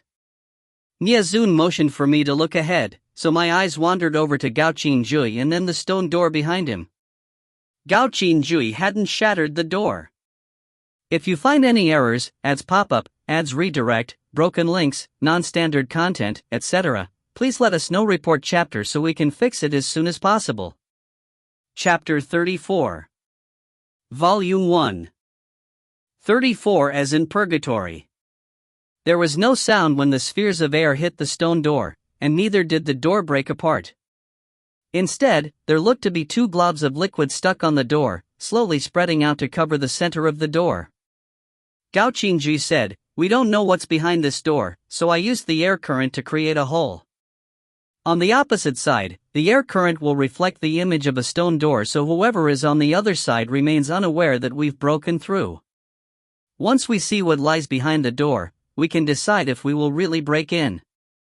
I inwardly praised his thought process, but I was also surprised by his ability to control the flow of air. The air in the split zone was indeed different. Just then, an area on the stone door turned transparent, as if part of it had been dug out. But don't speak. Sounds and smells can still permeate through. Gao Qinjui whispered to us as the transparent area on the door grew larger. And so, we all held our breaths as we looked into this window-like gap in the door. As my field of vision widened, I saw a stone room, chiseled deep into the darkness. On the wall was an old-fashioned torch that looked like it could go out at any moment, casting a yellow glow on the walls. A silent, cutting cold crept out from inside the room, spreading over my skin. From the hole, I could only see a flickering light. The light illuminated a wooden barrel in the center of the room. We could see about 2 meters around the barrel. Curiosity overcame me, and I stepped forward, my breathing heavy. Even Nyezun and Jiapa couldn't help step forward. The three handsome men looked like a group of desperate chicken thieves, as they and I leaned in for a look. After careful inspection, I saw that there was a woman whose body was half trapped underneath the barrel.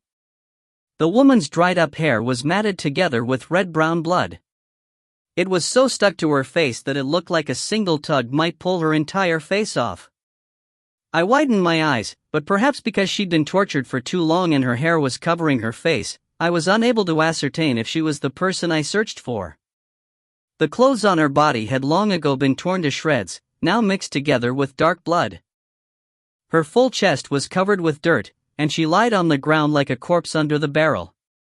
Suddenly, 2 figures appeared. They were 2 women in brown robes. Their faces were exceptionally bewitching, with crimson eyes and lips so red they seemed covered in fresh blood. Had they been licking blood?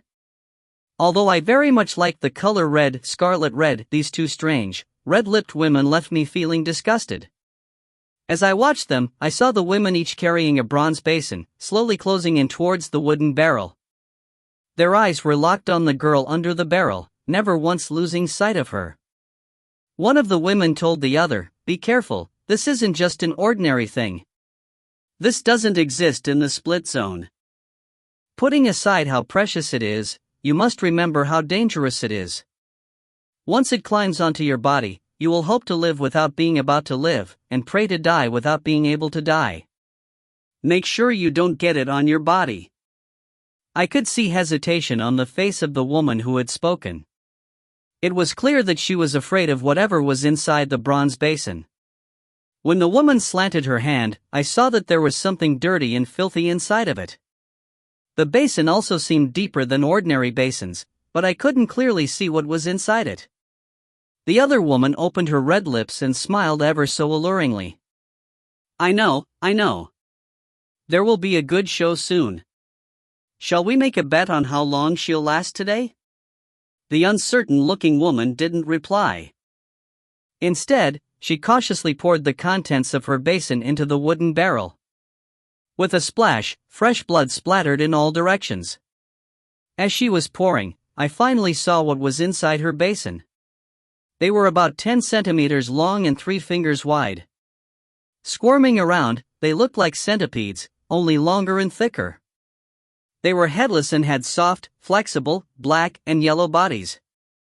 I used my mental force to heighten my visibility, but because of the dim lighting conditions in the stone room, I could only see a little more clearly. On either side of those things, there were crab-like claws that extended another finger's length. As they fell into the barrel, they seemed to come to life. A lively sound echoed, like someone grinding their teeth.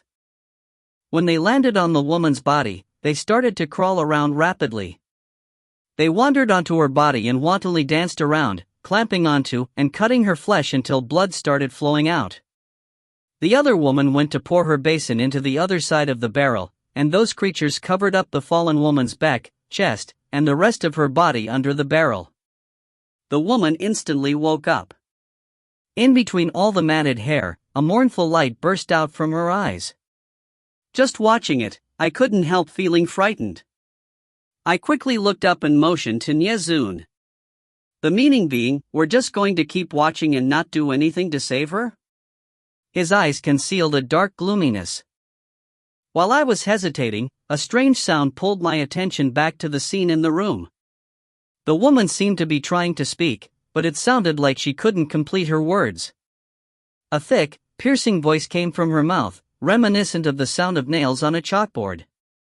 Each cry grew louder than the last, and by the end, she was roaring. Even standing on the other side of this stone door, all the hair on my body stood on end as I listened. Watching the scene, I even felt a stabbing pain across my skin, as if I were the one lying below the barrel. A retching feeling started to ooze up from my abdomen. I tried to stifle it, but the pain made it a struggle. Although I didn't want to keep looking, I forced myself to continue watching the girl being torn apart by those frightening poisonous bugs, while she looked like she'd prefer death over living. I wanted to charge in, but Gao Qinju shot me a cold glare, as if having seen through my intentions. Then I realized that there was more to the scene than I'd initially thought. Because our bodies will heal and regenerate in the split zone, as the girl's body was being torn apart and mutilated by those bugs, her skin and flesh were healing. But since her skin healed quickly, the bugs ended up trapped in her skin and flesh. Watching the girl's skin envelop those horrifying bugs as it healed over, like a sponge soaking up water, while still having more of those bugs crawling on and eating her alive was really too much for me to bear. I quickly covered my mouth. Then the woman who had mentioned having a bet lifted her arm and covered her red lips with her sleeve. A joyous laughter burst from her and she said, "Aya, she's really suffering. If her torture ends quickly, and we play with those 3 kids later, don't you think we'll sleep with smiles on our faces tonight?" As she spoke, she motioned to the other woman, looking towards the corner of the room. The hole Gaoqinji formed in the door wasn't wide enough for us to see the corners of the room, just the center where the women were. But hearing the woman's words, I felt like I'd been hit by a large boulder. It seemed unimaginable to me that Laurel would be among the 3 kids that they tortured, and I subconsciously shook my head. Gao Qingju seemed to have caught on to my thoughts again, for he gave me a look that said not to act rashly. But if Laurel was really one of the 3 kids, how could I just sit back and watch without doing anything? As I tried to think up a plan, my eyes remained fixed on the door before us. One of the 2 women slowly put down her empty basin, while the other woman enjoyed watching the girl being tortured, her skin fusing with the poisonous bugs, her tortured screams growing louder. I couldn't bear it any longer. With my right hand, I grabbed the bow on my back. It was small and compact, easy to get a hold of. With my left hand, I reached for 4 arrows. From the hole in the door, I aimed 2 arrows at each of the women, and then let them fly. With a whiz, the arrows soared out. I'd been practicing archery for more than just a few days, and my bow had a special setup, so without a hitch, the 4 arrows shot out nimbly, accurately hitting the 2 women's eyes. As the arrows hit their eyes, their heads arched back and they let out anguished cries. Not everyone had the same pain tolerance as Zhao S, so the 2 women who'd been hit by the pain-stimulant-coated arrow tips dropped to the ground and wailed. Gao Qingji turned and gave me a cold look, but there was also no uncertainty in his eyes. Instead, he raised his arms and once again, 2 vortexes formed. With a casual sweep of his arms, the stone door immediately cracked apart with a boom. I stepped inside. The 2 women were crouched on the ground, crying out in struggle as they tried to remove the arrows from their eyes. But because of the pain stimulant on the arrows, they were suffering too much to move. Blood sprayed out from their eyes, creating the effect of dark red eyeshadow. The woman beneath the barrel appeared to have melded in all the bugs. She was shaking and spasming, like someone who was being shocked by electricity. Her lips were dry and purpled, her hair matted onto her clothes and face. I busily looked around the room, only to realize that the room was bigger than I'd thought. It was more than 100 square meters. My eyes wandered until they finally landed on Laurel. In a corner, Laurel and 2 other kids were strung up in the air. Laurel was in the middle. On the left was the girl with a mole by her lip, the missing child Zhao S mentioned, from the Eastern District.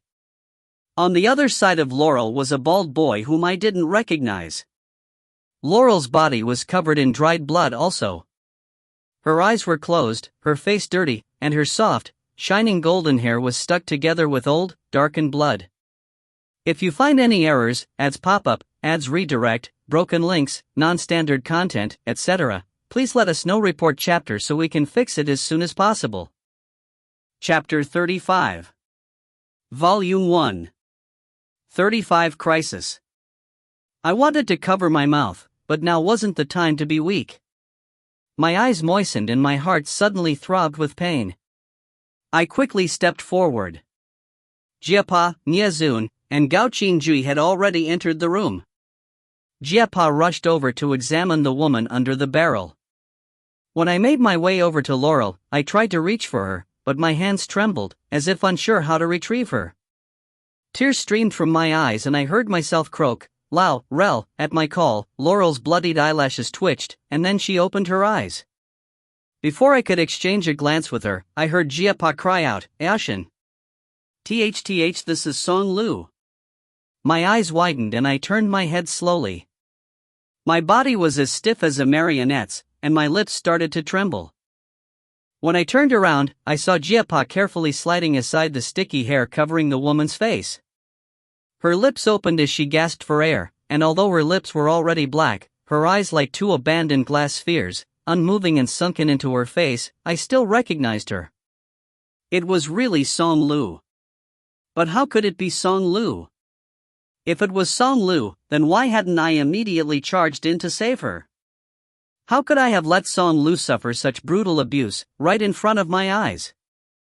I was unable to deal with such a sudden blow. My hands wrapped around my head, my nails digging into my scalp, as I painfully cried out. A hoarse shriek came from throat, and my heart pounded furiously. My toes curled and my legs shuddered feebly. Finally, I dropped to the ground on my knees. Ah! Ah! I howled as I burst into tears. Song. Lu Jia Jia. How could it be you? I cried like my heart and lungs were being ripped out. Gao Qingjui also looked surprised. The two monstrous women on the ground hadn't been able to remove the arrows from their eyes yet, but they started to cackle with a strange laughter. I tried my best not to cry, this wasn't the time to cry. But trying to suppress my tears made my head start buzzing. My nose and my mouth were leaking as I gasped for breath. Jiapa glanced at me kneeling on the ground, grief in his eyes, but he quickly returned his attention to trying to remove Song Lu from beneath the barrel. Niezun's eyes sparked with an indescribable kind of grayness. His eyes locked onto me and he quickly walked over. My body shook uncontrollably as I tried to control the anguish inside of me. I extended my hand for Niezun to help me up.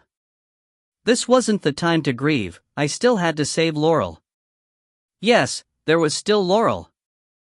Niezun had arrived behind me. Kneeling on the ground, I turned my head, which was at nearly the same level as Laurel's head, her body still suspended in the air. Her eyes were already open, a strange expression on her face. Unlike her beaten, dirted body, there was a look of triumph on her face. It was strange, displaying a childish naughtiness but also a ruthlessness that only came with old age. Before I could react, the upside-down Laurel extended her arms and wrapped her hands around my neck. Her grip had an exceptional strength to them. My eyes instantly widened as my breathing became obstructed.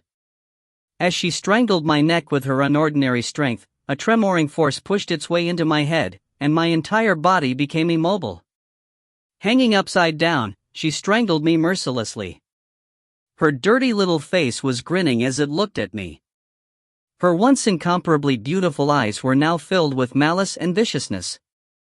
Niezun immediately rushed over and grabbed Laurel's arms, pulling them off of me mercilessly. But Laurel's hands didn't move an inch, they were still clasped tightly to my neck. Not only did it feel like I couldn't breathe, it also felt like a moist, 500-kilogram stone pressing down on my head. My mind grew fuzzy. A look of surprise crossed Niezun's face. He clearly hadn't expected Laurel's grip to be so strong. Gao Qingjui seemed to have realized something wasn't right. He walked over to help, his air blades crackling in the air. But when he neared us, another of the hanging kids, the girl with the mole, looked like she'd just been resurrected. She swung over with great force, and latched onto Gao Qingjui's back. And then, I felt Niezun's eyes tremble. His hands slipped off of Laurel, and he stepped back. It seemed that the third, bald boy had grabbed onto his back. But my vision was already a bit blurred, so I wasn't quite sure what exactly happened. My neck felt like it was on the verge of snapping off. And in that moment, the blond man's words suddenly echoed in my head. Don't die in the split zone, Ashun. Despite my body having gone stiff for some reason, I clutched onto the tail of Piercer, which had been wrapped around my waist, with all their strength. The spines dug into my palm, intensifying the dizzying pain in my head. I wrapped the whip around Laurel's neck. Jiapa had previously made it very clear to me how much damage the spines on the end of Piercer could deal. Even a lightly made cut wouldn't heal for an hour's time. The spines were also coated with a pain intensifier that increased pain 100-fold. Jiapa warned me to be very careful when I used it. I couldn't be bothered to worry about that now though. Blood dripped from my hands after they were stung by the spines, and I immediately felt the pain shoot through my arms and even spread towards my heart. My heart felt like it was being wrapped with thorns, and the pain quickly rose to an intolerable level. My lips trembled violently, the pain layering onto my purple, bruised neck acting like a fast-spreading venom, corroding my body. The moment I wrapped Piercer around Laurel's neck, the sharp spines on the whip dug deep into her neck. A sinister look suddenly appeared in her large, bright eyes, and she screamed, finally releasing me. When I saw her let go, I quickly pulled my right hand away. I wanted to grab the bow on my back, but because I'd held so tightly on a Piercer, I found that my palm had been mutilated. My entire right hand shook, the blood rolling off of it. I was able to grab an arrow from my back, and I forcefully stabbed it into Laurel's eye. From the force I added, Laurel's hanging body swung back as she screamed. I hurried to get up, but my actions were hindered from holding Piercer in my left hand. I pulled the rest of the whip out and flung it. My left hand was also dripping with blood, and both of my hands shook very violently. My right hand didn't even have the strength to hold onto Piercer. I stood up and stepped forward, Laurel's pain screams still echoing. To my left, the air around Gao Qingjui crackled loudly. He tried to grab the girl on his back, and then multiple vortexes started spinning behind him, moving like gears. The girl's blood burst onto his back, but she didn't seem to be letting go. A dreadful light radiated from Gao Qingjui's eyes. On the other side, Niazun had been caught by the bald boy. The boy laughed as he covered Niazun's eyes with his hands. The boy had removed his legs from the shackles that held him in the air, and he had his legs wrapped around Niazun's neck, while he sat on his shoulders. Niazun's gloved hands weren't trying to remove the boy from his shoulders, but instead, he was flailing at me, as if wanting to grab hold of me. My heart felt heavy. Then I heard the evil laughter of those two women, and I immediately turned my head. They'd already removed the arrows from their eyes, which had now healed about halfway. They had a death grip on Jiepa. One of the women had her arms wrapped around Jiepa's leg, and the other around his waist. Jiepa tried to walk to me, but he couldn't get rid of his captors. I clenched my teeth and tried to raise Piercer with my right hand to attack, but the pain increased in my palm. My hands were already crippled at that point. An unbearable pain coursed through them, and I dropped Piercer to the ground. My hands continued to shake as I tried to reach for Niazun. He stopped swinging his arms and quickly removed his gloves. Then he grabbed onto the boy's legs that were wrapped around him. As if his hands were covered in something, the once grinning boy now looked dumbfounded. Then a look of terror and suspicion crossed the boy's eyes. He looked broken, the same way Mi Fu had looked the other day. With a loud wailing cry, the boy removed his hands from Niazun and tried to grab the hands on his legs. Now that his eyes were uncovered, Niazun quickly looked around for me. His eyes finally landed on my body. Laurel shrieked in pain as I reached out with trembling, bloody hands toward Niazun. The wounds on my palms weren't healing, but were, in fact, festering. Dark blood bubbled out from the wounds, and the pain continued to spread from my palms to my heart. I couldn't stand firmly, so as I swayed there, I reached out two crippled hands, trying to reach Niazun. If you find any errors, ads pop up, ads redirect, broken links, non-standard content, etc., please let us know. Report chapter so we can fix it as soon as possible. Chapter 36. Volume 1. 36 Unexplained Death. Niazun saw my hands, and his pupils seemed to sink briefly. For some reason, there was an ambiguous smile on his face. After he took off his gloves, his elegant, pale hands were exposed, and he looked very at ease in that moment. He pulled the legs of the boy off of his body. Niazun's actions were entirely relaxed, and the moment he saw my hands, the depressed look in his eyes turned into a strange kind of enjoyment. As he pushed away the boy's body ended up split in half. I nearly screamed out of fear. That bald boy had been ripped apart by Niazun. Right above his own head. Blood splattered onto my face and spilled onto Niazun's hair. But his expression still had that ambiguous smile, a kind of enjoyment on his face. He tossed aside the boy he just ripped apart, and then he walked directly over to my side. He wasn't looking at me though. Instead, he walked up to Laurel, who'd just removed the arrow from her eye but was still screaming. With his hands that were white as fresh snow atop a mountain, he grabbed Laurel's hanging legs and forcefully pulled down. He pulled her down from the rope that tied her to the stone ceiling with the ease of a person grabbing a small animal.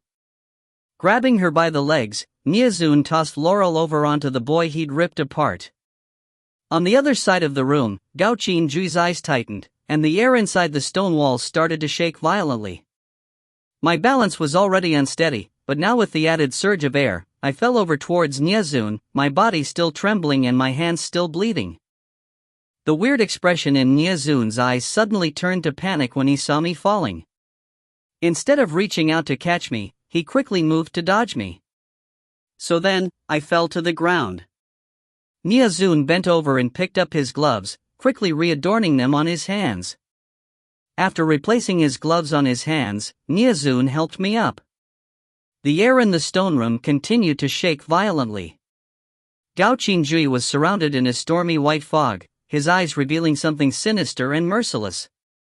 The rushing air had long ago extinguished the torch on the wall. In the darkness, Gao Qingjui's eyes glowed like a beast's. It wasn't the kind of fiendish, amused expression that Nyazun had worn, but rather a different kind of demonic glow. The girl behind him was being shredded to bits by the white flurry surrounding her. It wrapped around her, like gentle clouds with blades cutting in clockwork-like intervals. And then the girl disappeared without leaving a drop of blood. Gao Qingjui clasped his hands together, and then the air thundered explosively. As the fog spread, the entire room grew hazy. The increasingly tormenting pain inside of me was about to knock me unconscious. Before I passed out, I saw Laurel where she'd landed after Nyazun tossed her. Blood still streamed from her eye. And then I heard her anguished scream turn into a strange laughter. I had another dream. Though I knew it was a dream, I couldn't wake up. I wanted to wake up, to see what had happened in the stone room, but I couldn't help it. I could only watch from above as the dream unfolded. This dream took place in the split zone. I wanted to laugh at the irony, but I couldn't do anything but watch on. Before my eyes, I sat atop the western residence rooftop, my legs hanging over the edge of the building.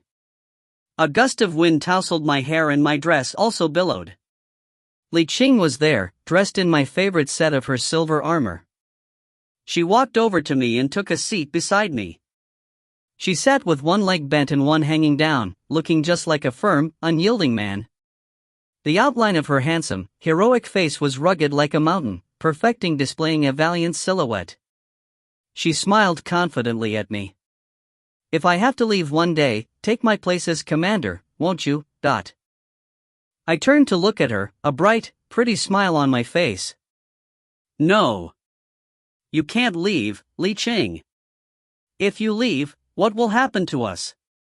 Li Qing's short, indigo hair fluttered in the wind. She gave a refreshing laugh. "Nothing is impossible. Li Shen, if I leave one day, I will put the Western District in your hands. You must protect it well." I pouted. "Li Qing, don't scare me. Do you think I'm cut out for that kind of thing? Moreover, there's still Li Wenjie, and if she doesn't want to be the commander, Yu Ji is also very good at taking care of business. I'm not capable enough though, and my mental force is very low." A strange light appeared in Li Qing's eyes. A good commander doesn't simply need a high mental force. They need a strong heart that allows them protect their people. I mocked myself with a laugh, even more reason I'm unfit. "You know very well that I'm a weak person." Li Qing narrowed her eyes, an honorable trustworthiness in her expression. "No, you can do it," she said. "But if there were a condition for being the district commander, there is something that feels a bit wrong, that I don't identify with but I must follow." I tilted my head and asked her, "What is it?" Li Qing gave a slightly helpless expression. "Though few who arrive in the split zone ever return home, some do. But because the district commander cannot be changed too often or on a whim, those who are chosen as district commanders must lack the desire to leave." I pursed my lips and thought for a moment. Then, with a slight smile, I replied, "If that's the case, then I guess I fit the requirement." Desire to leave. I really don't have much of that. Li Qing's face, which displayed feminine grace and masculine determination at the same time, grew more distinct before me. She looked at me with the crystal-clear eyes of an angel who would never lie. And then she said, "I'm sure that I've chosen the right person. It stands to reason that when you dream, you don't feel emotions, because you're just watching a memory of the past unfolding before your eyes. Dreams in the split zone are, in the end, just a kind of memory. But in this moment, watching from above, I felt my heart ache. Li Qing, are you sure you didn't choose the wrong person? My eyes gradually opened, and I finally woke up. I didn't immediately sit up, and instead quietly thought about my dream. How long has it been since I've seen Li Qing? Even in a dream? A roller coaster of sadness swirled through my heart. I refused to feel that way, so I shook my head to stop the thoughts. I sat up and realized that we had already returned to the dorm we were staying at in the southern district. Niazun was standing beside the bed, quietly staring out the window, his hands stuffed in his pockets as usual. He'd changed into a clean, black windbreaker. I wanted to open my mouth. I had a lot of things I wanted to ask about. Is everyone okay? Did they get out of that place? Was Song Lu saved? What happened with Laurel? But no matter how I opened my mouth, the questions wouldn't come out. Niazun seemed to have realized I'd woken up, so he turned around. With a carefree and indifferent expression, he asked, "You're awake?" MMH. He walked over and sat down beside me. Our eyes met. Niazun spoke quietly, "We saved Song Lu, but we couldn't do anything about the 3 kids. And while we weren't paying attention, the 2 women committed suicide with their splitting keys." With eyes wide, I asked, "What do you mean you couldn't do anything about the kids?" Niazun looked at me. "Laurel escaped when I went to help you. And the other 2 kids didn't end up healing." Incredulous, I asked, "What does that mean, they didn't heal?" Exactly what I said. They didn't heal. The boy I split in half, and the girl that Gao Qinjui shred to pieces didn't end up healing. They died. Niazun spoke of death easily. I frowned with disbelief at what I heard. Without using a splitting key, one couldn't die in the split zone. Wait. Unless. Is it because their physical bodies in the real world are already dead? I asked. Suddenly, Jiapa walked in with a medicine box. Having heard my words, he replied, "Yes, they didn't heal because their physical bodies have died." Even more surprised, I asked, "How could there be such a coincidence? We attacked people whose physical bodies were already dead?" Jiapa walked over to me and placed a medicine box down on the table. Then he started undoing the gauze wrapping on my hands. It was only then that I realized that my hands had indeed been bandaged up. As he worked, Jiapa said, "No." For some reason, Niazun and Gao Qinjui's attacks directly caused their hearts to stop beating. After he unwrapped my hands, I saw that they'd already healed, but Jiapa still applied medicine to them. "Of course, this is just my conjecture," he said. "As for the strange creatures on Song Lu's body, they're called demon leeches. They've only appeared in the split zone once before. Though creatures like them originally didn't exist in the split zone, there's a rumor that they may have been created by chemically refining insects brought here by a soul snatcher. I've never heard about their use or how much harm they can cause though, but..." I grabbed onto Jiapa's arm with my hands, and the medicine on my palms smeared to his arm. "What about Song Lu? Is she okay?" Jiapa removed my hands from his arm and continued applying medicine. "Miss Song Lu is currently fine. When I pulled her out from the barrel, she had indeed been terribly wounded. But after her wounds healed, there was no sign of the leeches. For now, I can't tell. She's still unconscious though, so we'll have to wait for her to wake up before we can ask her anything. There was no way to force someone to wake from a coma in the split zone. Our physical bodies are originally already in a comatose state, so if our conscious is also in such a state, no amount of stimulation will wake someone, so it just depends on their willpower." My lips trembled. Song Lu's ended up in this state. Yu Liang's whereabouts are unknown. Laurel seems to have turned into some strange creature and has now gone missing. I couldn't speak anymore, so I closed my eyes, as if that would take me away from this world. But I knew that would just be deceiving myself. Ms. Ashin, don't worry too much. After Jiapa applied the medicine, he wrapped my hands back up. Piercer's sting is worse than I originally thought, it even spread to the rest of your body. Please rest. Though your hands may have healed, you'll need to apply a cleansing medicine for a while. As Jiapa packed away his medicine, he told me, additionally, we've already relayed the events to Ms. Zhao S. She and Gao Qingjui are currently waiting next door for you to wake up and discuss the situation.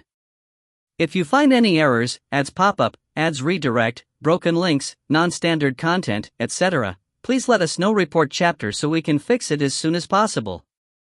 Chapter 37.